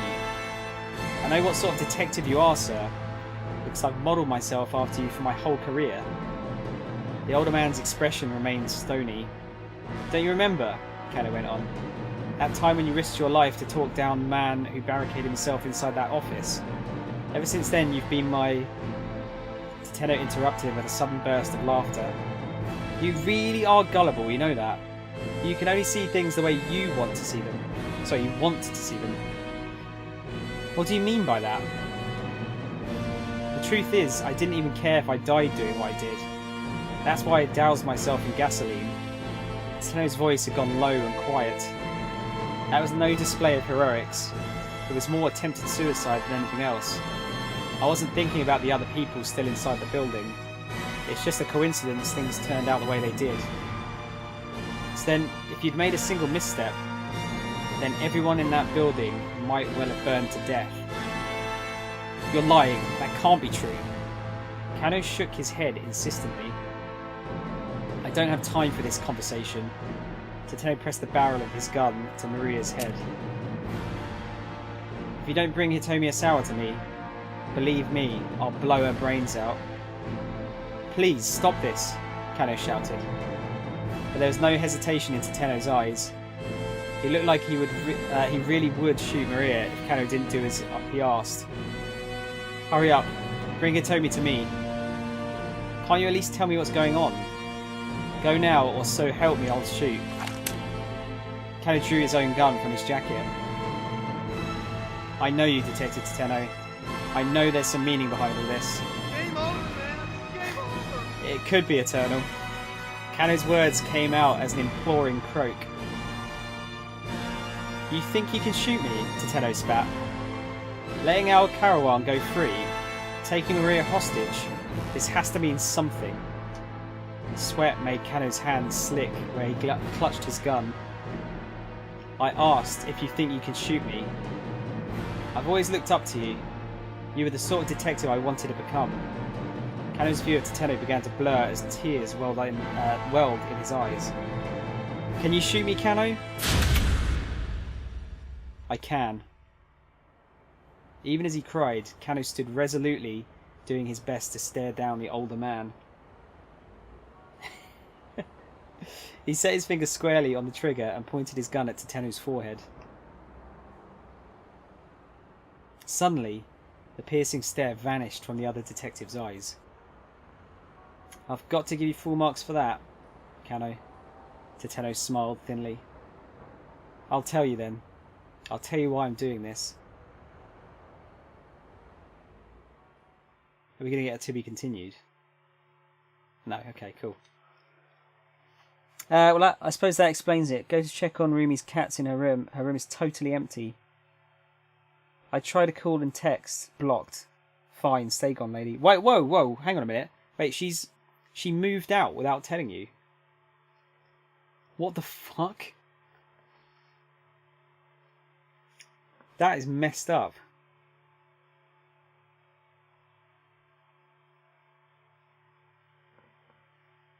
Well, I suppose that fixes one problem in your life, Shadow. But yeah, that's a problem. Now I can't get hold of her for her portion of the damned rent. Do you know where the boyfriend lives? Do you know where they live? Because that sucks. That's not on. You don't? Shit. Facebook? No Facebook or Twitter or anything? Probably on purpose. Oh, fuck. What a cunt. What an absolute cunt.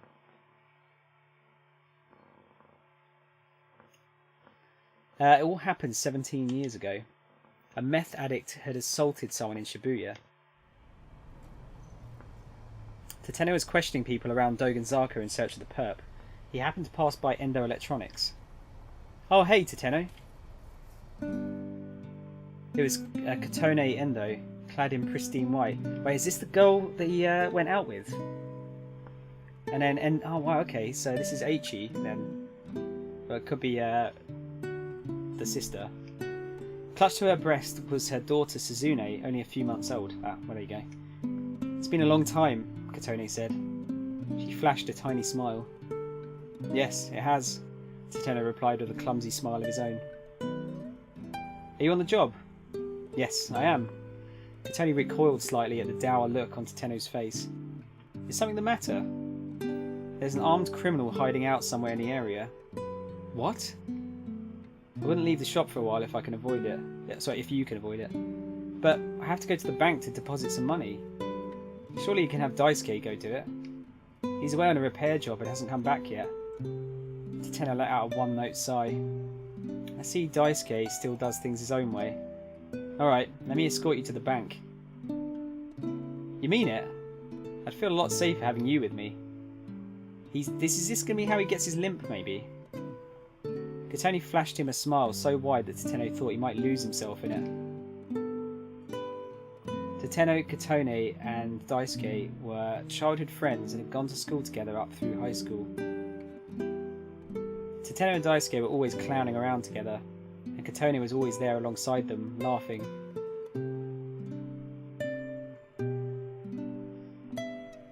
If I ever see her or her boyfriend again, their kneecaps are getting a visit from the baseball bat fairy. Oh god. Yeah, we're getting the tragic backstory of Teteno, I guess.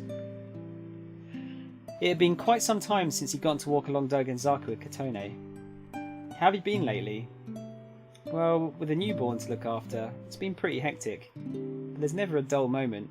Things have been good. I'm glad to hear it. Katone was always as bright as a sunflower.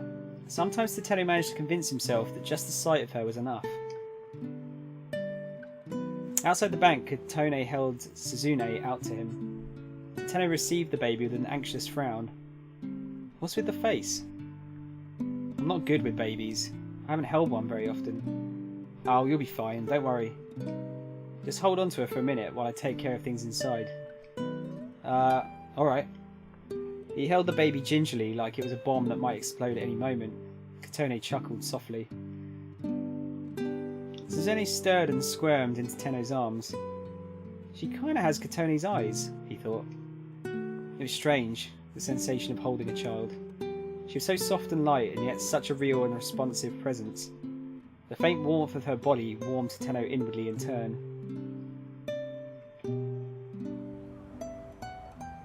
When Katone returned after making her deposit, they strolled to a nearby park, Suzune back in her mother's arms. "Do you have any plans for marriage?" to Tenno. "I haven't thought about it. Work has me plenty busy."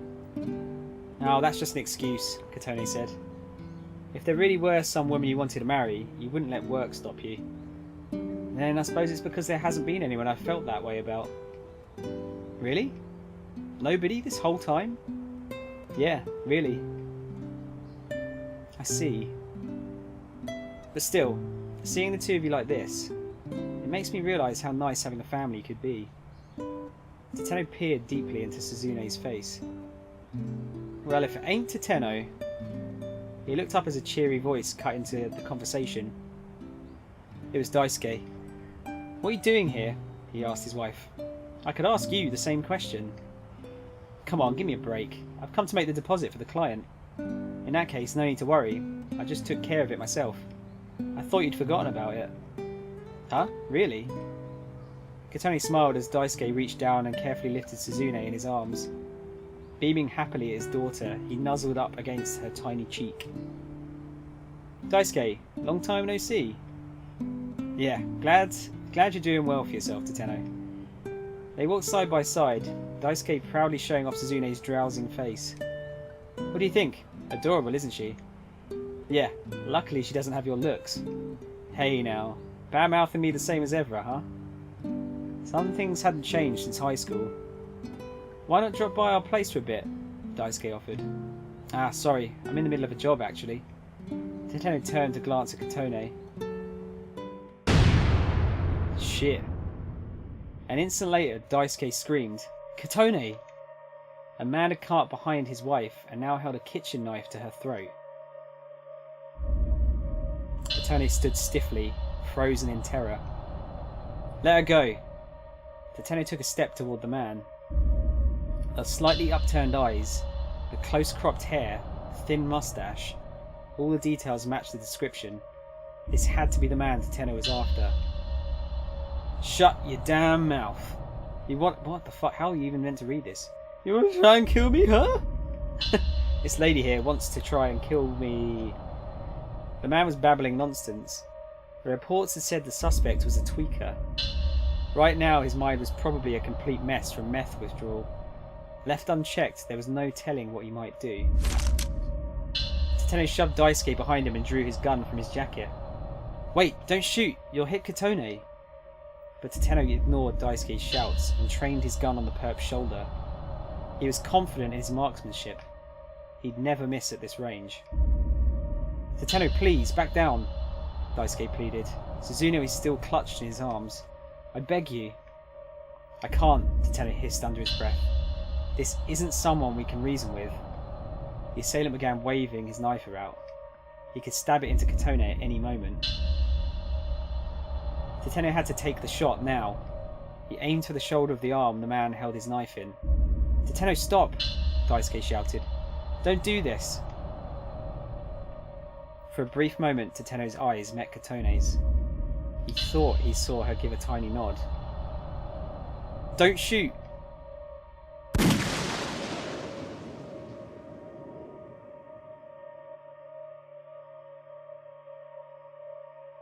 We're actually getting some video here. Oh god, is the knife going to land on her? No, come on.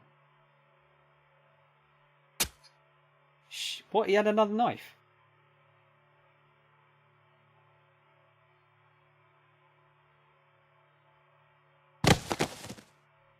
Wow, this is bad.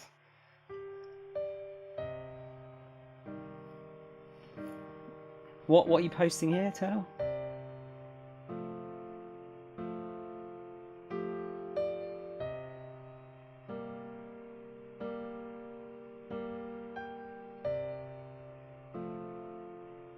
Super Saiyan God of War Super Saiyan Renegade for Life of Vegeta plays. well, it's 14 minutes long. If we're going to watch it, do you mind if we watch it at the end of the stream? Well, once I've got the part over, is that alright?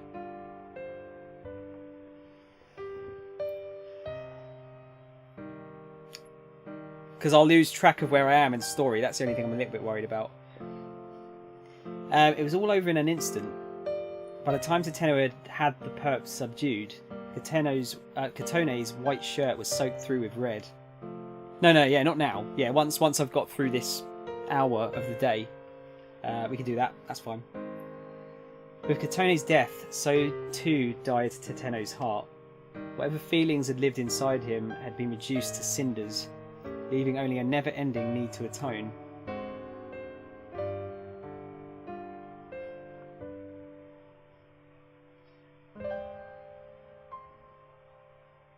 Countless times he thought of ending his life in order to make things up to Daisuke and his children. The only reason he didn't go through with it was that he knew death would be the easy way out. And so he stayed on as a detective.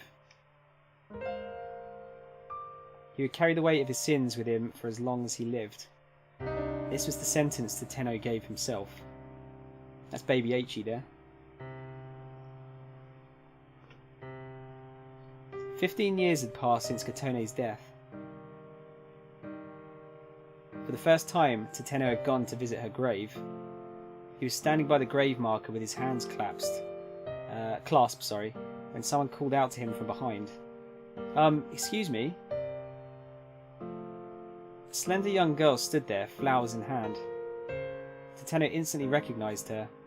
Suzune. She looked just like Katone had back in her high school days. Did you know my mother? She asked. Ah, yes. We were classmates a long time ago. Oh really? Thank you so much for coming. Suzune gave a slight bow, then gazed up at Teteno with her big bright eyes. You look just like her. Teteno struggled to hold back the tears. He felt as if Katone stood before him, returned to life.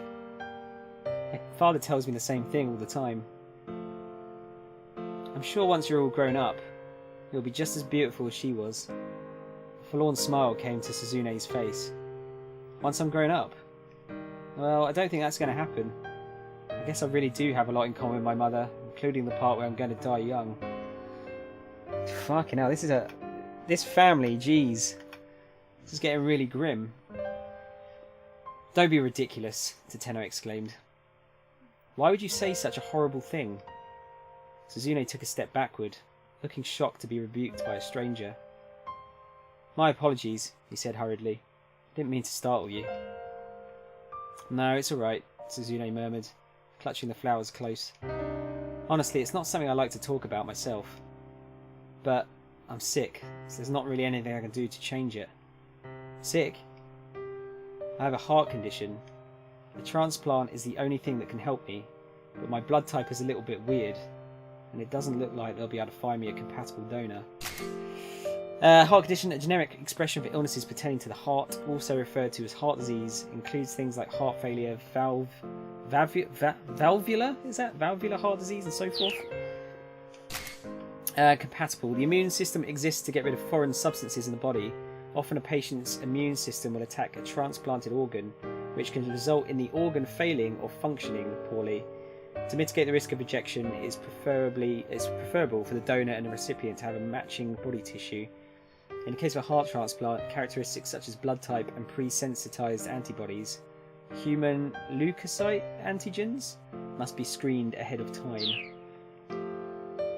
Then, bowing her head, Suzune stepped in front of the gravestone and clasped her hands in silence. Teteno felt a wrenching pain inside him, as if Katone was being taken from him all over again. If there really was a god, why would he do such dreadful things? Is there nothing I can do? He nearly lamented out loud. I'll do anything. Suzune, I'll do whatever I have to in order to save you. Teteno clenched his fists as he stared at the grave. Tell me, Katone, what can I possibly do for your daughter? Please, tell me. Please.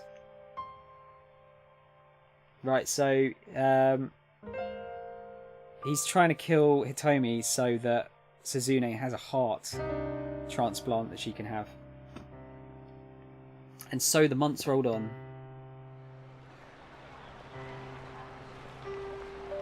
Everything changed just after 10 o'clock that morning. Hiteno was on the stakeout when his cell phone rang. He glanced at the call display and saw Daisuke Endo's name. He hadn't heard from Daisuke in years now. Fearing that something had happened to Suzune, Hiteno answered the call despite his current tense circumstances. At once he heard Daisuke wailing. Suzune had a seizure. She might not come back from this one. Hiteno's terrible suspicions had been right on the mark. He felt himself growing weak.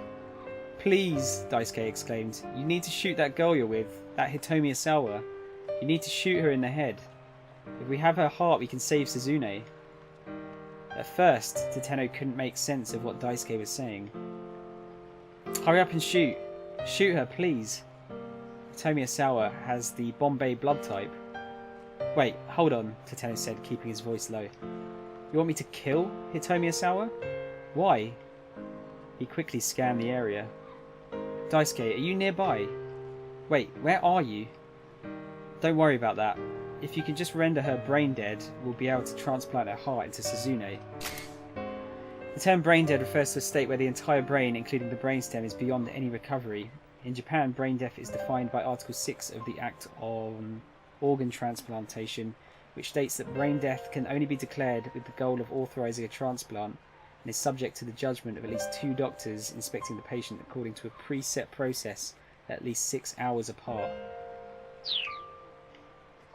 Shooting someone in the head didn't necessarily guarantee they'd wind up brain dead, and even assuming it did, if Hiteno shot the Asawa girl here in the middle of the scramble, it would cause a giant incident.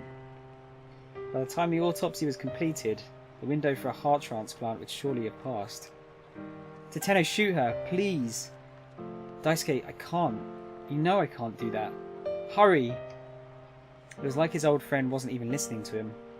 Look, even if she did wind up brain dead, they wouldn't be able to perform a transplant. But Daisuke kept on shouting. It's fine. It'll be fine. I'll make the transplant work somehow. You'll make it work? Even knowing how ridiculous that was, part of Hiteno wanted to know what he had in mind, if anything.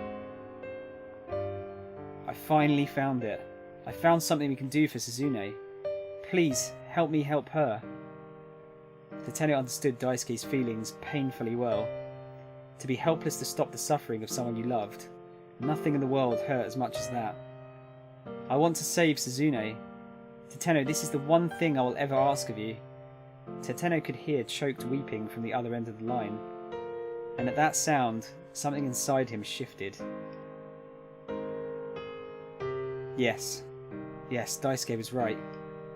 The likelihood of a transplant happening wasn't the issue. What mattered was that right now, he could take action. He could do something for Suzune. He mustered up his resolve, feeling the doubt lift from his heart.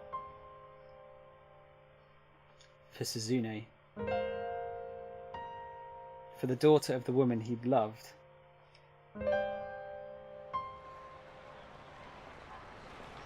Hiteno checked the gun tucked inside his jacket, then slowly began making his way through the crowd towards Hitomi.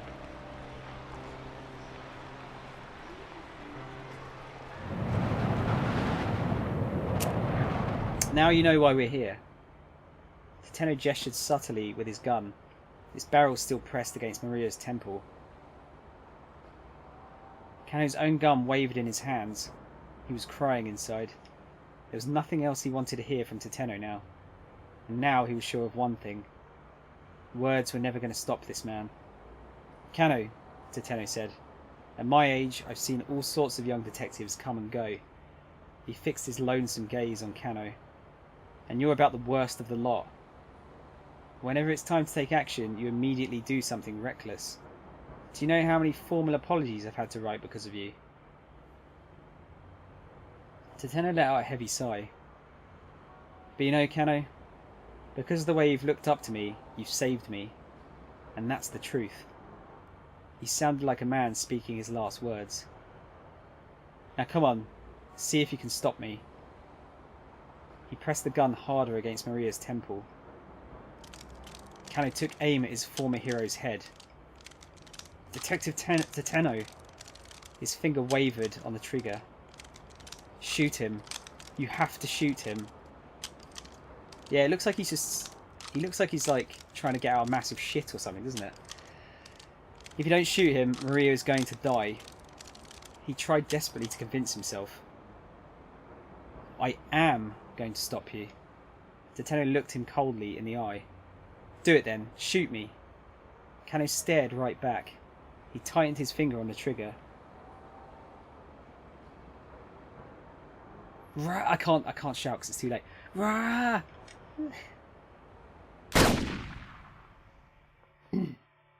To be continued. Ah, you motherfucker.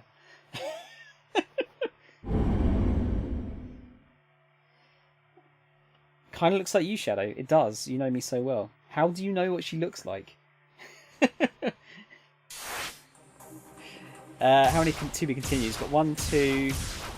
Okay, so we've got 3 of them out of the way. Let's carry on Maria's, because that kind of ties in with what we were just seeing. I'm sure we'll get the same to be continued, but... Detective Tateno, where are you? The man's voice suddenly snaps me back into the moment. It's Kano. I've come as you asked. The gunman grabs me by the arm and yanks me to my feet. Where's Hitomi Asawa? He snarls. Why didn't you bring her? Detective Tateno, why are you doing this? Is that really Maria? My captor removes my blindfold. Actually, can I skip this? Because you have pictures and discords and stuff. Oh, okay, fair enough. Ah, there you go. The first thing I see is a huge blimp drifting slowly by overhead. Huh. I'm sure I've seen it before. And pretty recently at that. There's a flash of revelation inside my head, like a dam bursting. My memories come flooding back to me. Inflicting my hideous... Ah, it's so loud!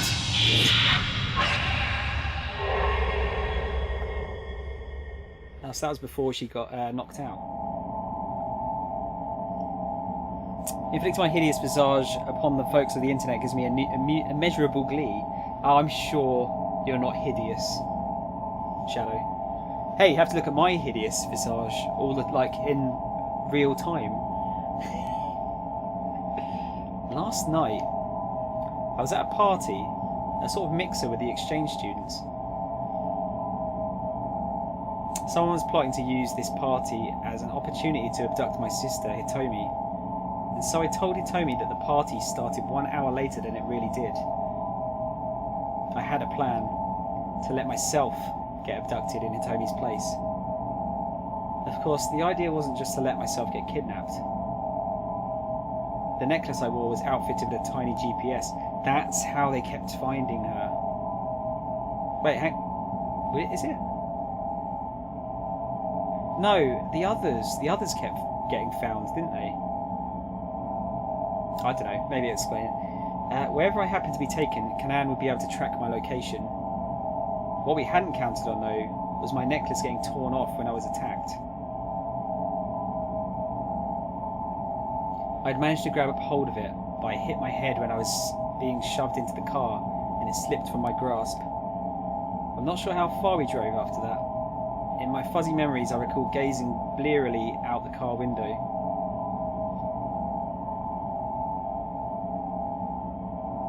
That was when I saw the blimp, right after we parked. Yes, it went fine. There was a man talking to someone on a cell phone. Alright, I'll shut her up inside the storeroom. I'll be waiting in the room upstairs.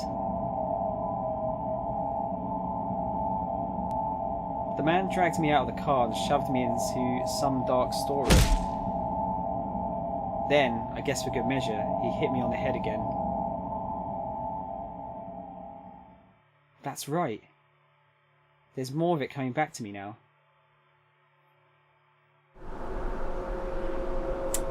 What is up with that weird, not really a soul patch face fur? I can't do that. That bit doesn't really grow.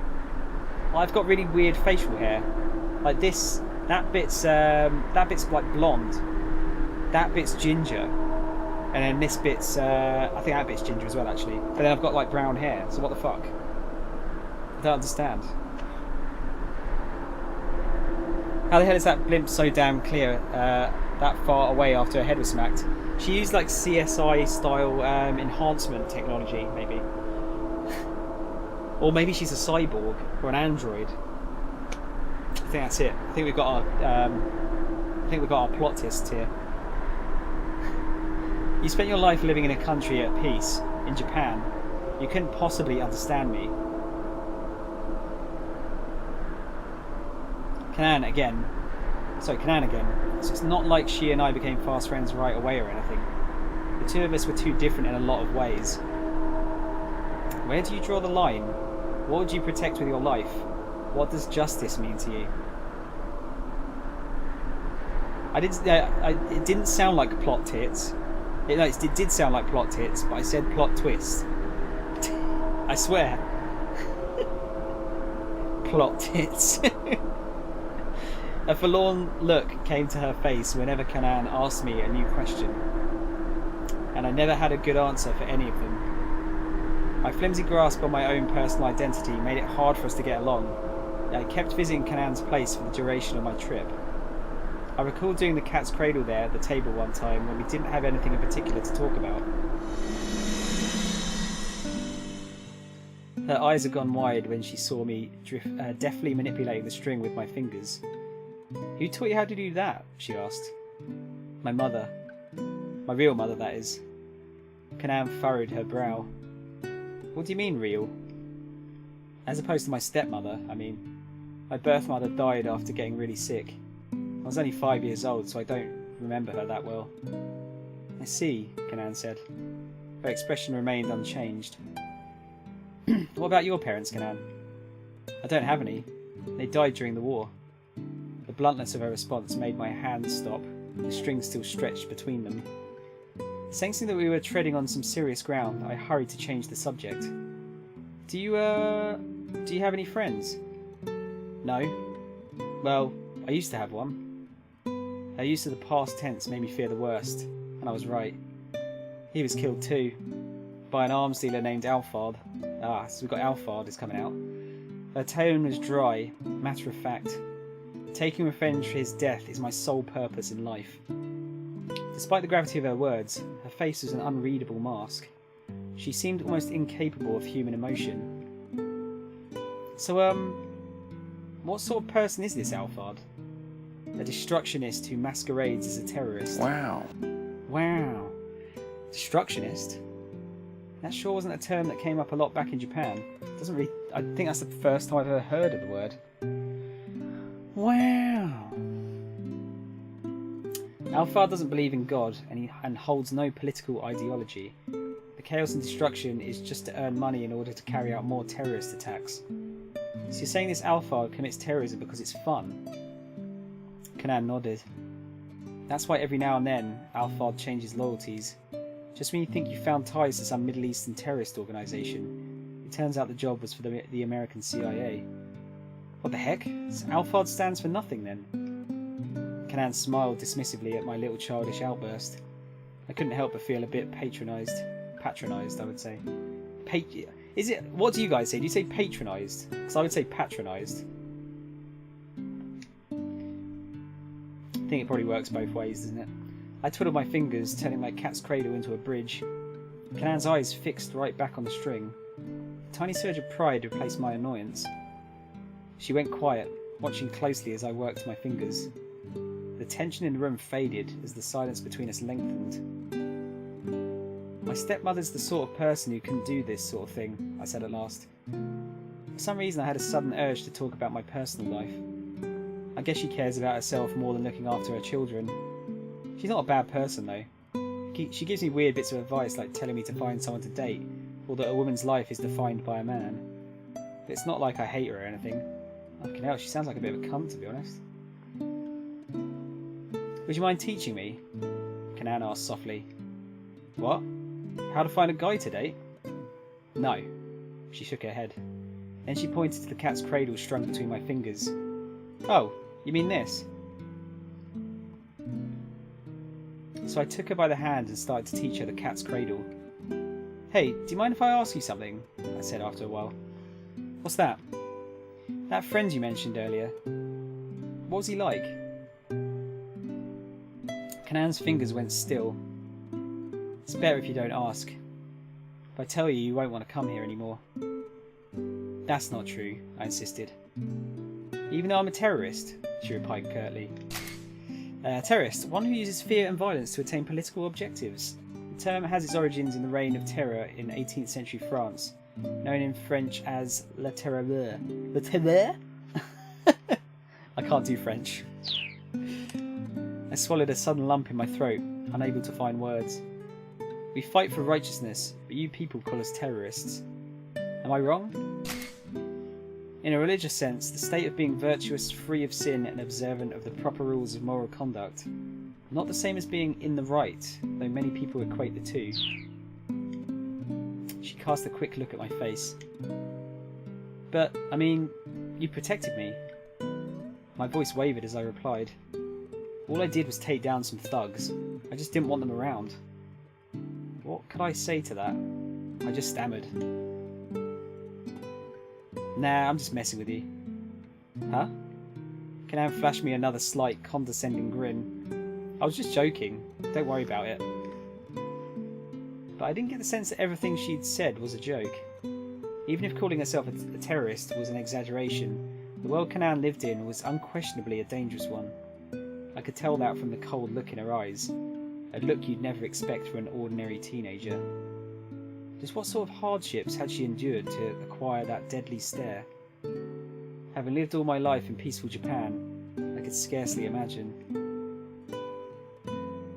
Kanan tried and failed several times to get the cat's cradle right, but she didn't give up. She worked fastidiously by herself, fingers continuing to shift awkwardly about. Okay, here we go. She hooked the string around her fingers and spread her palms. But the string shape just collapsed into a jumbled mess. Confound it!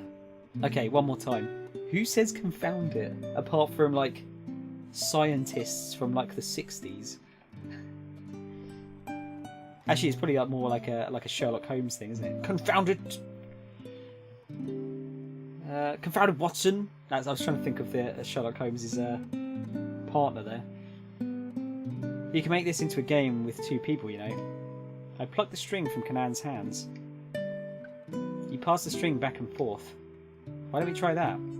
It's more fun than doing it by yourself. This is sounding a bit innuendo-y, isn't it?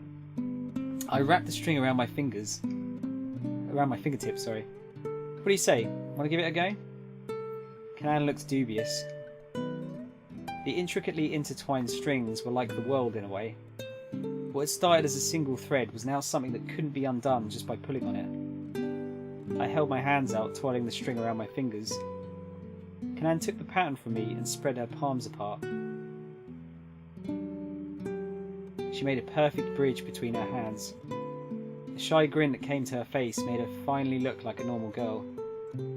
I followed suit with a childish little laugh of my own.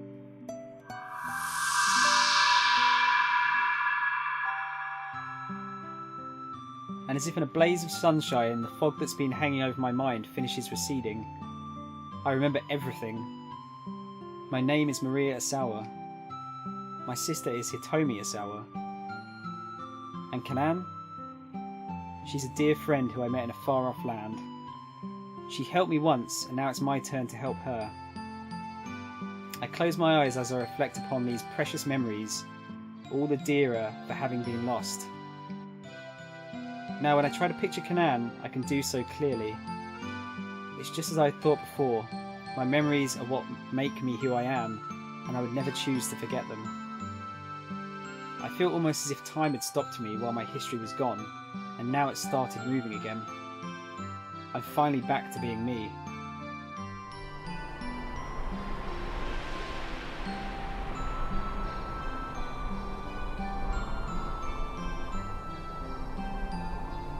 and I have to go. I have to go back there one more time.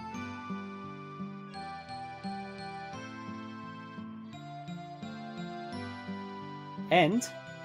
Wait, is that end for Maria? Of her story. Oh, interesting. Of her story and... And? Oh, okay. Wow, okay, so the last chapter's not going to have every character in it. Interesting. I suppose apart from, like, her... apart from her amnesia, I guess a lot of that could be just explained by her... by some of the other characters, because they're all kind of merged together, I would imagine, towards the end. Right, Minorikawa. Let's see if you can progress your story.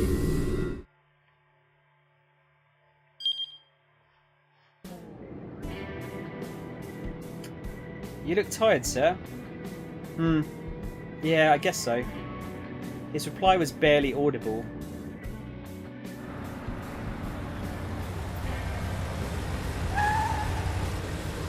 The taxi stops outside of Heaven Publishing. The trip had taken 10 minutes on the dot. Thanks. Minorikawa left a 1,000 yen bill on the seat and exited the cab. Sir, the driver called after him. Minorikawa turned back around. Kimizuka was leaning out the window to point at him. It isn't called work because it's fun, sir. The day will be over soon enough. Just hang in there a little bit longer. The driver finished with a knowing grin. Minorikawa cracked a ghost of a smile. Maybe his spirits had been lifted just a tiny little bit. Thank you, he replied. You're a true friend of the working man. He waved half-heartedly, then headed into the building.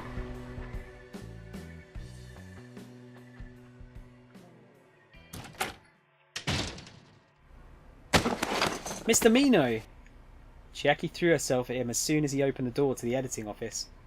News of the explosion was playing on the television. Minorikawa marched straight to his desk and opened up his laptop. While it booted up, he tried to get a handle on the current situation.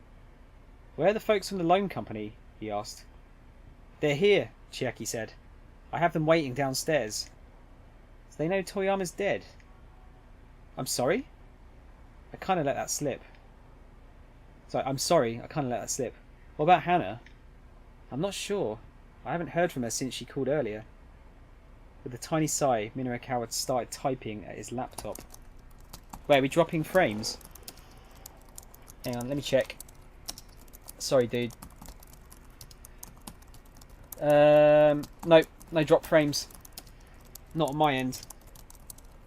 It says 0. What have you got it running at, Marcelo? Have you got it on? Have you got it at 720p? Might be worth dropping it to 480p maybe.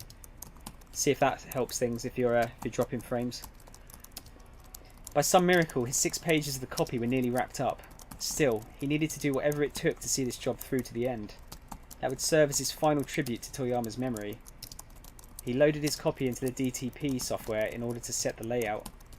Bit by bit, actual magazine articles began to take shape. Then, the editing department door swung open. Hey! Snarled the young man who barged in first. He kicked over a stack of books. How long are you going to keep us waiting, huh? Honestly, Segawa, must you be so rowdy? A middle-aged man stepped in alongside him. Are you Mr. Minorikawa then? He added as his eyes fixed on the journalist. He held out his business card. A pleasure to meet you. I'm Sao Azu from Takarada Financing, a black market lending firm that offers loans and interest rate above what the law allows, well known for taking whatever steps necessary to collect what's owed. Its business card slogan: got bad credit, but you need a loan? Call anytime, we'll put together a loan that suits your needs. Probably some Twitch issues then. When isn't there Twitch issues? Seriously. My deepest sympathies about Mr. Toyama. However, I'm afraid that we need you to give us back the money we loaned. Despite his polite tone, the threat in his voice was plain. Look, Next month's issue of 4-Star General Gossip is definitely coming out. Can you please wait for repayment until we have the funds from those sales? Minorikawa asked. That was exactly what Toyama's plan had been after all. Plan? Toyama's plan? Well, we certainly aren't monsters. If the magazine is going to be making you money, we wouldn't mind delaying another month. You really mean it? Chiaki chirped. To clarify, that would be the case if Toyama was still alive. Releasing the next issue is all well and good, but with Toyama gone, so too is the company. That will make full repayment of what we're owed impossible, I expect. Then, what do you want us to do? Minorikawa asked coldly. How about we just cut to the chase? Growled the younger man, Seguwa. Dig out your ears and listen up. Chiaki recalled in a panic, and Minorikawa held up an interposing hand. Knock it off, he said. You're scaring the young lady. A thin smile came to Ozu's face. All we want to know is where Mr. Toyama's daughter is. Yeah, that's right, Seguwa said. Tell us where the girl is. No way, Chiaki squeaked in protest. Hana's just a little kid. She doesn't have any responsibility to pay back the... Ozu didn't let her finish. We're aware of that. Nevertheless, we'd still like to know where she is. The law didn't matter right now. Guys like this had all sorts of ways of wringing money out of people. It was clear from the looks on their faces that Ozu and Seguwa had some wicked scheme up their sleeves. Dig out your ears. Yeah, it's a bit of an odd quote, isn't it? It'd be more like dig the wax out of your ears would probably make more sense, wouldn't it? These guys did a great job looking like slime balls. What do you think it is? Is it like just a combination of everything? Because they've got like the shitty kind of like thug gear they've got on. Shit-eating grin, bad sunglasses. You are quite the accomplished reporter after all. Take on his debts, huh? Minorikawa didn't know how much Toyama had borrowed. It only took one look at these guys to tell him it was no small sum. How about it? Ozu asked.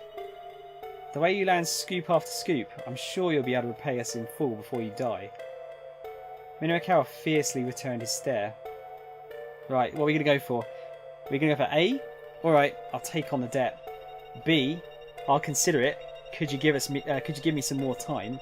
Or C, can't we just call it even?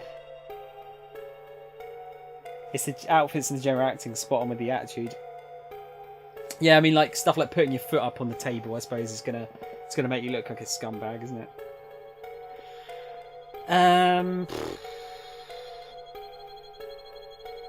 I'm thinking B here. I don't know about you. About you guys.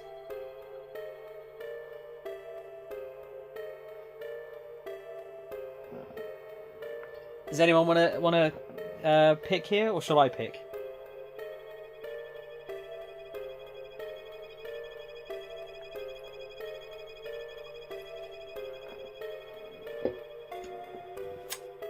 Problem is, I'm not sure what the delay is on the video here, so I'm not sure how long to wait. Marcelo, you want to go C? Okay, we'll go C. Can't we just call it even? The two men stiffened. What was that? The older of the two demanded. Are we going to double down? Do you want to go nothing, never mind, or can't we just call it even? This is on you, Marcelo. Do we double down on it, or do we change our mind?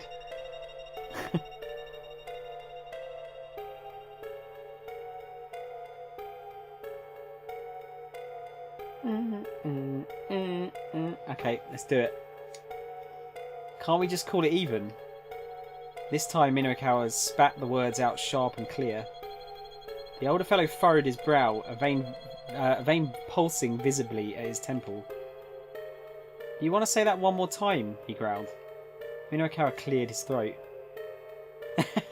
We're going to go again. Should we do it again? So I went back and watched your VOD where you were trying to get everyone to behave to raid me, and I'm crying. It was funny, wasn't it? I'll have to look over that myself. I haven't looked at it yet. Yeah, let's do it. Let's keep going. Call it even. The next thing Minorikawa knew, he'd been headbutted right between the eyes. An instant later, he was slammed bodily down onto the desk. You dumb bastard. He could vaguely hear the middle-aged man's voice ringing inside his head. That's when he lost consciousness. Oh well, we got another bad ending out of the way, I guess. Or have we? Mr. Mino! Someone was calling to him. Mr. Mino, wake up! Chiaki? He forced his eyelids back open. Ugh, what happened? Here, could you please read this? Chiaki held out a printed draft of her article. Wait, was it a dream? How long had he been knocked out? A minute? No, maybe an hour? Are you awake now, sir? The voice of the middle-aged thug intruded on his dazed mind. Looking around, Minorikawa saw the two men from Takarada Financing still there, casually seated on the sofa. God, that guy on the right, what a scumbag. Look, he's manspreading. He's manspreading. Yeah, one line, not a million. Even though I did a million lines anyway. Right. Looking around, Minorikawa saw the two men from Takarada Financing still there, casually seated on the sofa. He couldn't have been out for too long then. We'll just wait here until you're inclined to take on this debt. Minorikawa's nose stung painfully. Please, can you read this? Chiaki repeated. It's my copy from those street interviews. I know even if next month's issue gets released, it's not going to fix the debt problem. But still, I mean, I already wrote it and all. I've just realised her jumper has, like, a tie drawn on the front of it. Nodding silently, Minorikawa took hold of the copy. She was right. This wasn't going to help with the debt situation. But when a professional took on a job, they saw it through to the end. Minorikawa gave it a quick once-over. He saw immediately that the piece was lacking in structure. He then read the article a second time, checking the finer details. Several off-theme sentences jumped out at him. This is no good. Rewrite it. He thrust the printout back at Chiaki. Yes, sir. She bowed her head and retreated to another desk. The TV was still on. A news broadcaster's voice suddenly broke through the silence, as well as Minorikawa's concentration. We are live on the scene now, where an explosion in Shibuya has... Minorikawa gazed blankly at the screen. He found his mind drifting to a particular memory of Toyama.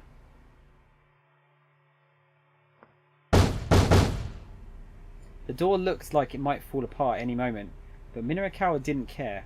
He pounded on it as hard as he could. The Toyama nameplate popped off and fell to the floor. It was hard to believe this dilapidated apartment was the home of a newspaper editor who had worked his way up from reporter. Hey, Toyama, get your ass out here. Or ass. At the sound of Minorikawa's angry shouting, other tenants on the floor poked their head out of their rooms to stare. He paid them no heed, continuing to call out. Eventually, Toyama opened the door, dressed in his sweats and undershirt. Quiet down, you moron, he snapped. Come on in. I hear you tendered your letter of resignation at the paper. Minorikawa sat cross-legged on the tatami-covered floor. Tell me why. Toyama quirked a lopsided grin. You want to know why I quit, huh? Alright, lean in close. Minorikawa peered at him dubiously. Huh? Why? I don't want anyone overhearing this. Resigned, Minorikawa leaned forward and turned his right ear towards Toyama. The man's warm breath against his cheek was pretty unsettling. I put a good sound clip in Discord. Check it out when you can. Is this one you want added? Eternal, potentially. I know you can't, like, request one, but... I'll have a look at it. I kind of... Marcelo, was it Marcelo? Is it you that wanted me to put that Learn American-ish one? At first he had trouble concentrating on Toyama's story, but when the older man got to the crux of the matter, he found himself listening with rapt attention. By the time Toyama finished, Minoakawa was unable to suppress his shock. You're starting your own publishing company? Not so loud, damn it. Toyama shushed him with a finger to his lips. He looked around warily as if there might be spies in his own apartment. Marcelo, was it you that wanted that sound clip of it was the girl, the really stupid girl in that video? Alright, unfortunately I'm going to head off now. Finally gotten around to cooking. I don't want to burn anything this time around. Yeah, right. After I promised my mum we'd meet up online tonight to play some ESO. That's super cool, Shallow, that you play ESO with your mum. My parents won't have anything to do with games. Thank you for stopping by. Thank you for being awesome. Ah, you're too kind. I hope to see you again. Enjoy your time playing ESO, and thank you for being awesome. Yeah, it'd be cool if I could play my games with my parents. That'd be amazing.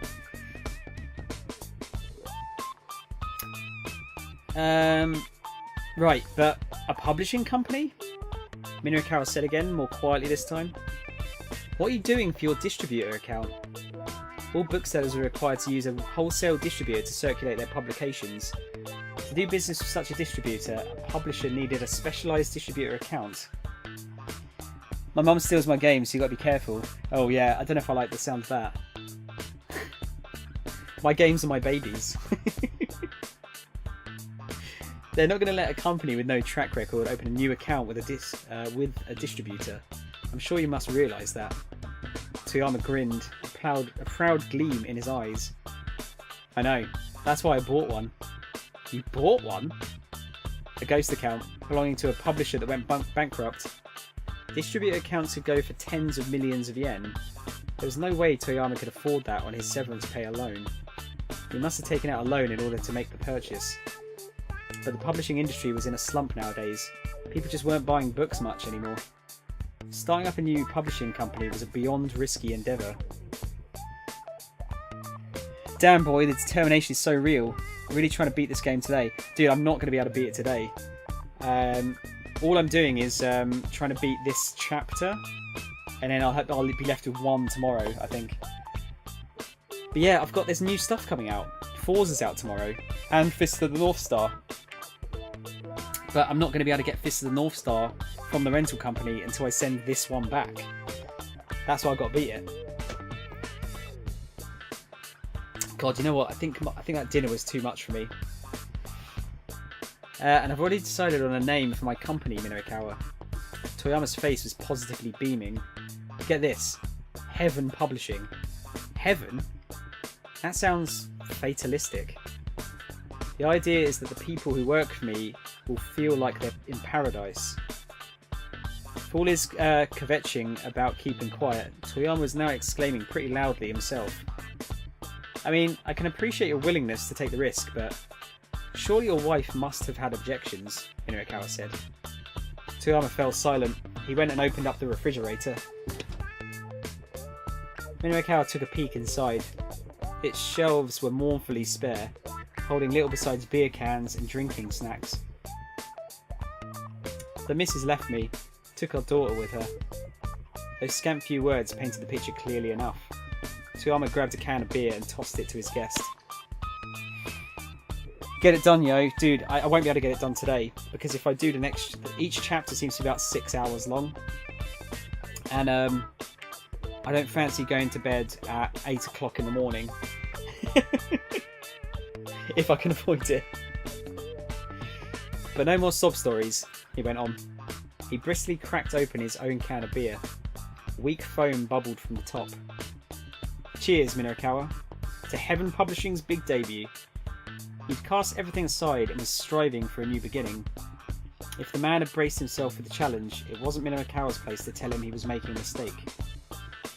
Even if it was an uphill battle, he had little chance of winning. Congrats, Mr. Toyama. Minoakawa pulled the tab on his beer can. Cheers. The two of them clacked their cans together. If you say beer can with a slightly Jamaican accent, you can make it sound like bacon. Beer can. Sorry, just a random thing that I learnt. Jesus fuck sound. Don't ever get these games again. Well, you know I'm playing Doki Doki, which is kind of like this. Although I think it's got voice acting in it at the very least. I'm going to switch out my laundry and possibly go play some Persona. Have a good night, guys. Well, see, we might be seeing you later, potentially. It depends how many people we've got to raid with. I kind of like cycling my raids around, but yeah, if no one's on, might be raiding you. But yeah, if I don't see you, have a good evening and enjoy Persona. I'm sure you'll love every minute of it. Oh no, Weeb Game. What's wrong with Weeb Games? Are fine. 1 year had passed since Toyama founded Heaven Publishing. Minoru poked his head into the editing office, a bag from the convenience store in hand. Hey boss, how's business? How does it look like it's doing? Toyama sat amidst a veritable mountain of returned stock, his expression bleak. Bookstores do not purchase the books they sell, but rather take them on consignment. This allows them to return the publisher any books that do not sell. They don't tend to do that anymore. That was the thing with magazines for us. We got game magazines in, and I think initially they wanted us to send them back, but over time they just like, you have to destroy them in store. But we just used to take them home. Well, we ripped the covers off. You were meant to rip the covers off, and then you could do whatever you wanted with them. But yeah, we just took them home and read them. Yeah, nothing wrong with Weeb Games. Everyone loves Weeb Games. The books were all bulky, non-fiction tomes, not exactly the sort to fly off the shelves. The man couldn't even muster a smile for their reunion. It's been like this for every non-fiction book we put out. Wow, starting right off with the bleak stuff, huh? Because things are bleak. The only things that's selling is the gossip rag of ours. Minoru pulled some beer cans from his bag, handing one to Toyama. Toyama lifted an issue of 4-star General Gossip from atop his desk. It was Heaven Publishing's one breadwinner, the only thing keeping the company afloat. But the gossip now seemed like it was buried in the red of the publisher's non-fiction releases. I really don't have higher aspirations than this, Toyama sighed, gazing in disappointment at the piles of unsold books. But here we were. Here, oh, for fuck's sake, it's because they keep spelling stuff wrong. But here we are, with our gossip magazine as our only viable publication. The beleaguered bookseller chugged his beer. Daddy, I'm hungry. Minoru was startled to hear a young child's voice. Oh, bless her. He turned around to see a little girl nestled between the stacks of returned stock. That's my daughter, Hannah, Toyama said. It's complicated, but she's living with me now. I see. Minoru couldn't press for more details with Hannah right there. In all likelihood, things with Toyama's ex-wife hadn't been going well. Go on, introduce yourself, Toyama said. This is one of Daddy's work friends. Hannah turned to Minoru with a bright little grin. Hello, my name's Hannah. I'm 6. You want some of this? Minoru held out a packet of dried squid he'd bought to go with the beers. Sure. Hannah greedily stuffed her cheeks with the squid. Toyama flashed a sheepish grin. Do you like living with your daddy, Hannah? Minoru asked, giving the girl's hair a gentle ruffle. I do. My daddy's amazing. He runs a company. Toyama let out a tiny involuntary sob at his daughter's ready praise. God, what happened with them then? Because she seems like really unhappy now, doesn't she? I'll keep at it, Toyama said, looking into his daughter's smiling face. Hannah is more important to me than any high aspirations I might have had. I'll keep shoveling out copies of the gossip, and at least make sure she's always got something good to eat. Daddy, this is really tasty. Hannah held up the pouch of dried squid. Tears welled in Toyama's eyes. Next time, I'll make sure she had some sashimi instead of something like this. Hey, what do you mean, something like this? Minoru grumbled. I'm the one who bought it. Toyama and his daughter laughed together. It was a heartwarming sight. Minoru thought, father and his daughter getting along so well. Toyama might have been a hard-hitting journalist, but when he came home at the end of the day, he was just daddy. It was only natural for the man, as a father, to put his child above anything else. After gorging herself on snacks, Hannah fell asleep on the sofa, looking well and truly satisfied. You know, Minorikawa, Hannah's happiness means more to me than my lofty artistic ideals ever could. Toyama kept his voice low as he regarded his daughter's sleeping face. And from that day forward, Heaven Publishing had shifted its focus to scandal rags, with 4-star general gossip as its pillar. Had that been for good or for ill? Whatever the case, Toyama had abandoned his pride. Minorikawa had watched him become more and more of a miserable wretch. Minorikawa snapped back into the present as a sheaf of pages appeared in front of his face. Here you go, Chiaki said, radiating anxiety. Right. Minorikawa gave her copy a close read over, then thrust it back out to her. What did you even fix? He asked. Could you please tell me what parts are wrong? She mumbled, hanging her head. What are you talking about? It's just, well, we don't have a lot of time here, so I figure if I just fix the parts that need fixing. Chiaki trailed off into an indistinct mutter. Is that always how you go about fixing your copy? Yes. Then you're never gonna get any better. If someone tells you it's no good, you rewrite the whole thing from scratch. Just making fiddly tweaks here and there is what an amateur does. Chiaki dipped her head even deeper, cringing at the reprimand. Minorikawa let out a tiny sigh. Look, what I just told you, that's what Toyama told me when I was first starting out. There were times he'd have me do dozens of rewrites. At first I thought he was just pushing me around, but after rewriting things over and over I realised something. There are a whole lot of ways you can write about the same thing, and that's what helped me hone my skills as a writer. Wow, you know it's getting towards the end of the stream when I really start to trip over my own words. Chiaki raised her head back up. Oh wow, really? If you can get that, then stick with it. Ride your submission deadline as close as you have to in order to write the best piece you can. Okay, I can do it. I will do it. Finally, Chiaki's face brightened with a smile. That's the spirit. The woman might have talent, but she hadn't realised it yet. She needed to be able to stick to an assignment even when things got tough. If she didn't have that kind of resolve, she'd never make it as a freelancer.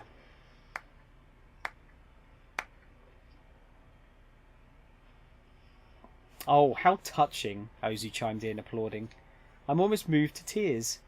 They'll make a movie of this for sure. See? We had only been acquainted with that sad sap Toyama. We never knew there was such an upstanding fellow here who was so good at tough love. Minorikawa shot to his feet and pounded his fist on the desk. That's about enough from the peanut gallery. Hold your tongue, Segawa snarled. His eyes shone with a vicious gleam. We're getting sick of waiting here. Segawa, you really are a short-tempered guy, aren't you? Ozu clucked disapprovingly at his underling, then slid a sheet of paper onto Minorikawa's desk. Nevertheless, I'm afraid we do require a decision now. If you'll just stamp here, we'll be on our way. Chiaki stared down at the document. Is this a bond of recognizance, is that? Yeah, that's right. That's what you write when transferring a debt. Segawa puffed himself up proudly. Minorikawa silently looked over the contract. If you don't have a stamp, we'll gladly accept a signature as well, Ozu pointed out. Face it, pal, Segawa added. If you don't hurry up and sign, we're never going to stop going after Toyama's daughter. Minorikawa snatched up a pen. Mr. Mino, you can't do this. Think about what you're doing, Chiaki shouted. If you go through with this, you'll just wind up like Mr. Toyama. I won't. Yes, you will. Just who the hell do you think I am? I'm Minoru Minorikawa, damn it. I'm going to land so many scoops it'll make your head spin. I'm going to pay back this debt and rebuild Heaven Publishing. But why would you take such a risk? Chiaki sobbed. Minorikawa lowered his voice. Because I owe him so much. I can't stand by and let these scumbags kill his daughter.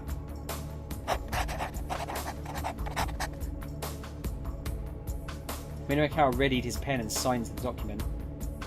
Alright, Seigawa cheered. Now we're talking.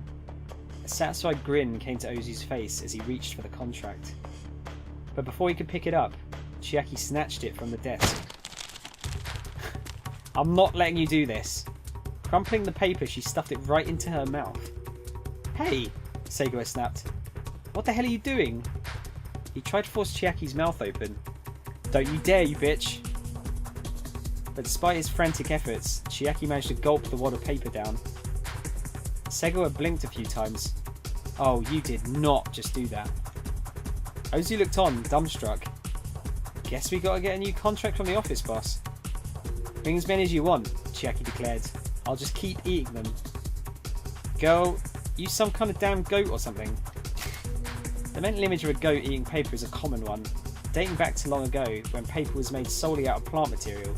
If a goat were to eat modern paper, the wad of chemically treated pulp would go undigested and possibly cause an intestinal blockage. So please, do not feed paper to goats. Seigawa shoved Chiaki up against the desk. Ow! Cut it out! That hurts! As she struggled to resist, Chiaki lurched toward the desk, planting one of her hands atop the TV remote control. One of her fingers happened to land on the volume up button. The sound from the television set soon hit max volume. We have just learned that the explosion earlier claimed the life of one man. While police have stated that there is a likelihood of foul play at work, they are also pursuing leads that this was a potential suicide. They hadn't released a name, but they must have been talking about Toyama. Feeling the impact of his mentor's death all over again, Minorikawa slumped back in his chair, his body languid and lifeless. Still, there was one thing he could do for the friend he lost. Draw up a new contract. I'll sign it. Mr. Mino! Don't argue with me. I've made up my mind. Chiaki fell silent. No reneging on our deal now, Ozu said with a nasty sneer. I do hope you don't get any funny ideas about running out on us. But Minorikawa didn't need the warning. He had no such plans. Seigawa slapped a new contract onto the desk. Here, sign it. Minorikawa signed for a second time. Seigawa stepped in to make doubly certain that Chiaki couldn't eat it. That's a perfectly normal sentence. I do hope you're able to earn enough to pay us back in short order, Mr. Minorikawa. With a satisfied grin, Ozu smacked him on the shoulder.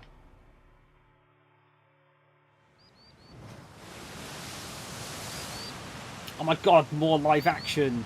What? What? Wait. What? What? Minorikawa stood on deck as his ship set out across the rolling waves. In order to pay back the loan as soon as he could, he had to quit his financially unreliable career as a freelancer.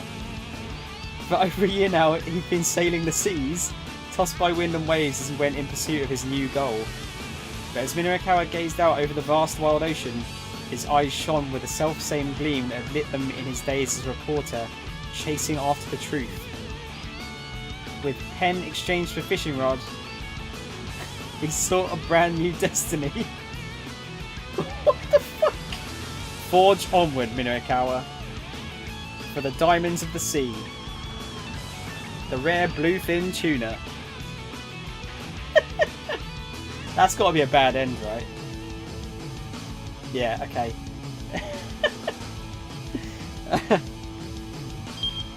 Minorikawa took on Toyama's old debt and was forced to set out a new life at sea. But was that really Toyama who was killed in that explosion? Minorikawa's future might turn out differently if he hears who actually was inside that minivan. Which choice is that going to be, though? That's an amazing bad ending. Is it going to be that one? Let's try it, see what happens.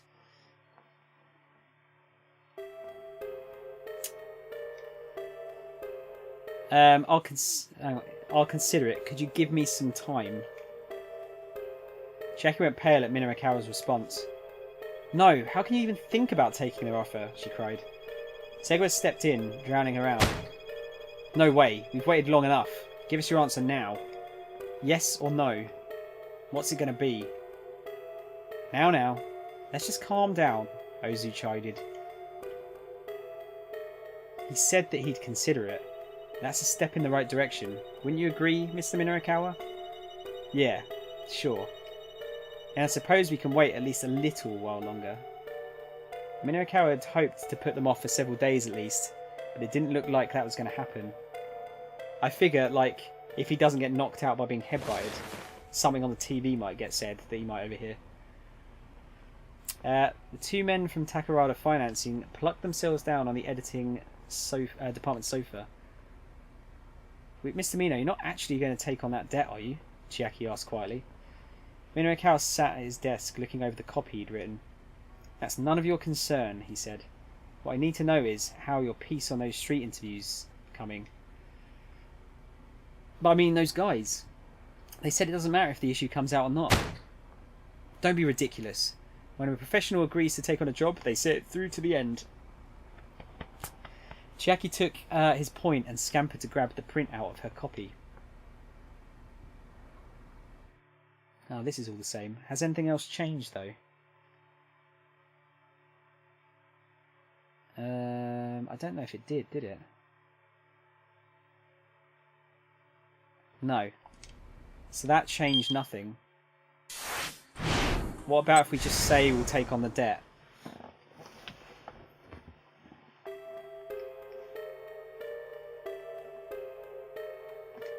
Alright, I'll take on the debt. Minorikawa's tone was resolute. But not just yet. Let me finish up this job here first. Very well. I suppose we can wait at least a little while longer.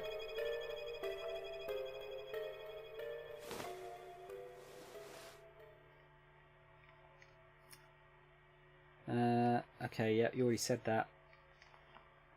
Here we go. If I don't, these guys are just going to keep threatening poor little Hannah. But still, that's none of your concern, he said. What I need to know is blah, blah, blah. Yeah, is that going to be the same again?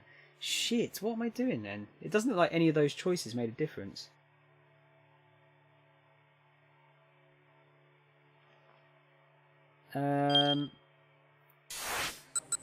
Is there another choice he can make to see it maybe? I don't know.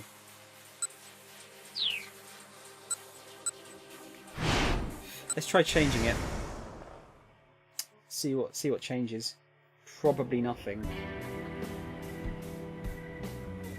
You've forgotten your passion. You need to get that back. Yeah, that was his only option really. He needed to turn back the clock, to reclaim the fire that used to burn inside him. And he knew just how to do that. Right, this is going to be the same, isn't it? Okay, so that doesn't appear to change anything. What about this?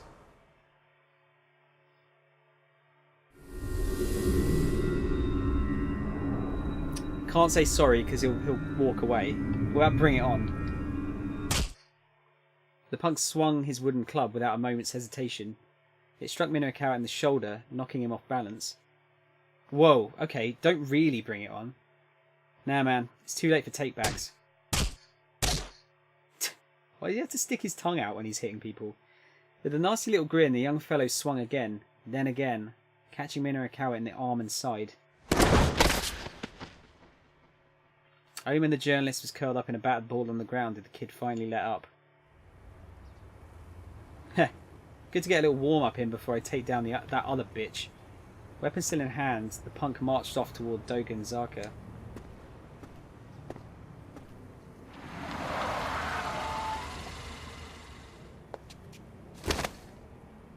Hey, are you okay? Minorikawa stirred to find Kimazuka at his side. Once again, the man had impeccable timing. Do you need a ride somewhere, maybe, sir? The driver asked, keeping his tone polite. Yeah, I do. To the hospital.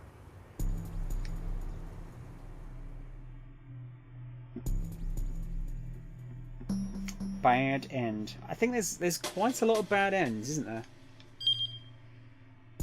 Maybe our report friends shouldn't be quite so confrontational with this fella. Yeah, I think you're right. But what do we do?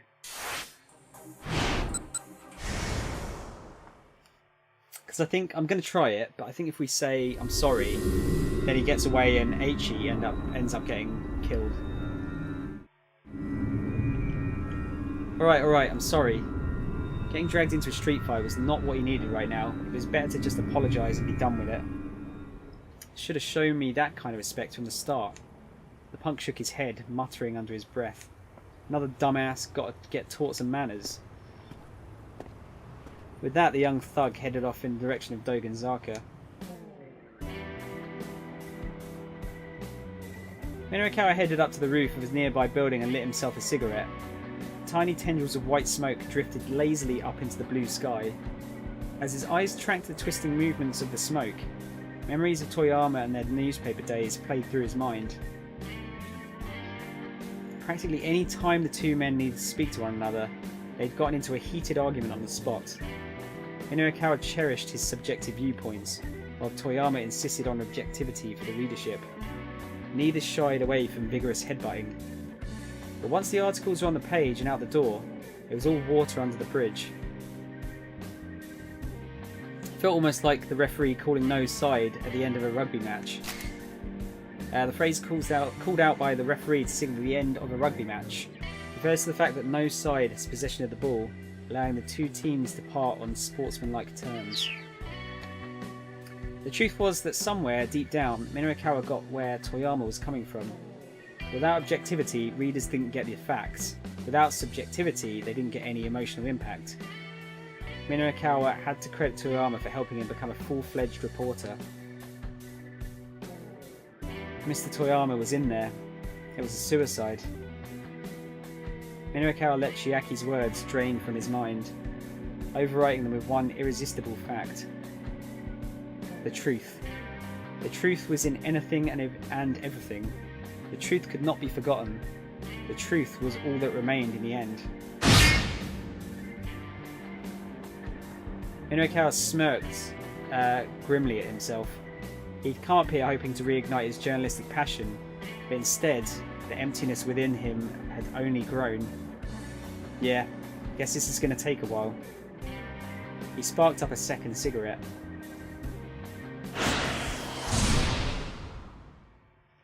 I don't think that's the way to go. Or is it? I don't know. Because that's going to have changed one of the other ones now. The sour's fine. Yeah, look, Maria gets a bad end if you do that. Taken by the man with the cane. And Aichi gets a bad end. Okay, let's change that one back. See if that sorts it out.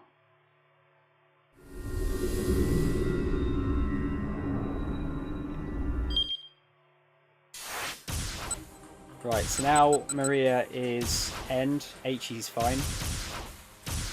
But Minorikawa's still a bad end. Shit, what decision is gonna make a change here?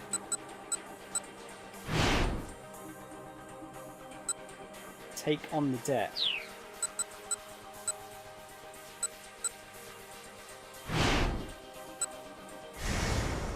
Do we need to... I don't know what to do here. Now, what happens if I do that? We still get the same ending. Maybe I have to refuse and then change my mind?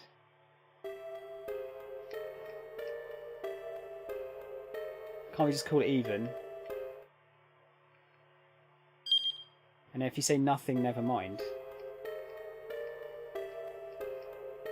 Now then, how about we stick around until you feel so inclined?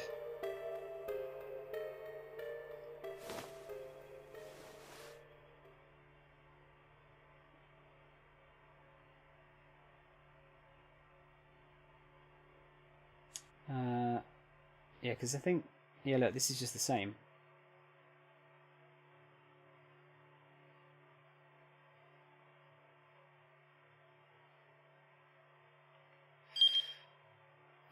Okay. We could try doing it again.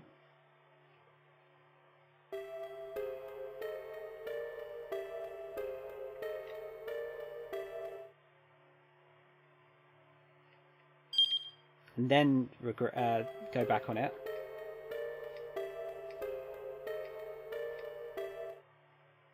No, it doesn't change it. The fact that it asks you 2 times leads me to believe that that is the right way to go. That we have to get head-butted. But it looks like I'm going to have to change something in someone else's story.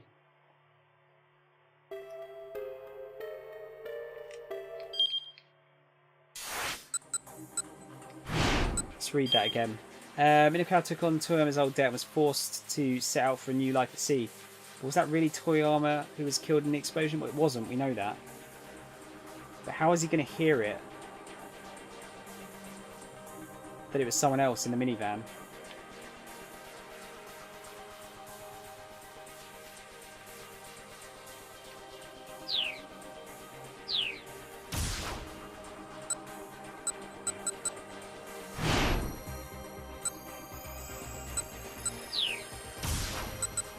Oh man, this is difficult. It's not a jump, is it? Is it a jump? No, it's a Maria jump, I think. Oh shit! Oh, I don't want to use a guide. I really don't. I've not used a guide at all yet for this. I don't want to start now.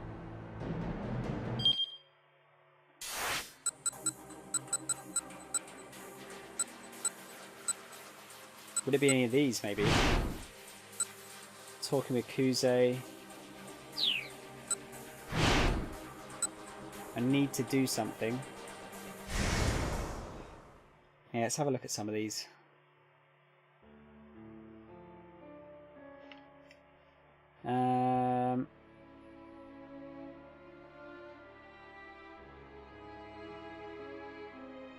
Let's try that.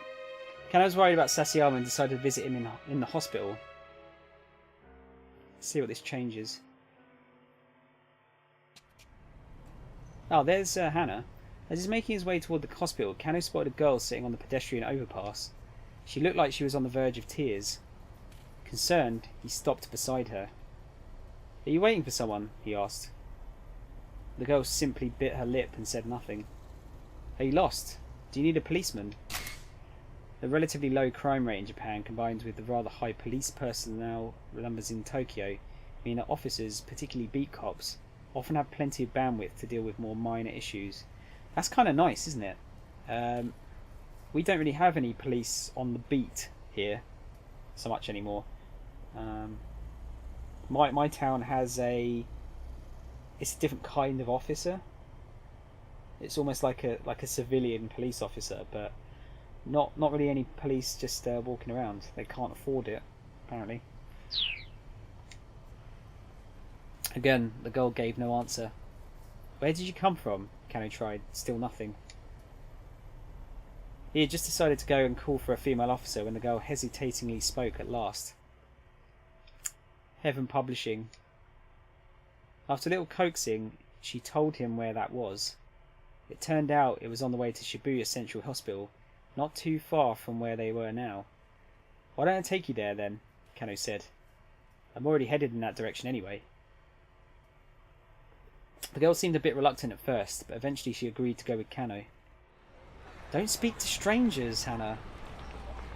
Kano parted ways with the girl outside the building where Heaven Publishing was located. He noticed that she hesitated to enter at first, but eventually vanished inside.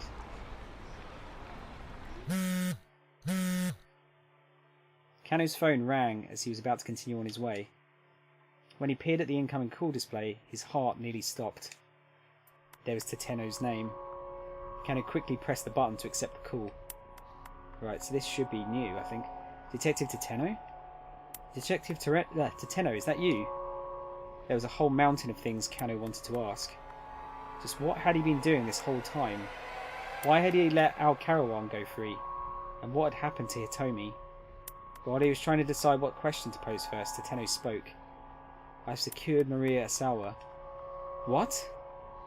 The word came out as a startled gasp. Can I not skip this? I've already done this. Detective Tateno, you have to bring her here ASAP. She's... Tateno cut him off. You need to bring Hitomi Asawa to my location at once. Hitomi? Asawa? Yes. I heard over the wireless that the man from the US Embassy had her in custody. Kano hadn't been listening to the most recent wireless traffic. Apparently Stanley had managed to find Hitomi. But what was Tateno getting at here? Wait, hold on. What for? I mean, why do you need me to bring Hitomi Asawa to you? There was no reply. Detective Tateno, answer me. Please. Tateno replied as if he hadn't heard Kano's questions. There's an office building in Nanpidai called South Hill. I'll be waiting for you on the rooftop. If you don't bring her, I'll kill Maria. With that grisly warning, he hung up. Kano's hands went limp. His phone slipped from his grasp and fell to the floor. Can you let me skip now, please? That'd be lovely. Thank you. Has that changed the end? No. Has it changed this one? Yes. Because Hannah should be there now. That's gonna change things up. That was a good guess, wasn't it?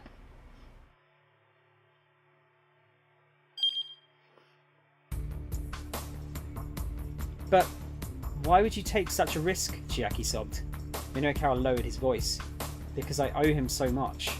I can't stand by and let these scumbags kill his daughter. Aha! Before Minokawa could sign, Segawa startled him with a sudden exclamation. Looking up, Minokawa saw what the loan sharks had seen. Little Hannah standing by the door. Get her! On it, boss! Ozu and Segawa rushed at the girl. Run! Minokawa shouted. Hannah bolted right back out the door, but Ozu managed to snatch her up just as she reached the stairs. Let's be on our way, shall we? A vile grin came to Ozu's cruel face as he headed down the stairwell. Stop! Let her go! Minokawa rushed after them, trying to grab the girl, but Segawa drove a punch right into his face. Oh, is he dead? Shit, okay, that was the wrong one then. Ooh, oog! The pain staggered him. Nevertheless, he managed to press on. Get your hands off that girl. Shut your damn mouth. Something hard slammed into his chest. His vision went dark. He felt himself slipping from consciousness. Just before he blacked out, he heard Hannah's voice. I'm sorry, Uncle Minokawa. Sorry? No, I'm the one who should apologise. But before his thoughts got any further, Minokawa passed out. Why is it that all of the rest of this has gone so smoothly, and yet this one thing I cannot get right? Hannah showed up at the office only to get caught by the moneylenders, and Segawa drop-kicked Minokawa into unconsciousness when he tried to save her. It turns out Hannah had been at the police station just before this, trying to decide if she should tell the police her father had been killed in the explosion. Then someone brought her to Heaven Publishing, which was clearly a mistake. Bloody hell. Just as I thought we were doing well.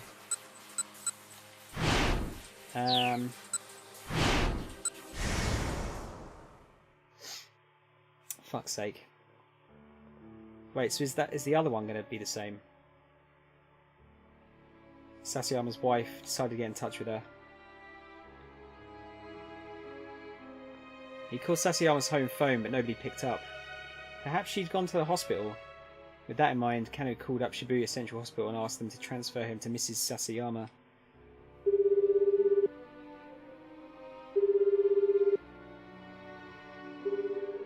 After a little while, a woman's voice came through the receiver. Yes, this is Mrs. Sasayama.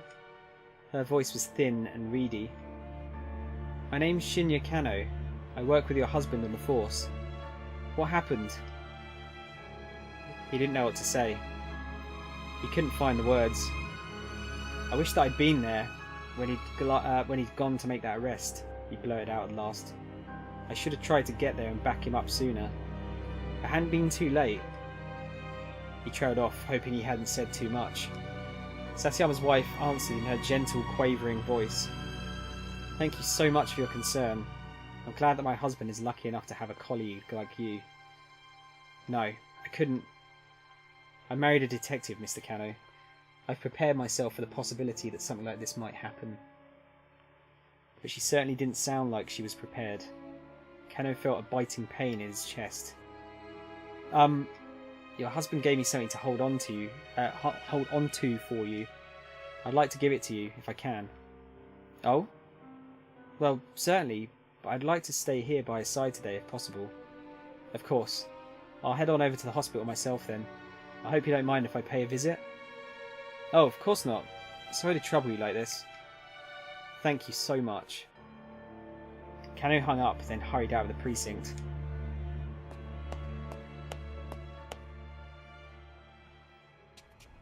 Is that going to change things? As it's making blah, blah, blah, blah, blah, blah. No, it's going to be the same, isn't it?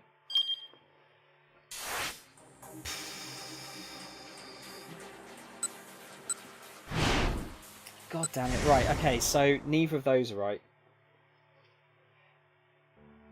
Got to make sure that Hannah doesn't go there. So, A is the right answer. What other things have I not changed here? Thanks to Kajiwara. Wouldn't be any of these with it.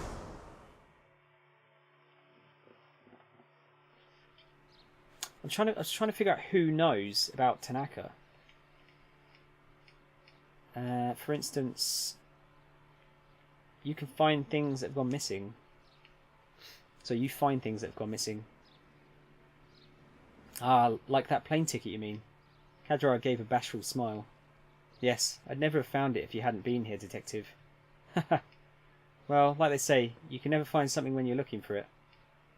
Then a hint of sadness came to Kajiwara's eyes, and his voice grew quieter. My daughter. She had this little toy ring that she loved, and she lost it in our house somewhere. I didn't realise you had a daughter, Detective. She just started grade school this year. Oh, really? She must be adorable. Well, I don't get to see her as much as I'd like. A lonely sort of smile crossed Kajiwara's face. Why's that? Doing this job caused me to neglect my family. Finally, about 2 years ago, my wife hit me with the divorce paperwork. I wanted to be able to keep our daughter with me, but... well, the law tends to favour the mother when it comes to custody issues. The detective pulled 2 bars of chocolate from his pocket. See, this seems like the same again, but it's not letting me skip it. Asara accepted one, but said nothing. The toy ring she lost. I bought it for her as a birthday present. She loved it so much she cried and cried when it was gone. I looked all over for it. The detective bit into his own chocolate bar with a soft snap. So then later this toy ring, I found it after my wife took our daughter away. And do you know where it was? Asara shook his head slightly. Under my daughter's mattress. It fell out when the bed was taken out of her room. Isn't that funny? But it was somewhere I never would have found it if she'd stayed. Another sad smile came to Kajiwara's face before he went on. I guess there wasn't much point though. Finding it after she was already gone. Oh, this is actually really sad. The man had lost his daughter. Asara couldn't help but sympathise. Here was someone he could really talk to. He was sure of that much now. Detective... ah, yeah, see, this is the same now. That didn't change anything. What about Pretty Honey's response? Probably not.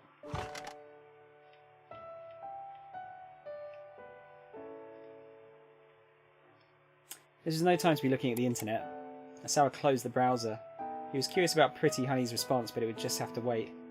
Just as the browser window was closing, however, a couple of lines jumped out at him.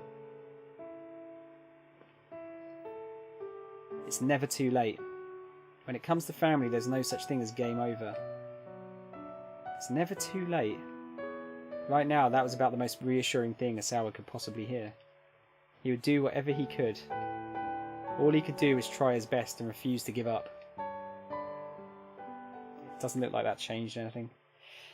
Oh my god, why? Like, all the other ones have been pretty smooth sailing. It's just this one that's been a problem. As he pondered this, Asawa opened his email, pulling up the images of the human testing on the monitor.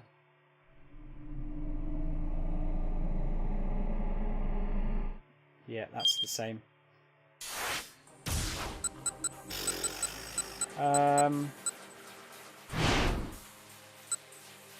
Photo of old friends. I don't think anything Maria would do would change anything.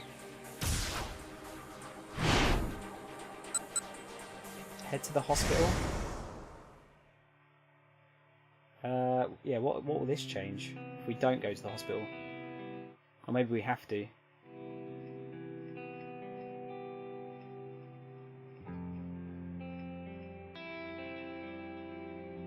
And I'll remember it when this is all done. Eichi! I'm sorry, I've made up my mind. We can go see Suzune after we've rescued your sister.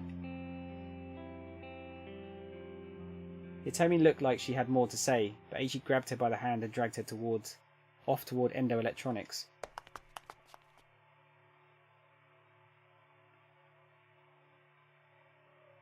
Nah, that's bad. As they turned a corner, Eichi caught sight of a group of foreign men heading in their direction on the other side of the street. The men saw them too, and immediately broke into a run towards them.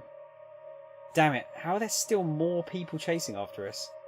Eichi spun around and started to sprint in the other direction. Maybe these new guys were associates of the foreign thug who'd fought the man with the cane. Eichi mulled that over as they ran, getting farther and farther from Dogenzaka. The crooks were clearly pretty familiar with the layout of Shibuya. They weren't easy to lose. Sorry, Eternal. I'm so sorry. Eichi and Hitomi finally lost sight of them somewhere around Nanpeidai, finally stopping once they got to Saguragaoka. Are you alright? Eichi panted. Yes, I think so. Well, guess who wound up coming here anyway? Hitomi raised an eyebrow in confusion. Suzune's hospital. It's just over there. In that case, can you please just go and see her? She fixed him with a look of earnest pleading, and despite his misgivings, Eichi nodded. Right, so that literally changed like fucking nothing.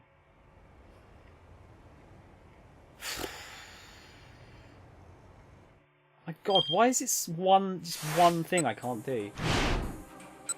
True identity?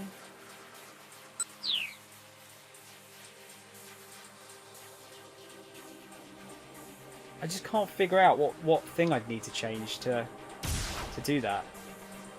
Oh wait, hang on, Maria's has changed now.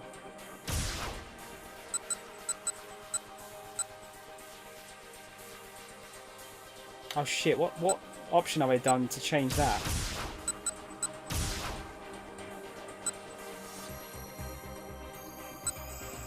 Wait, is it Kano's?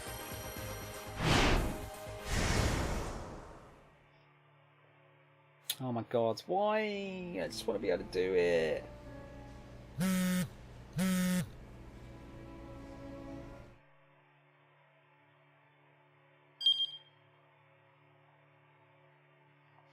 Here we're getting back to the same stuff again.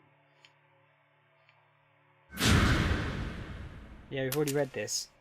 Yes, we read it. Yeah, we've read that and that. Oh my god, this is so frustrating. Oh, hang on, this is different. He needed to get to Teteno and find out what was going on. He started running alone towards Nanpeidai, taking the quickest route through the back the back streets and alleys. He'd almost made it to South Hill when he spotted three foreigners in a narrow alley ahead. They were scanning the area as if searching for someone, and when they noticed Kano, He started running right for him. They were all dressed in the same kind of black clothes Al Karawan worn. Kano recognised them at once, syndicate members who had taken part in the ransom relay. In a matter of moments they had him cornered. "Out of my way," he said. "I'm in a hurry." But either they didn't understand him or simply didn't care to respond. Instead they moved into attack, pummeling him with fists and kicks.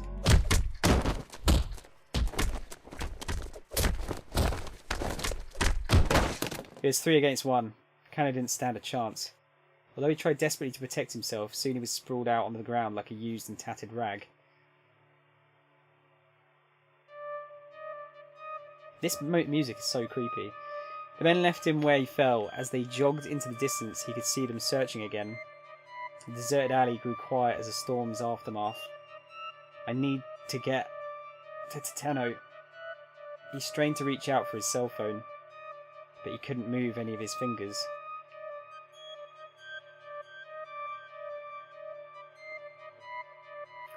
Fuck's sake. Won't be seeing Tenno then. En route to Nan Peidai, Kano crossed paths with Al Karawan's cronies and got badly beaten. Ironically, these crooks hadn't been looking for him. Someone else had led them to Nan Peidai, and Kano wound up paying the price as a result. So that was because we didn't go to the hospital straight away. At least I know which one it is.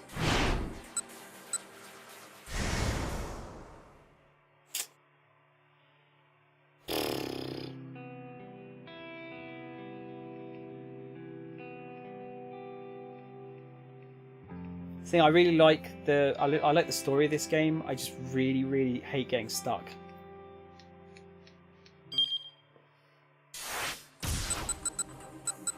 Right, that sorts that out. How the fuck do I change Minokawa's outcome?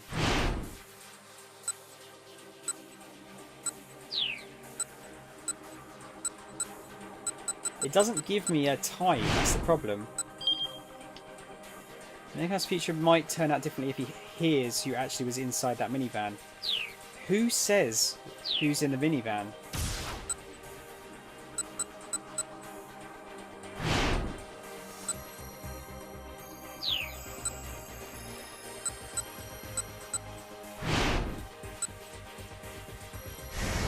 Surely it's not this. It can't be. I'm just going to have to try everything until something works. Hang on.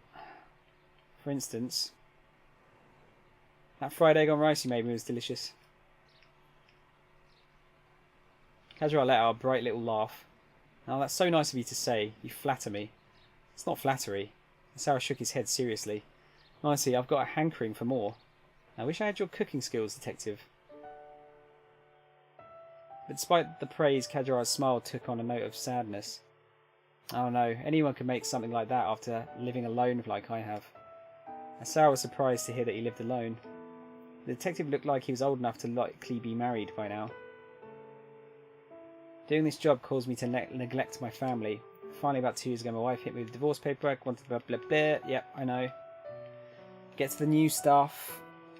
I can't skip this, this is the thing." So his living alone was a newer thing after being separated from his wife and daughter.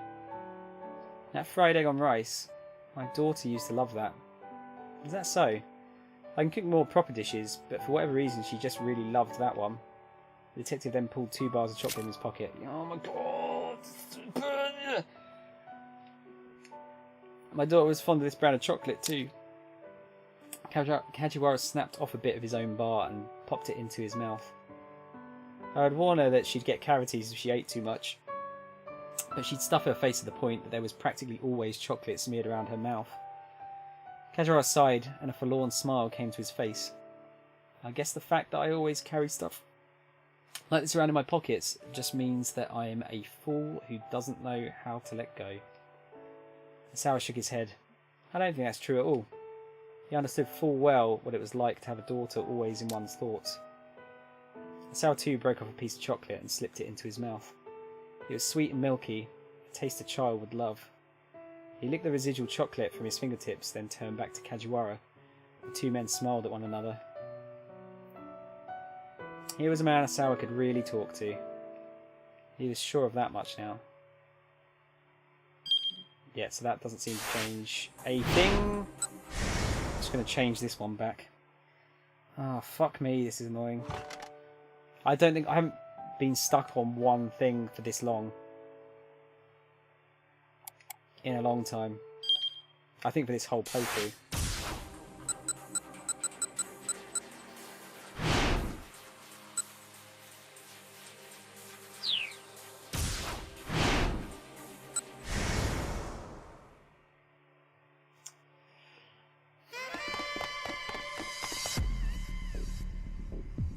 He wasn't about to let them go, he raced after them. See, that will then end up him getting killed, I think. Hey, get back here. The gangman sprinted away at full speed. They scattered in different directions to throw him off, but Aichi wasn't going to let them get away that easily. He kept after the ringleaders as they headed towards Nanpeidai area, darting down a narrow side street. He could see an intersection up ahead. Aichi sped after them, making sure not to take his eyes off them for a second. Bang. Uh-oh. With his attention fixed on the fleeing troublemakers, Aichi never saw the car speeding directly at him. By the time he registered the impact against his side, he was sailing through the air. He crashed to the pavement, skewed to a stop, and laid there struggling to breathe. As he watched two men get out of the taxi that had hit him, Aichi thought to himself, I'm going to die here. He'd been too careless. It was too late to walk that back. He could hear the sound of his own heart beating all too slowly. And then he heard it stop.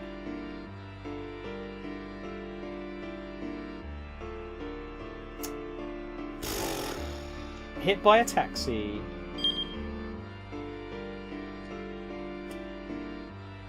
Yep, so we can't change that one. The only thing I can think is it's Kajiwara himself that has to like he has to find out before he gets to the publishing place.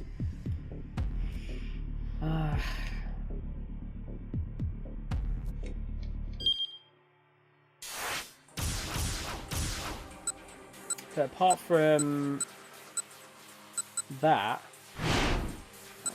Minoru Kao depressed, stumbling man.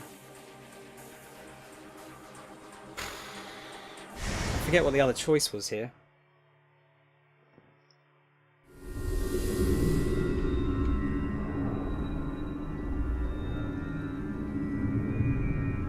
It's not Bring It On, was it?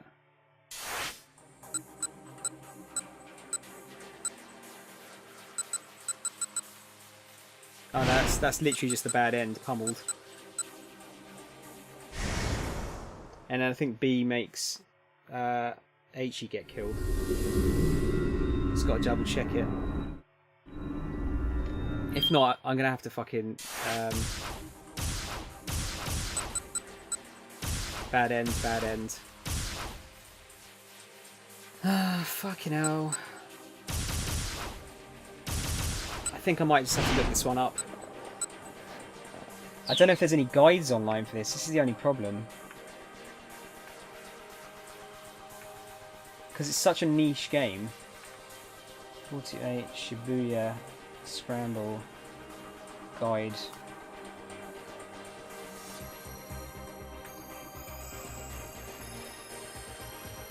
They got reviews, guide and walkthrough.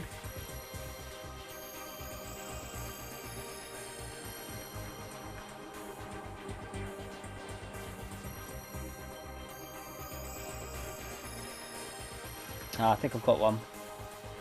Oh, hang on, is it not finished? Oh, great. The guy's done one bit. He hasn't finished it yet, though.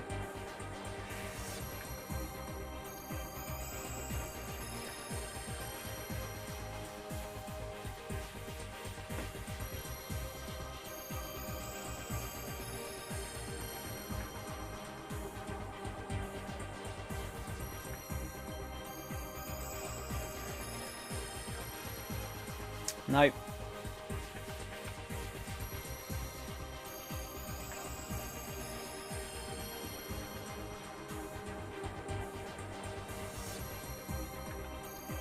This is actually infuriating right now. Out of memory. Sorry, chat's just disappeared, by the way, because apparently my laptop has run out of memory because I opened a web page.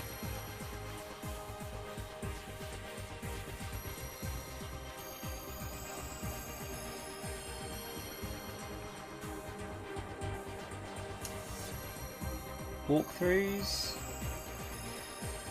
Secrets FAQ.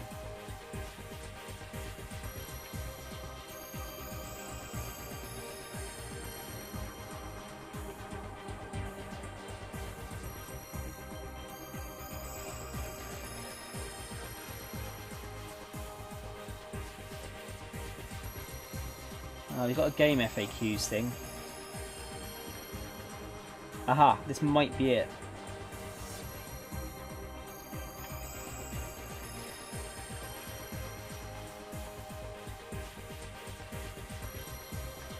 Just got to make sure I don't go too far down. But is this the right thing?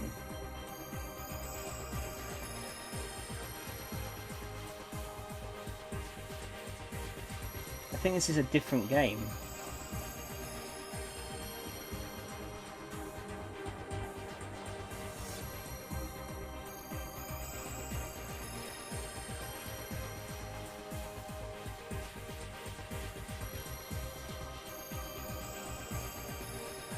Yeah, that's a totally different game. Looks like it might be a sequel to this.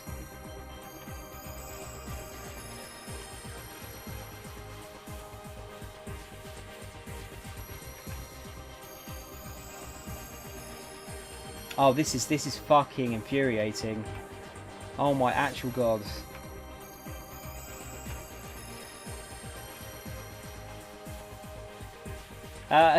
This is the best stream I've ever done. Maybe there's a trophy guide for it. Ah, there is. I wonder if that's got a guide for it.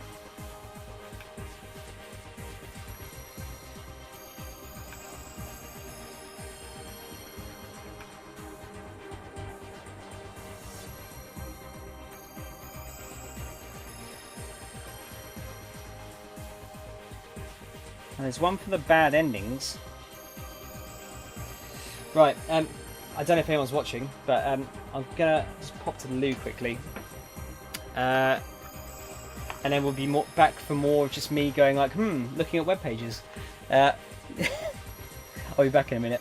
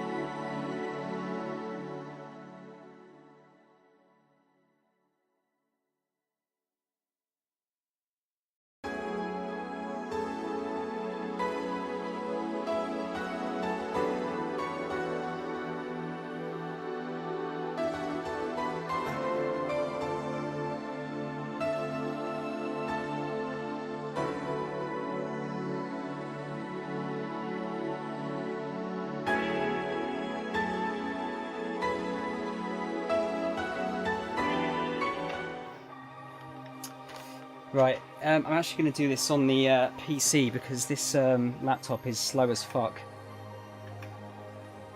And yeah, I'm very, very, very desperate to get this done now. What? Let me just have a quick check. What time thing are we at now? Where has the game gone? Oh, it's that. Sorry. Hang on.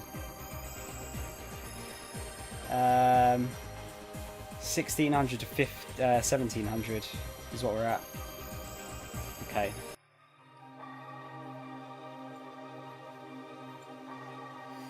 Shibuya Scramble. 1600.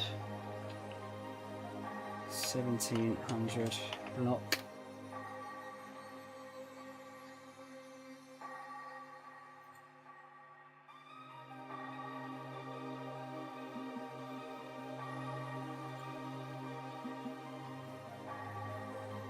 Matt, this is such a problem, and no one has a guide for it because it's such a niche game.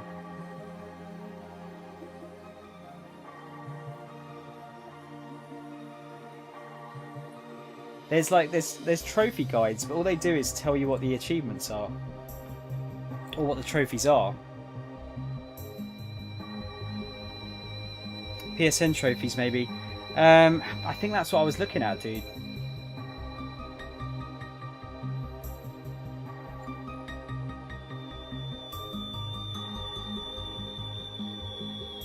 Yeah, I think so. Apparently there's like secret endings.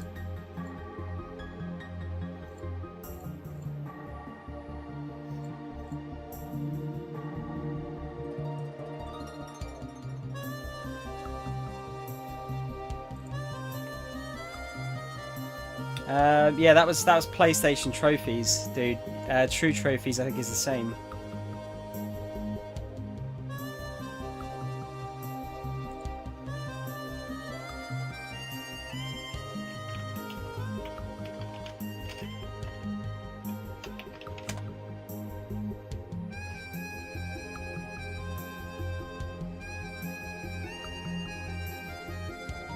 If not, if I can't find this soon, I'm probably going to have to stop and I'll just have to look off stream, see if I can find out what's going on. And I'll have to save it for tomorrow. This is really, really annoying.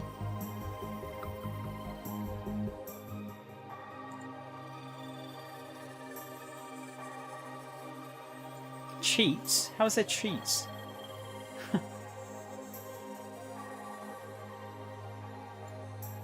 Strategy wiki. Oh, hang on, there's a walkthrough here for the Japanese version, I think. There's currently no text in this page. Great, thanks guys. Thank you. That was really helpful.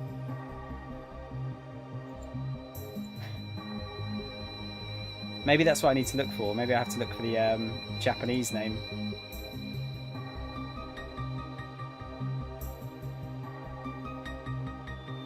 This, you know what? This is probably why so few people have got any trophies for this game, because it's so fucking difficult. Shibuya. What's the other name for it? There's a second name for this.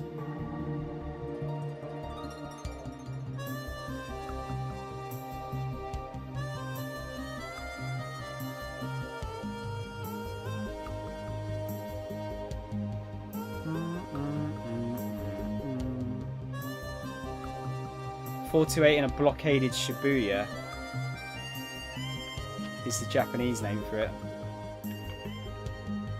Eternal, hello. Check the sound clip. I might as well while I'm here actually. I think I've got Discord open.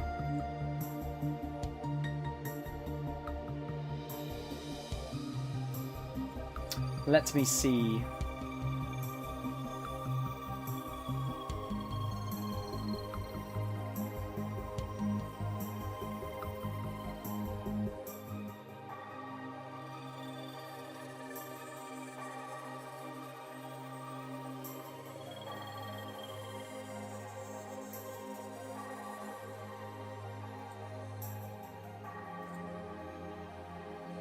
Come on, you can do it.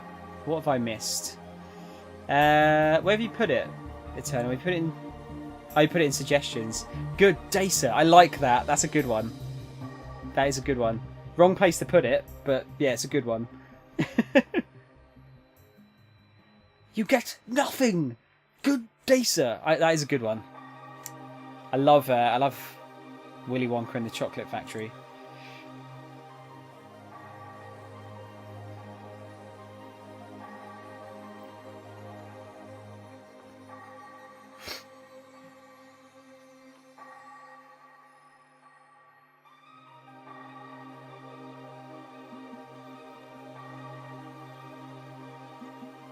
Wait, there's a previous post apparently.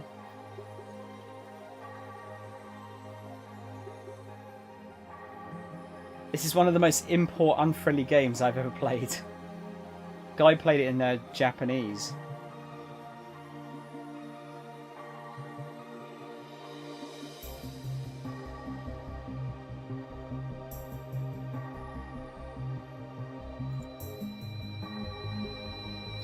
You get nothing. Good day, sir. Let me have a look at that. We'll put it on the stream, just to give you guys something to read or to watch. Is it the same one? Is that the video you posted in the Discord? Hang on.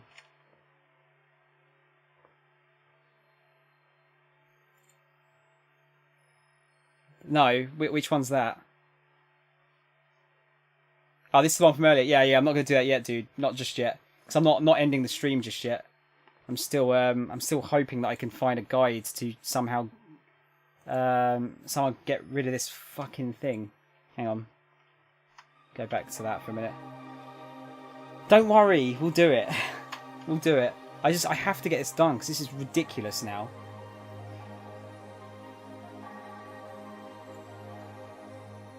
Where is this other guide? Trophy translation. I don't need trophy translations.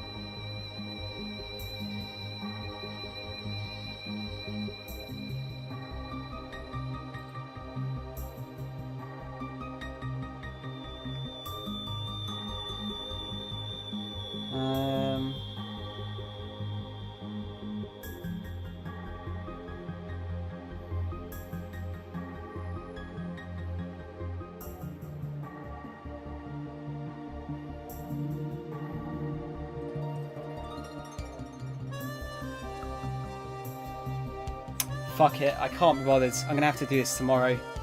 I'm going to have to try and find what the trigger is off stream, because this is ridiculous. Yeah, if YouTube doesn't even fucking have anything on it. Because there's probably like 3 people that have played this fucking game. That's the problem. Oh dear. Right, well, hang on. Let's put the PlayStation into rest mode at least for a minute.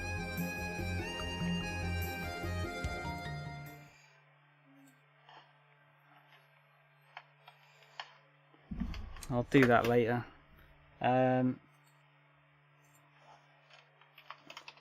Absolutely infuriating. You know what? That's not happened on stream before. Don't get mad, get glad. No, I'm really annoyed. I'm really annoyed about that. Because that is not... I don't like to be stumped like that. And if it was just me, by myself, I would just sit here and I would try and do it forever. But... because you guys are here, I don't want to fuck you guys around. At least you look pretty annoyed. Eternal, can you send me that link again so I can click on it, please? That'd be lovely. Thank you.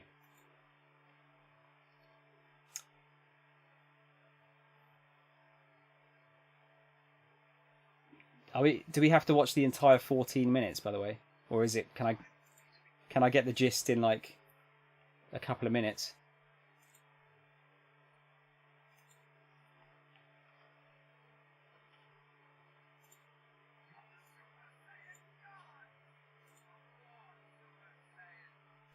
Of God, blue royalty. Give me a story, balance experience, give me a chance. Fuck you, give me God of War! Yup. Wait, is this the whole It's game, a by the tree. way? Just I love you, tree. I kind of don't want to give Fuck anyone God of you. War spoilers, just in Eat case, shit you know. and die, log! I am the god of lumberjacks! And I'm okay. Just a quick nap. Oh, we're good. We're good. Ah, good. You found a stick. Good work. Time to go. Yup. Finally, a character I can relate to. What a nice day. Good view of the Oh, is it mountains. just the beginning of the game? Crisp air. Got a nice log over the shoulder. There we go. Set it down nice and easy. That was the last. The last tree you'll ever see! There do I see my mother. Yep, right there on the table. Well, there do I see my father. Out back chopping wood. Well, there do they call to me. Boy, hurry up! I need help with the wood! You ain't special, boy. I lost my mama, too. It sucks, though. It sucks. Oh, well, time to burn this one. She's ready. Alright, into the fire with you. That's gonna cook up real good. Dumbass. Now it is yours. Try not to burn yourself with it again. What are we hunting? You are hunting deer Which way? in the direction of deer. I like this guy a lot. This way. Is that the direction of deer? It fucking better be. I'm judging you, boy! Father, why are we doing this now? Cause I'm fucking hungry! Tracks. Not deer, though. I'll Well, then keep going. find deer tracks. Ooh, shiny. You missed this, boy. Now what? Is it meant to be like Jump for Vegeta's cat. voice then? Dummy. See? Easy. That's a big fucking deer. Eat shit, wood! Oh, that's so fucking cool. Eat shit wood. You idiot, I could see you that whole time! Damn it, boy! Get ready to die, you piece of shit! Fuck you! And think of that. In the face! And the legs! Fucking dead! Oh, hi there. Ow, bitch! Yeah, I have heard of Team 4-Star. Yeah, we were talking about it last night on the stream actually. Stop it! Who said you could try? I will execute all of you! Well, is it the guy from Trying to that? go Super Saiyan right the fuck now, you stupid piece of shitty tree! Fuck you!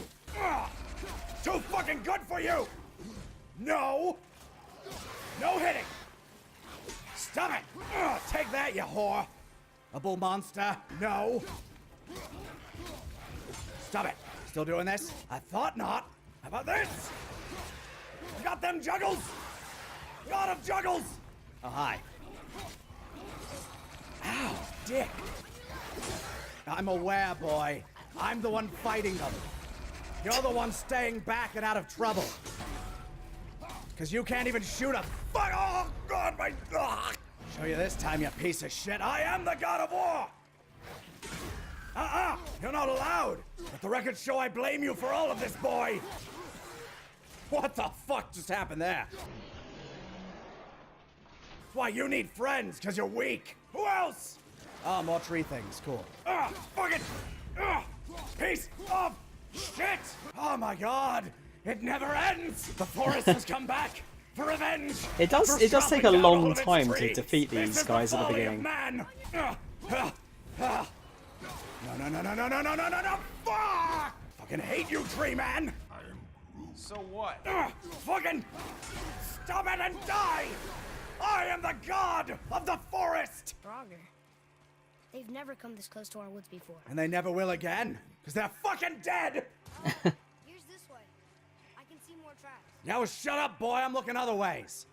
I'm in charge here. I'm the adult! See, we wouldn't have found this chain if we went after your precious deer that I told you to hunt, idiot. Oh, look, a doggy. How's it going, pup? Stop it! No! Bad dog! I'll beat you with my fists! Stop it! Bad dog! Ooh. Don't make me get my axe! I will get my fucking bitches! Stop it! Oh my God! Father, get up! Stupid fucking dog, I'll show you! Fetch! Very bad dogs. I got fucking stupid piece of shit mutt. Ain't got no patience for you. Or your bullshit. They were just hungry. Yeah, now they're dead. They weren't mean. They were starving. And they aren't starving anymore, are they? Hey, what you hiding? What? You can no longer use it. We can. Yeah, they're dead. They don't care. Or if they do care, I don't give a shit. Fuck them. Just breaking stuff. Making sure that I can have it. Nothing else can do it but me. Cause I'm the god of Jeets.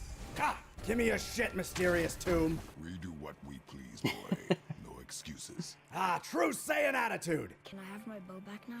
No. Ah, good. More angry trees. Catch! Stop it! Those are sharp! I did not give you permission to attack! I am the god of these forests! Don't mother... Ugh. Bitch! Alright, I can't work out what axing difficulty nicely. he's doing it on. Now I'm gonna have to axe forcefully. So I don't think he's actually doing it on Give God me of that War back. difficulty. Oh, what? You want to join in the party too? Fuck off! Stop it! You're killing a friend. If you have friends. Which now you don't! And you're gonna die alone! Ugh. Oh, never mind. This isn't even the funniest one they have. Fetch! Fetch! God, you cut down one fucking forest to burn your wife to death, and you get all this shit! Stop! No, no, no, no, no! No, no, no, no! Oh. Maybe he is playing on God of War, I don't know. Dogs, you made me look bad! These dogs ain't besting us! We're better than dogs! Oh, level 2 right away. Great. Fucking amazing. Wonderful. Fantastic, even. Alright, now kill it good. Think of it as food. He is, okay. Good, the meat's still fresh then. No. Finish what you started. Come on, boy, kill your friend! I can't. You bitch! Yeah, was that so hard? And today we learned a thing or two about killing animals. So, we'll go home, carve it up, have a nice tasty meal of it, and maybe— oh, fucking what?!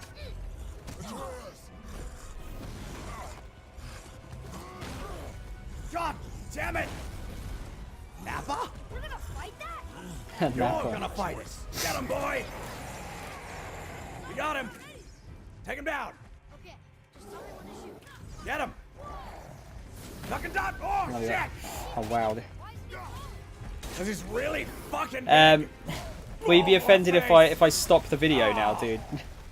That was a perfectly good pillar, you piece of shit! Yes, tie yourself Or out, do you want me to boy. watch all of it? The fuck hit me! Fuck you! Ugh. Eat shit! Ugh. Mother! Sorry, it's just really long and I'm Think kind you're of bigger than me? really pissed off about that Nobody's bigger Shibuya than thing. Vegeta. Ugh. And I need to sneeze and I can't, it's really annoying. Ah, Oh. There you go. chip off the old block. I kind of feel like Oh, boy, I need that's to- me talk. I need to watch the oh Jesus Christ, my nose. I think I need to watch the abridged stuff to really get the most out of that. But no, thanks man. I do appreciate the video. Maybe not 14-minute videos next time. I like short videos. Short videos are fine. Like trailer length. That's all good. I'm out. See you next time, dude. Yeah. Hopefully I'll see you tomorrow. Hopefully we'll get this game done tomorrow as well. I'm really up for kind of playing something else. But yeah, no, thanks for stopping in, dude. I appreciate the gift sub you gave out as well, by the way. It's very kind of you. Oh God, yeah, I kind of like that alone, just getting stuck there for so long has pissed me right off. It really has. Play something cool like Roblox. What happened with the game? Yeah, I'm stopping, Marcelo. I'm gonna have to find out like online how to get past that one bit, because I just can't figure it out. I cannot figure it out at all. Oh God, my nose is just really itchy all of a sudden. Right, you know what? I think we're going to go and visit C again. What do you reckon? Now, should we spam her chat again with the quote?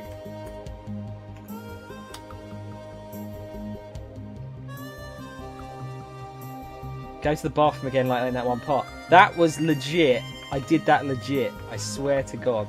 It just happened to be that having a pee gave me the inspiration that I needed. So yeah, guys, copy that.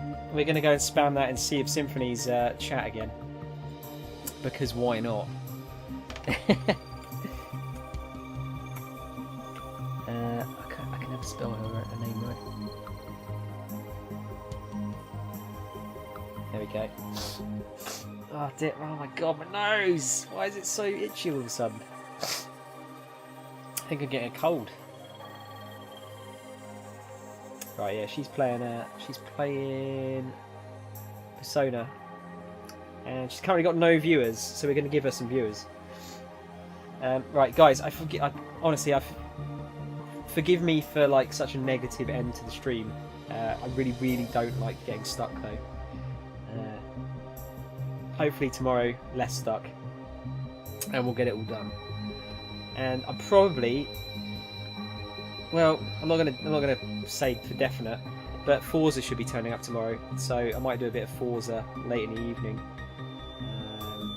If anyone wants to play online, just ask, stick it in the Discord, and we'll see if we can sort something out. But yes, is everyone ready? Is everyone ready to raid? How many people we got ready? Okay, I'm surprised we got 5 people. Guys, you know what? You guys are legends for sticking with me with this shit right at the end of the stream. The last half an hour has been miserable. So I appreciate it, I really do. Thank you for spending so much time with me. Get that spamming ready. We're going to go and spam her chat in a sec. I hope to see you tomorrow. I don't know what time I'm going to start tomorrow, so just keep an eye on Discord and Twitter, and I'll figure something out. I hope you have a good rest of the day, and peace out, you beautiful motherfuckers. I pressed the wrong button again.